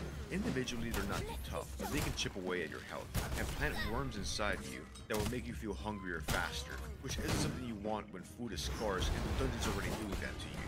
Furthermore, a lot of what you're finding down here is already rotten. Most unsettling of all is that if you attempt to speak with them, you realize they can communicate with you telepathically, letting you know that they are not natural of this world, and signaling to you what oddities the dungeon has in store for you. The thought of glimpsing into the minds of these creatures makes you yearn for the ignorance of the world you had just a few days ago.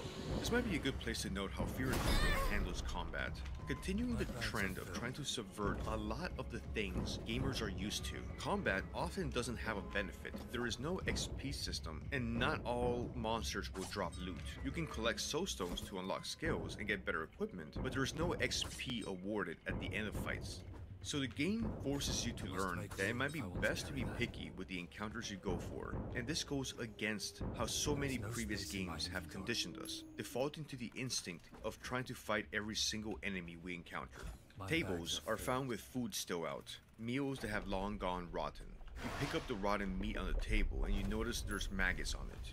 This will keep you safe, you tell yourself. Before leaving this hall, you see a skeleton just sitting next to the exit. How long had that been there? Was a standard operation of the prison to leave such macabre scenes out like this? You take the stairs down to the next level. Level 3. Basement. Your dark descent is just in its beginning steps. Entering the second basement, you are greeted with the sign of freshly dug and filled graves. But one grave is still empty, as if somebody was expecting to be needing more, and in a hurry. You look at the names on the graves, knights and mages, a few with no name. One thing that stands out is that they all have the same date of death, 1590, the current year. They must have all died in quick succession and unexpectedly, to necessitate the building of a makeshift graveyard like this beneath the surface. You shake off the feeling of dread this gives you and press on. You pass a sarcophagus that has recently been opened and had scratch marks but on the inside. Looking around, there's no body in sight, but you see markings suggesting something pulled itself along using its arms. At around the same time, you hear the rumblings of something large moving around. From where the darkness hides you, you are able to spot a knight of inhuman proportions, with maces where you expect hands. This is the Iron Shakespeare. You have to deal with him at some point, but this is not that point. You wait for this behemoth to pass you by before sneaking on through. Nearby, you find a room with what appears to be a statue of a woman holding a crow, as if the crow were watching this room. Reminds you of a door you had just passed up with a crow symbol. You wondered what was on the other side of this crow emblem door, but that would remain a mystery for now. Across the main hall of this floor, you find a scarab, A hybrid insect creature with fresh blood spilled next to it. Following the blood trail, you're startled to find one of the first other humans you see in this dungeon, Sir Seymour, a knight in heavy armor, appearing to take refuge at the far side of the room. He mentions that he was part of the rescue mission that answered the warden of the prison's call for help. A rescue expedition that from the looks of it didn't end very well. Sir Seymour tells you how he was separated from everybody else, John and Sir Sarah, and they must be stuck further underneath in the dungeon. And that now he's looking for his liege, Prince Ludwig Buckman, his regent. You wish Sir Seymour well and carry on. Level 4, Prison. The darkness feels even heavier in this hall. You already feel your thoughts jumping when you notice how your muscles seem to struggle with every step. You notice yourself craving something to drink, a spirit to reinforce your courage, and numb some of this fear that you're feeling. You enter a prison level, and you step on an elevated catwalk that is overlooked by massive statues, reminding you of the small part that you play in all of this, and how small a regular human life can be seen from the perspective of gods. You look down over the edge and see an endless darkness. Why was everything so looming with foreboding down here? In one of the prison cells, you find a ghoul, a walking dead in one of the prison cells. Could he have been the one that was trapped in the sarcophagus and left those scratch marks? You take its head off with one fell swoop of your weapon. It doesn't seem to deter it. You pull away thinking you're best off putting some distance between it and you. You notice squeaks in the air. Bats, maybe? You encounter a metallic barred door that seems to lead to a spiral staircase from where a draft comes from. It's locked, so you won't be going down this way yet. Movement out of the corner of your eye alerts you to the presence of a prison guard, or an abomination that looked like a perversion of a prison guard. A deformed mass of muscle, carrying a pretty mean-looking meat cleaver, armed with other things as well. These must be the new keepers of the prison now. You're able to elude them and continue searching this level.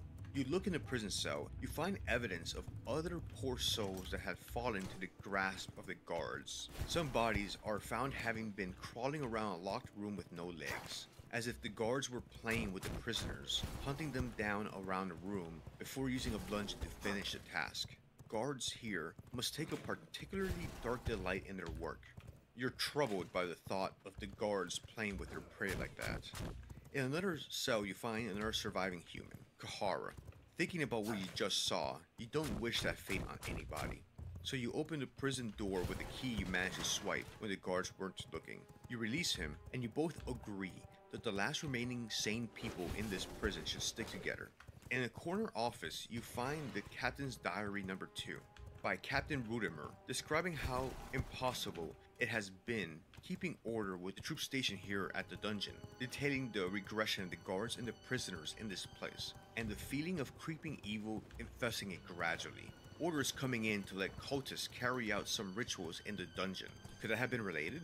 He had also received orders to release the guard to the cultists and move them to the lower levels. Could the cultists believe in the prophecies and that Legard is the chosen one? What was so special about him? And why did they need to go to the lower levels? Continuing with your journey, you find a lever that you activate, and you take the stairs on the far side of the prison from where you came in, leading you up a level to Level 2, the blood pit. Wet ground feels squishy underneath your feet. You enter a hallway that feels damper than the rest of the dungeon. The ground gives under your weight. You notice the amount of bodies and gore in this hallway, making you feel revolted. You must have found where the poor victims of this place are thrown. The recent wars the kingdom of Rondon had engaged in must have supplied a constant stream of prisoners. Feeling disgusted, you press on. Here, you'll encounter one of my favorite encounters of the game. If you search around the corpses, you will find the still living floating head of the Grand Magician Nasra. If there's two things Nasra enjoys, it's talking shit and setting fires. Digging him up from the pile of bodies, he will fight the player. The fight with Nasra appears unintimidating at first, making you think you have a chance against his frail head. After you land a few blows, you start to notice something in the background starting to move.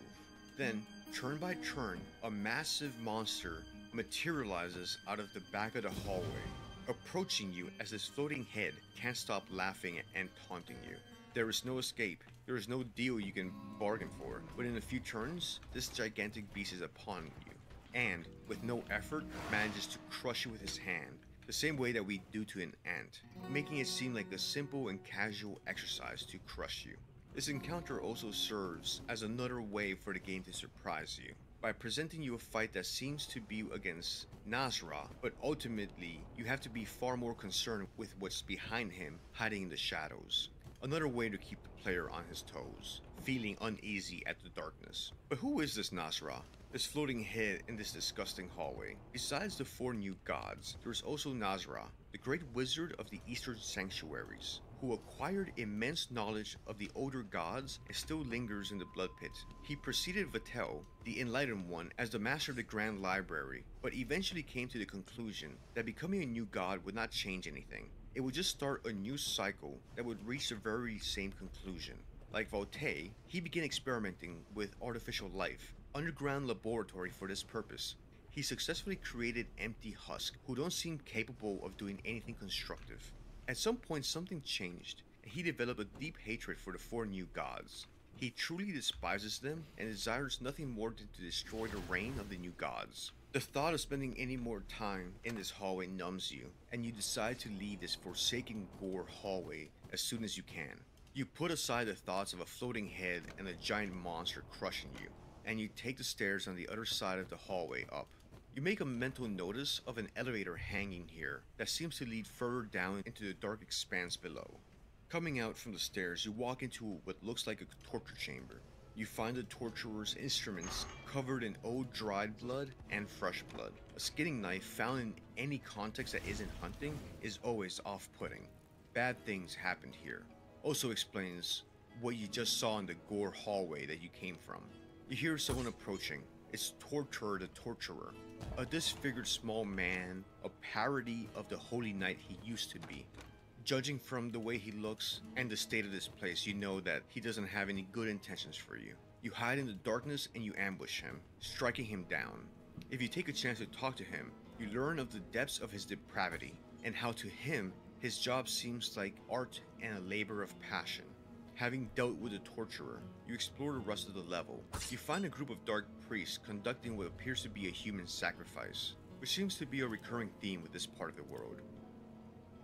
In a prison cell next to the torture chamber, you find what was probably Torture's next victim, Prince Ludwig, the prince that Sir Seymour had told you about. You tell him that you dealt with the torturer. You can see the visible relief on his face when you tell him that you've dealt with the torturer, and that he should go meet up with the heavy knight, Sir Seymour, that was only a few rooms back from here.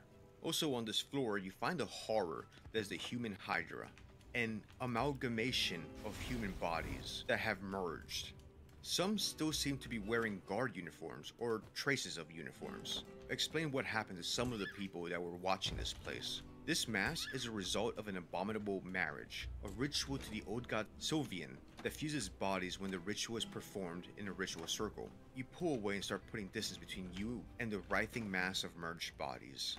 You find a room with a lot of bookshelves, and a dark priest studiously focusing on the text in front of him. Oddly, he doesn't seem interested in you or in any of the happenings in the dungeon occurring around you two. Examining one of the bookshelves, you realize that one of them isn't real and seems to have fake books on it. Adjacent, you find an office, and in it you find a diary that describes how Torture the Torturer used to be called Torture the White, a holy knight of the kingdom of Rondon that was corrupted while in captivity. It makes you wonder if a famed knight could end up like the hunchback you just dispatched. What could happen to someone like the guard given time? Having gotten everything that you could have out of this floor, you take the stairs to level 1 courtyard. You walk into the foggy exterior, into a courtyard. You see crucified bodies lining the walkway, and decide to make your way across as fast as possible. There's no point in lingering in a cursed place like this, not with this type of decorations. You enter the door on the other side of the courtyard. Level 1, entrance. The entrance of the prison, the section that you had avoided due to the dogs that would have hunted you down when you first got to the dungeon. Looking around the many bookshelves in this area, you find a fake book, reminding you of the bookshelf you just inspected in that room with the antisocial dark priest. You decide to hold on to it. You hear a whimper across the door. After breaking down the door, you find a cage holding a small child, a poor little girl. Mercy drives you to release her from her capture. As you release her from the cage, she stays quiet and doesn't speak a word. Can't blame her, Almer knows what she's seen here, but she seems to find solace in your presence. I mean, who'd like to be alone in a place like this? You decide that she's best off with you.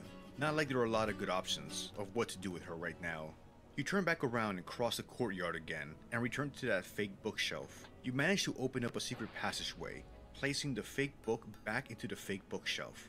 Can't say it's really surprising to find a place like this having secret pathways. You come into a backyard, and are greeted by a near miss of an arrow fired from a bush nearby. A large muscular man, wearing a self-made fur armor, customary to the northern outlands, steps out and asks if we are evil.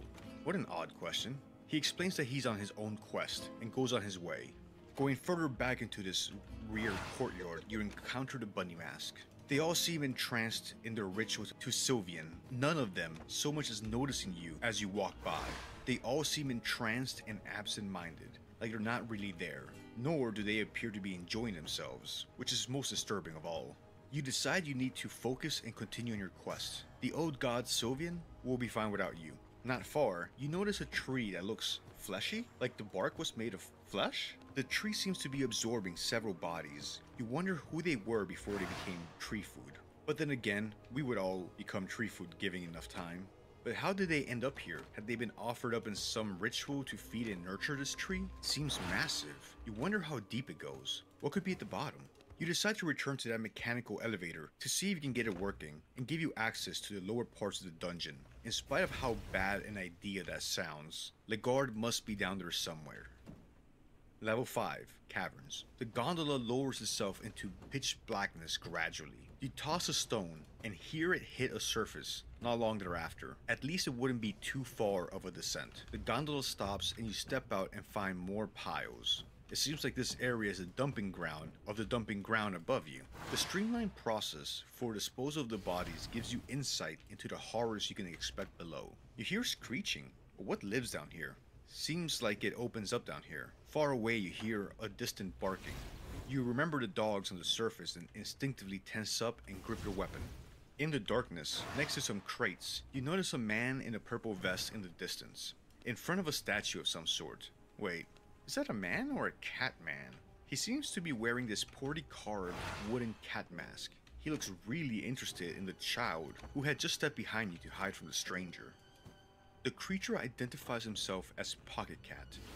The way he speaks is completely out of place.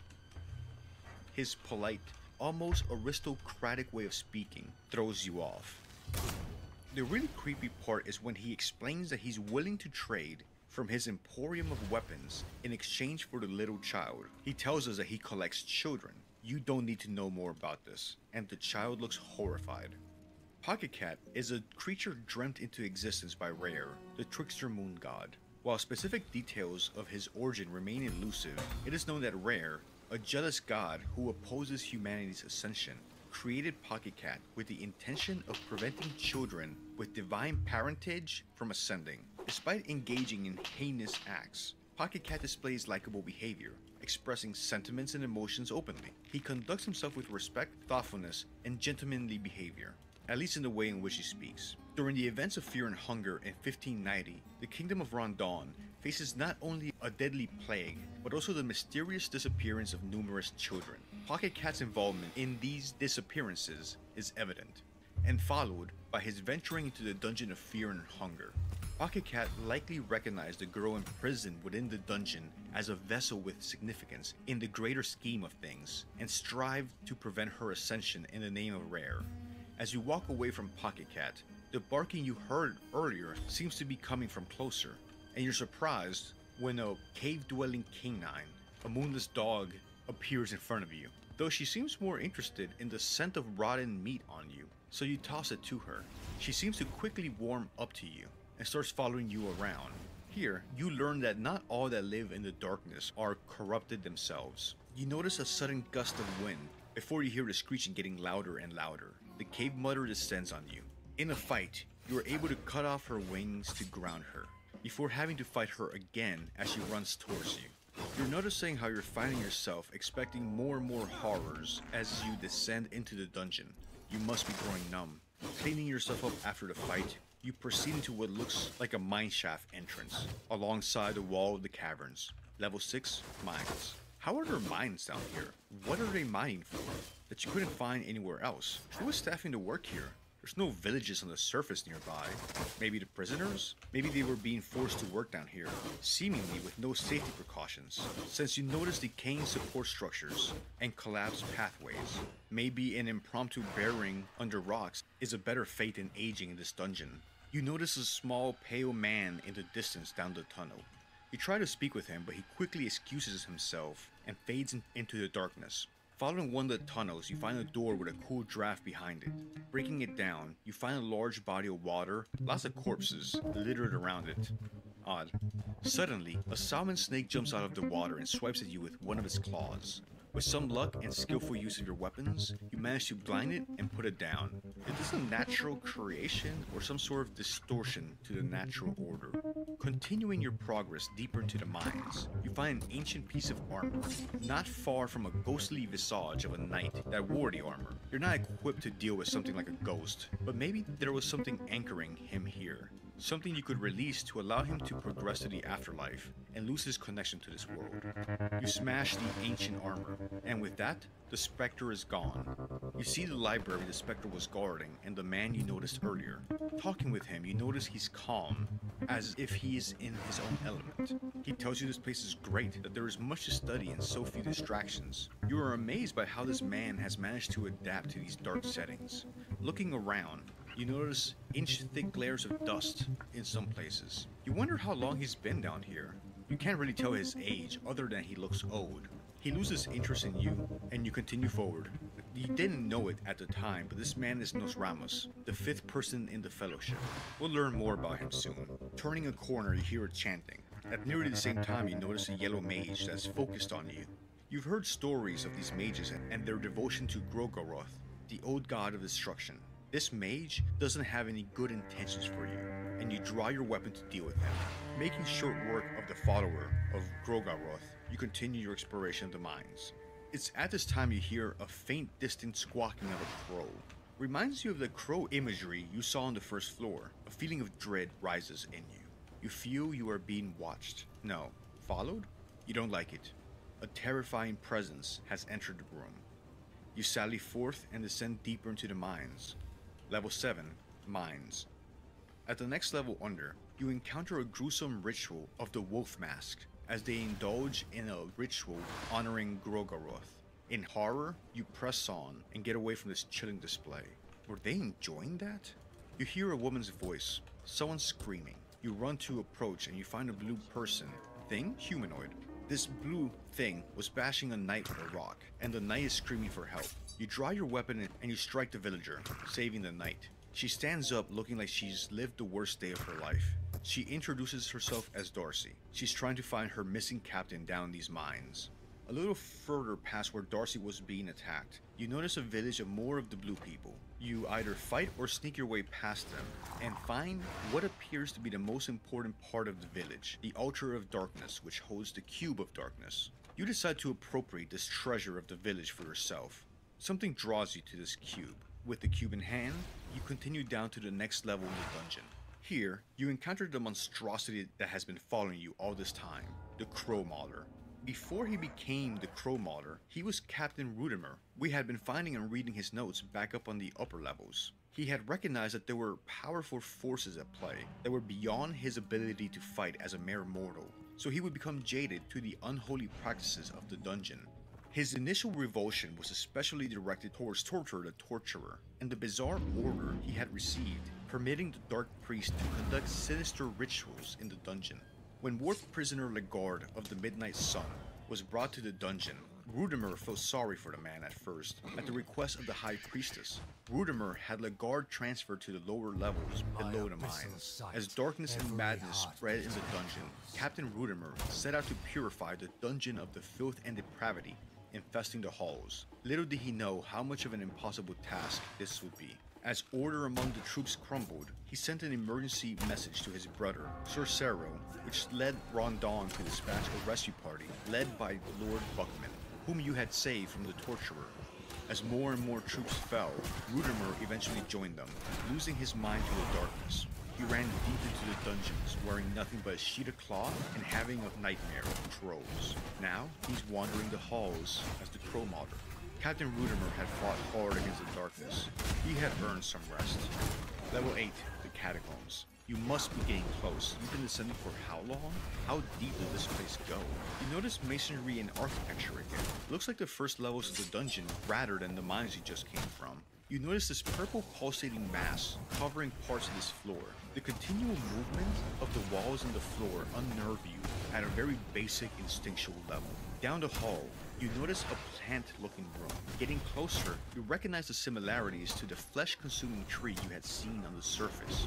The tree extended further underground than it did above ground.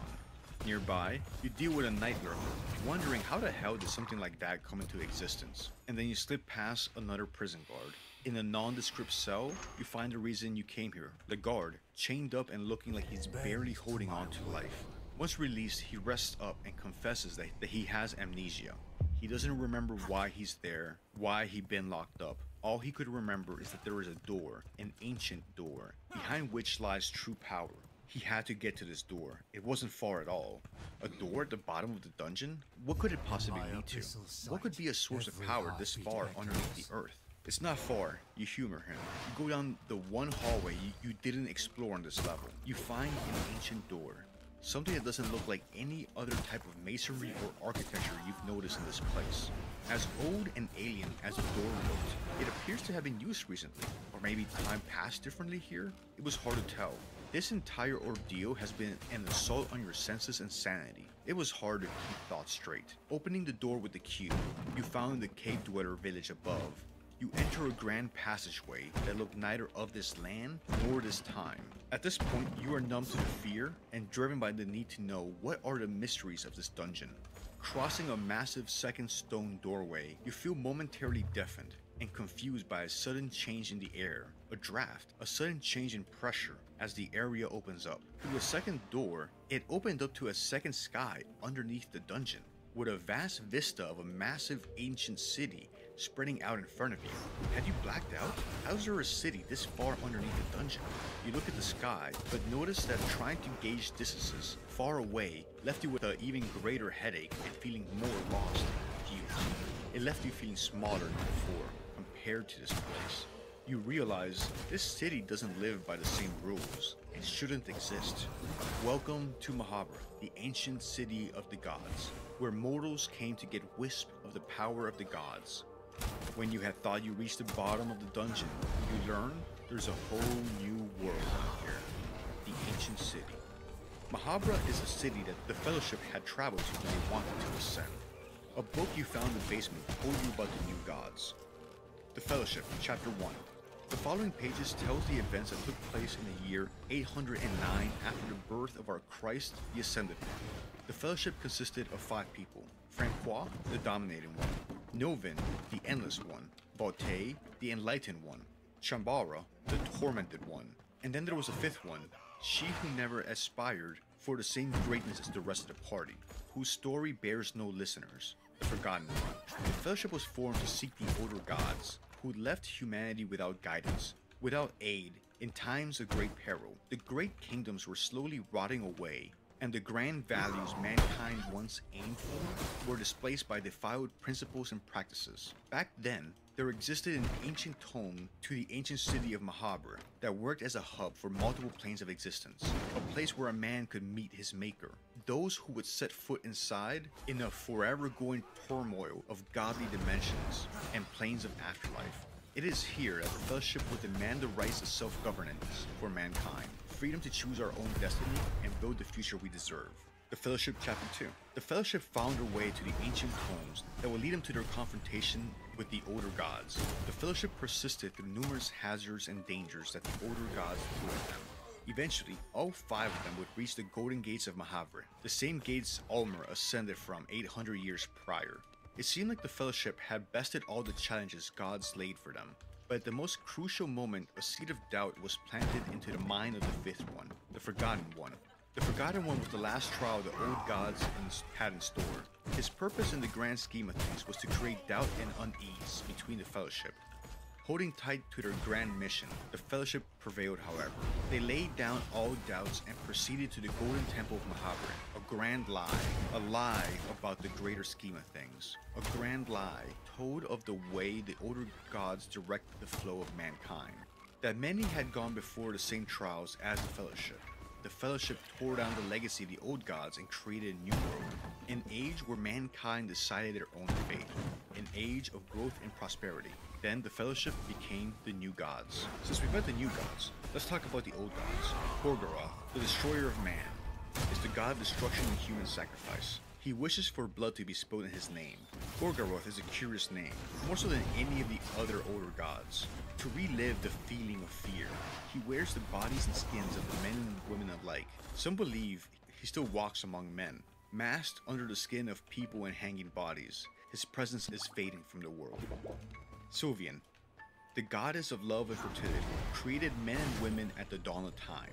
She wishes only for an act of love in her name, granting you a bond more serious than you could imagine. Both Sovian and Gorgoroth originated from the green hue, on the plane of the older gods. Many believe that she left mankind a long time ago. The god of the depths, an old and gigantic being worshipped by the outcasts in the darkness, insects and wretched, soulless beings. Its body lies dormant in the altar of darkness, and within it there is the gauntlet, a way to the very bottom of the dungeons. They were killed, and their body used as a vessel to give birth to the god of fear and hunger.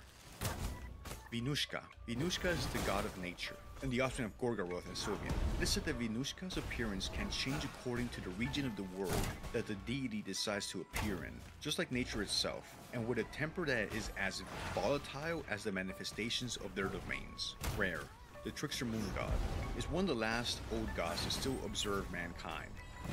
He is a jealous kind, and would not share godhood and the world order with humans and the new gods, because he doesn't believe men should have the same rights as true gods. He has many ploys to diminish the influence of the new gods, but his motivations seem incomprehensible to them. The Lady of the Moon and Pocket Cat are his servants, both bent on killing children as a way to get rid of humanity's potential ascension. After the older gods left mankind, the kingdoms of the world were slowly rotting away, and the grand values mankind once aimed for were displaced by defiled practices and principles. Without the guidance of the older gods, and in times of great peril, Almer, the in-world stand-in for Jesus of Nazareth, except that after his crucifixion and resurrection, he didn't forgive or forget. He led his disciples on the mission of revenge. Mahabharat was a city halfway between our realm and the other side of the coin, where the lines between gods and humans blurred. Almer had traveled to the city 1600 years ago, the Fellowship 800 years ago. It was a city unstuck in time, and here was our party of unlikely adventurers, following in the footsteps of others with such grand ambitions. Legard explains, for him to complete his task, he would have to find the Enlightened One at the Grand Library, the Tormented One at the Temple of Torment, and the Dominating One at the Golden Temple, to collect their souls and bring an end to the reign of the new gods, and take their place. Across the city, you find contraptions to flip time upside down, and restore the city to an earlier time when spirits still walk the city streets. Exploring the dark ruins of the city, you encounter a number of strange beings. The Lord of Flies, a strange, soulless creature created by Voltaire. It resembles a monstrous humanoid covered in shaggy hair and empty sockets in place of eyes that only barely remembers being created. It wanders the desolate streets of Mahabharat, looking for any potential victims to snatch and take away from their masters. The Lord of Flies exudes a foul stench from its grimy fur, likely stemmed from the presence of maggots beneath the surface. The Harvestmen. You encounter the Harvestmen, also roaming the streets with their giggling and incomprehensible shapes. There's wandering mechanical figures that Voltaire also engineered after creating the Lord of Flies out of flesh, but these were made out of machines. In spite of the horrors roaming the streets, it's nice not to be in the closed-in, tight, narrow passageways and tunnels of the dungeons and the mines. You eat the salami you picked up at the beginning of your journey. The sodium goodness makes you feel a little bit better at least. A tower looms large over nearby buildings. You get a view of the endless expanse of this ancient city as you climb the stairs to this tower, the Tower of the Endless. The city, spreading over the horizon, confuses you. How could this be underground? Were we still under the dungeon in the Kingdom of Rondon? At the top of the summit, you find one of the only places you feel safe since you descended from the surface. You lay down, but not even in sleep can you find rest in this cursed place. You have flashbacks, or relive the memories of some of the people you've met on your journey. You have a dream. It's nighttime and raining back in Rondon. Kahar is talking to his partner Celeste in a brothel about how he had a way to finally get some silver to provide for the little one they were expecting. Another vision. One of a dark priest being sacrificed. He is crucified, surrounded by other dark priests. You see how he hears an ethereal voice that seems to come from all directions, and he realizes that it is not his fate to die crucified today, but rather, he still has an important part to play in the cosmic struggles between the gods, where humans are used as pawns on the chessboard we cannot see. Another flash. You're looking at the ravaged village in the aftermath of a battle. Rag discovering what the mercenaries had done, and living out the worst day of his life. Rag swears vengeance in the name of his lost wife and child and sets off for the south. Another flash. You'd feel disoriented, but that would imply some notion of orientation. You see a vision of Legard and Darcy talking about a prophecy of a chosen knight that would unite the people and usher in a golden era. Darcy questions Legard if he really thinks he is the man in those prophecies. Legard, without hesitation, says that he is. He explains that he needs power to rework the world in his image, but not the power of kings or mayors, but something greater. He had been researching the occult to find a way to ascend even higher and drink from the power of the gods, and for that, he needed to lead a campaign north. Despite of how it appeared to be complete lunacy, if he wanted to save the world by making himself a god, he needed to attack the northern villages to find the Cube of the Depths. Darcy, with doubt and trepidation, follows this man that she believes and hopes will be able to wipe away the suffering of the land that she served and fought for. Darcy loves this man and the promise for humanity that he represents. The light in the sky becomes brighter, and you see an image of a woman materializing in the air above you. Novin, one of the new gods. You learn of the plot she has hatched to birth a new god foddered by the guard, a new god that will be able to rise and stand against the might of the old gods. She asks you to carry this child and her soul to the ultimate destiny. Without fully understanding the implications, you agree. Novin gives you the Endless Soul. You make it to the Grand Library to search for the Enlightened One. The library would have been a miracle to behold under any other circumstances. You can't even begin to comprehend the obscure and lost knowledge that must be preserved here on thousands of shelves and countless books. You figure out the mannequin locking mechanism and enter the secret lair of the Enlightened One.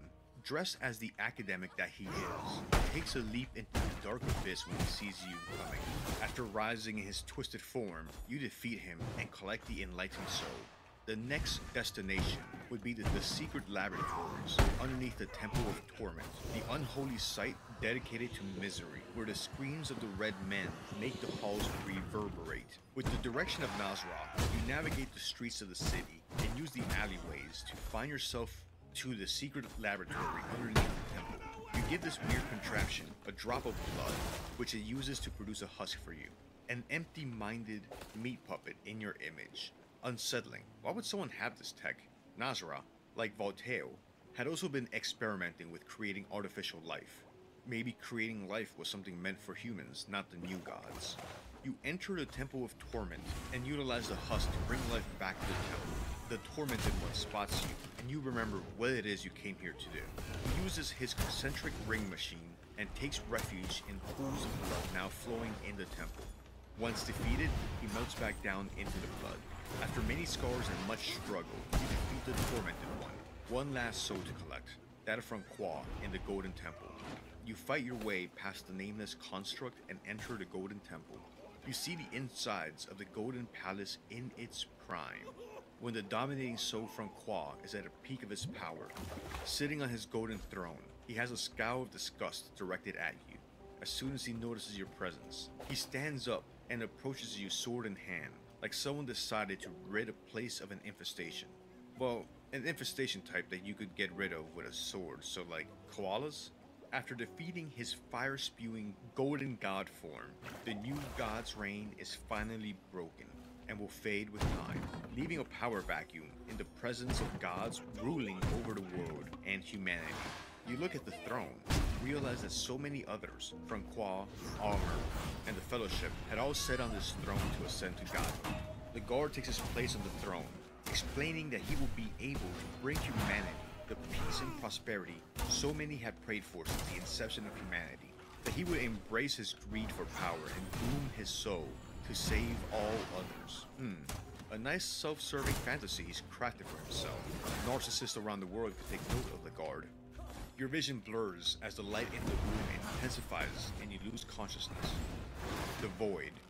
You see a throne in a crater-speckled, dusty landscape, colored by a green hue. You look around, and it looks like nothing you've ever seen before. A crater place with no sky and puddles of iridescent green, well, stuff. The monsters that roam this place are nothing you've ever heard of or even conceived. Reptilian monsters the size of houses and deformed figures of humans. This is the void, the other side of the coin, as it's been called. This place is where the old gods used to reign from. This ancient place sends a chill down your spine. Exploring, you find the guard, or something like the guard, a new god, a man in yellow. No. This is now a king in yellow. With the demise of the new gods, yet another god has risen to take its place. The king is dead. Long live the king. The guard would now be the invisible hand that so many men and women would pray to and curse at. Somewhere else, nearby, another set of intertwining events are playing out that are no less significant than what is happening here in the void. Underneath the cave dweller village rests something old, something vestigial of a more primal era, the god of the depths. Through this passage, we enter the Gauntlet, a place you'll be happy to never hear about nor experience. The god of the depths opens its mouth and you enter. Before talking about the Gauntlet, I just want to recognize all those people that managed to get through it without using a Book of Enlightenment. Your patience and resilience are an inspiration for the rest of us. Everyone, if you see someone in the comments mentioning they completed the Gauntlet and then defeated Gorgoroth or the God of Fear and Hunger without any Books of Enlightenment, make sure to congratulate them. I don't want to know how many tries that would have taken. Oh Lord, give patience. The sounds of millions of insects is the first thing you notice. As you step off the ladder descending into the Gauntlet, you hear the crunch of bugs underneath your feet with each step you take and feel the sting of them that got underneath your armor. There isn't much time to dwell on the repulsive feeling the insects cause in you, since a moonless guard is noticed before long. These marriages are abominable mergers of a moonless cave dog and the prison guards from the floors above. Just when you thought your sanity had endured all the assaults this place had in store. In the world of Fear and Hunger, a marriage is when two beings choose to use the show love option at a ritual circle as an act of devotion to the old god Sovian. These rituals would lead to the two becoming one, permanently. Since necromancy is an option in the game, you can use it to resurrect a ghoul. Then you can take the ghoul to the ritual circle to show love to it. So it's like a Tina Belcher romantic zombie fantasy simulator. On and on the trials continue. Swinging blades, more spikes, gas traps, and monsters that must be dealt with. And this place has indeed earned the name the Gauntlet, as it presents a barrage of challenge after challenge, creating what at times feels an impossible wave of opposition, as if the game didn't want you to see the ending. Everyone, please drop F's in chat for all our brothers and sisters that have fallen to the swinging blades. They say the keyboard lobby created the swinging blades to help drive keyboard sales. Here, you encounter yet another horror the dungeon had in store for you. Like a clown car of horrors, where horrors keep popping out right when you think there's no way more terrifying clowns fit in that car. You encounter the Double Crow Mauler. If you've ever wondered what a double-headed crow man with a mauler for an arm looks like, here you go. Hope you don't think of him as you lay down to get rest tonight. But on and on you push, not giving up after all this, after all you've overcome and endured. You reach the end of your journey, the bottom of the dungeon. You step onto a platform of bodies, like a tower of flesh. You feel like you're standing on the precipice of eternal darkness. It is here that you find out the true goal of Novian with the child. as she transforms into and gives birth to the greatest horror humanity has ever seen, the god of fear and hunger. This is the start of the cruel era. You fight the god of fear and hunger, knowing full well the futility of the jester, but humans aren't known for backing down from impossible odds. The fact that life exists in our civilization hasn't ended itself seems itself like an impossible odd. But nevertheless, regardless of your efforts, the god of fear and hunger rises and assumes the power vacuum left by the demise of the new gods. For nearly half a millennia, humanity would endure the cruel age, learning about the sciences and perfecting its engineering in order to create machines to attempt to enforce a balance of power between humanity and the gods that rule over it. The next big event in this conflict would occur after half a millennia, in the underneaths of a nondescript city in Bohemia, during the festival of Termina. So how does our story end? Kahara. Although not confirmed, Kahara's complete lack of mention in the second game indicates that he was the one who helped the girl ascend to godhood, meaning that he was likely killed by the newborn god of fear and hunger, Darcy. It is evident from the events of Fear and Hunger 2 Termina that the guard managed to survive the dungeons and ultimately achieve divinity in attaining the form of the Yellow King. It is theorized that Darcy may have canonically assisted in rescuing him from his imprisonment through the events portrayed in her character-specific ending. However, there is presently no available information regarding Darcy's fate afterwards, and her ultimate role remains uncertain. Enki. Although the specifics of Enki's life following the first game are not explicitly explored, there is evidence that he managed to survive the perils of the Dungeon of Fear and Hunger. He gained notoriety for his authorship of powerful occult literature concerning the gods, collectively referred to as the Skin Bibles. It is possible that the Vatican may have altered or manipulated some, if not all, of these works, as one of Enki's Skin Bibles delves into the lore of the god of fear and hunger and provides details on the cruel age. It is implied that he endured a considerable span of time, witnessing the transformative impact the ascended god had on humanity. Ragvador. While Ragvador's fate is unknown, the events of Fear Hunger 2 Termina suggest that he survived his journey into the dungeons of fear and hunger, and lived on to become the greatest monster hunter the world had ever seen. As most modern people are unaware of their existence and see them and monsters as nothing more than fairy tales. It is also implied that Ragvador at some point remarried and passed down some of his knowledge to his descendants, as his soul, skill set, and resentment towards the guard lives on in a possible descendant, August. Thank you all for the comments, views, and likes on my last video about the machine. I had a really fun time making it, and it means a lot to me to know that people enjoyed it. So thank you very much. Also, thanks to the people that run the wiki, I did draw upon it a lot for this video. I'm trying to make this my full time and not my side hustle, so if you're willing, please support if you can. Watch, likes, and comments are a big help. I'm glad you're here and I appreciate you watching. I'm having a lot of fun doing this. And if you're in a position to and would like to go a bit further, consider hitting the join button or check out the link to my Patreon in the description. Thank you very much, take care, have a good one, later.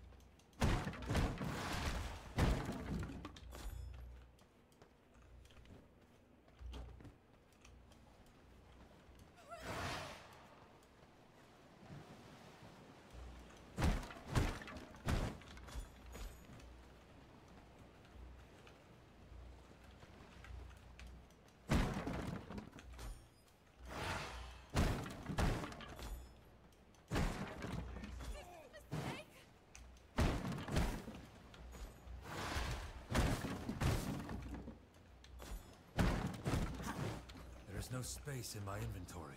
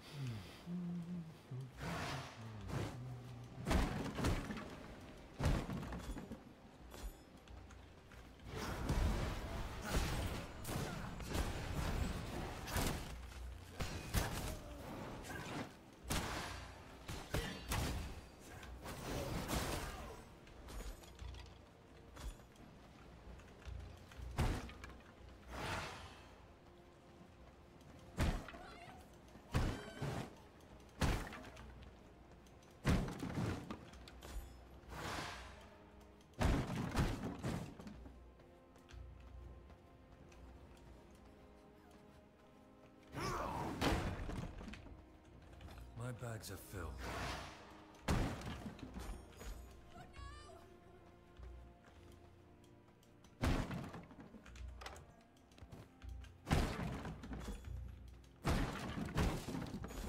I must make room if I want to carry that.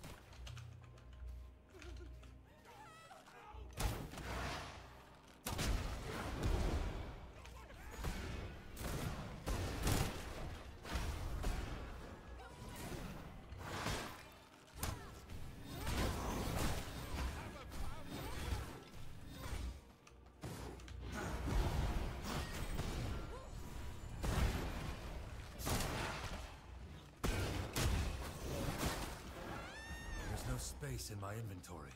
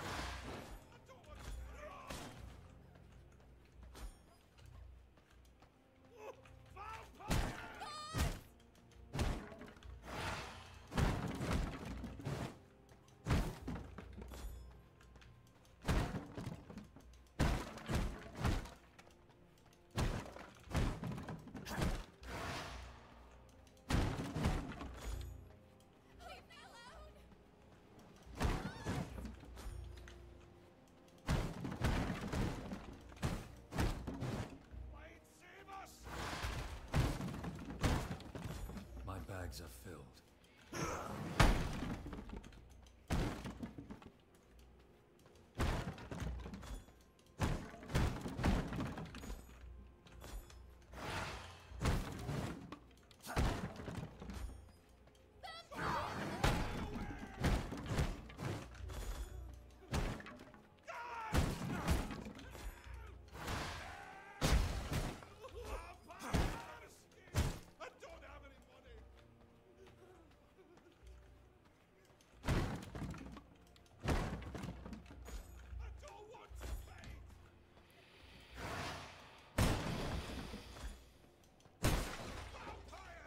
There's no space in my inventory.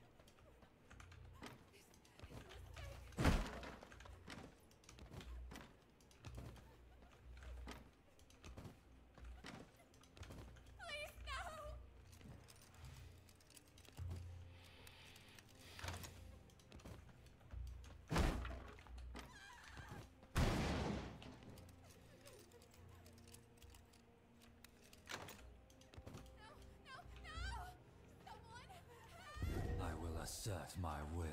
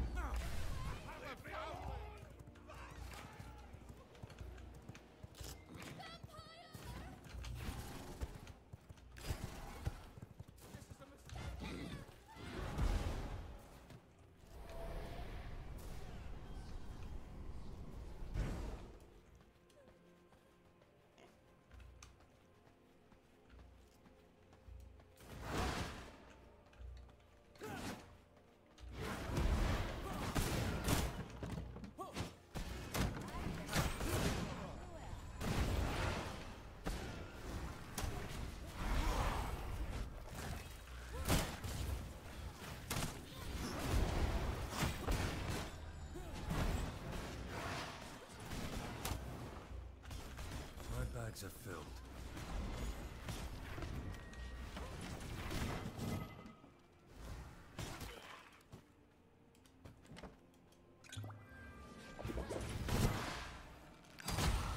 Sorcerer's Brew.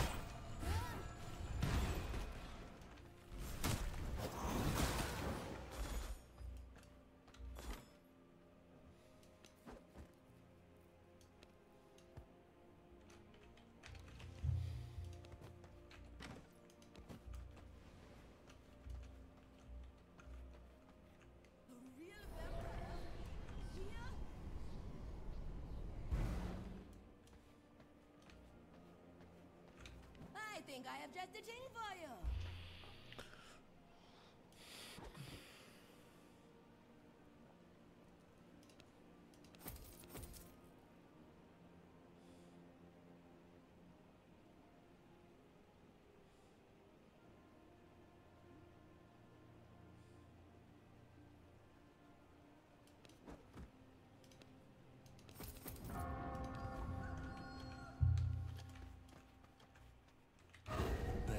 To my will.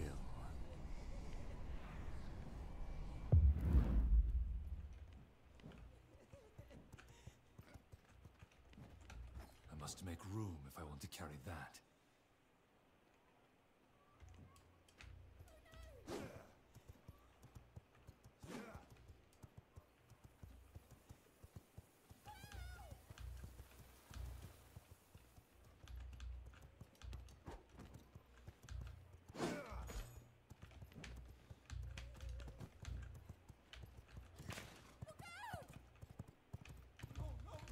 My bags are filled.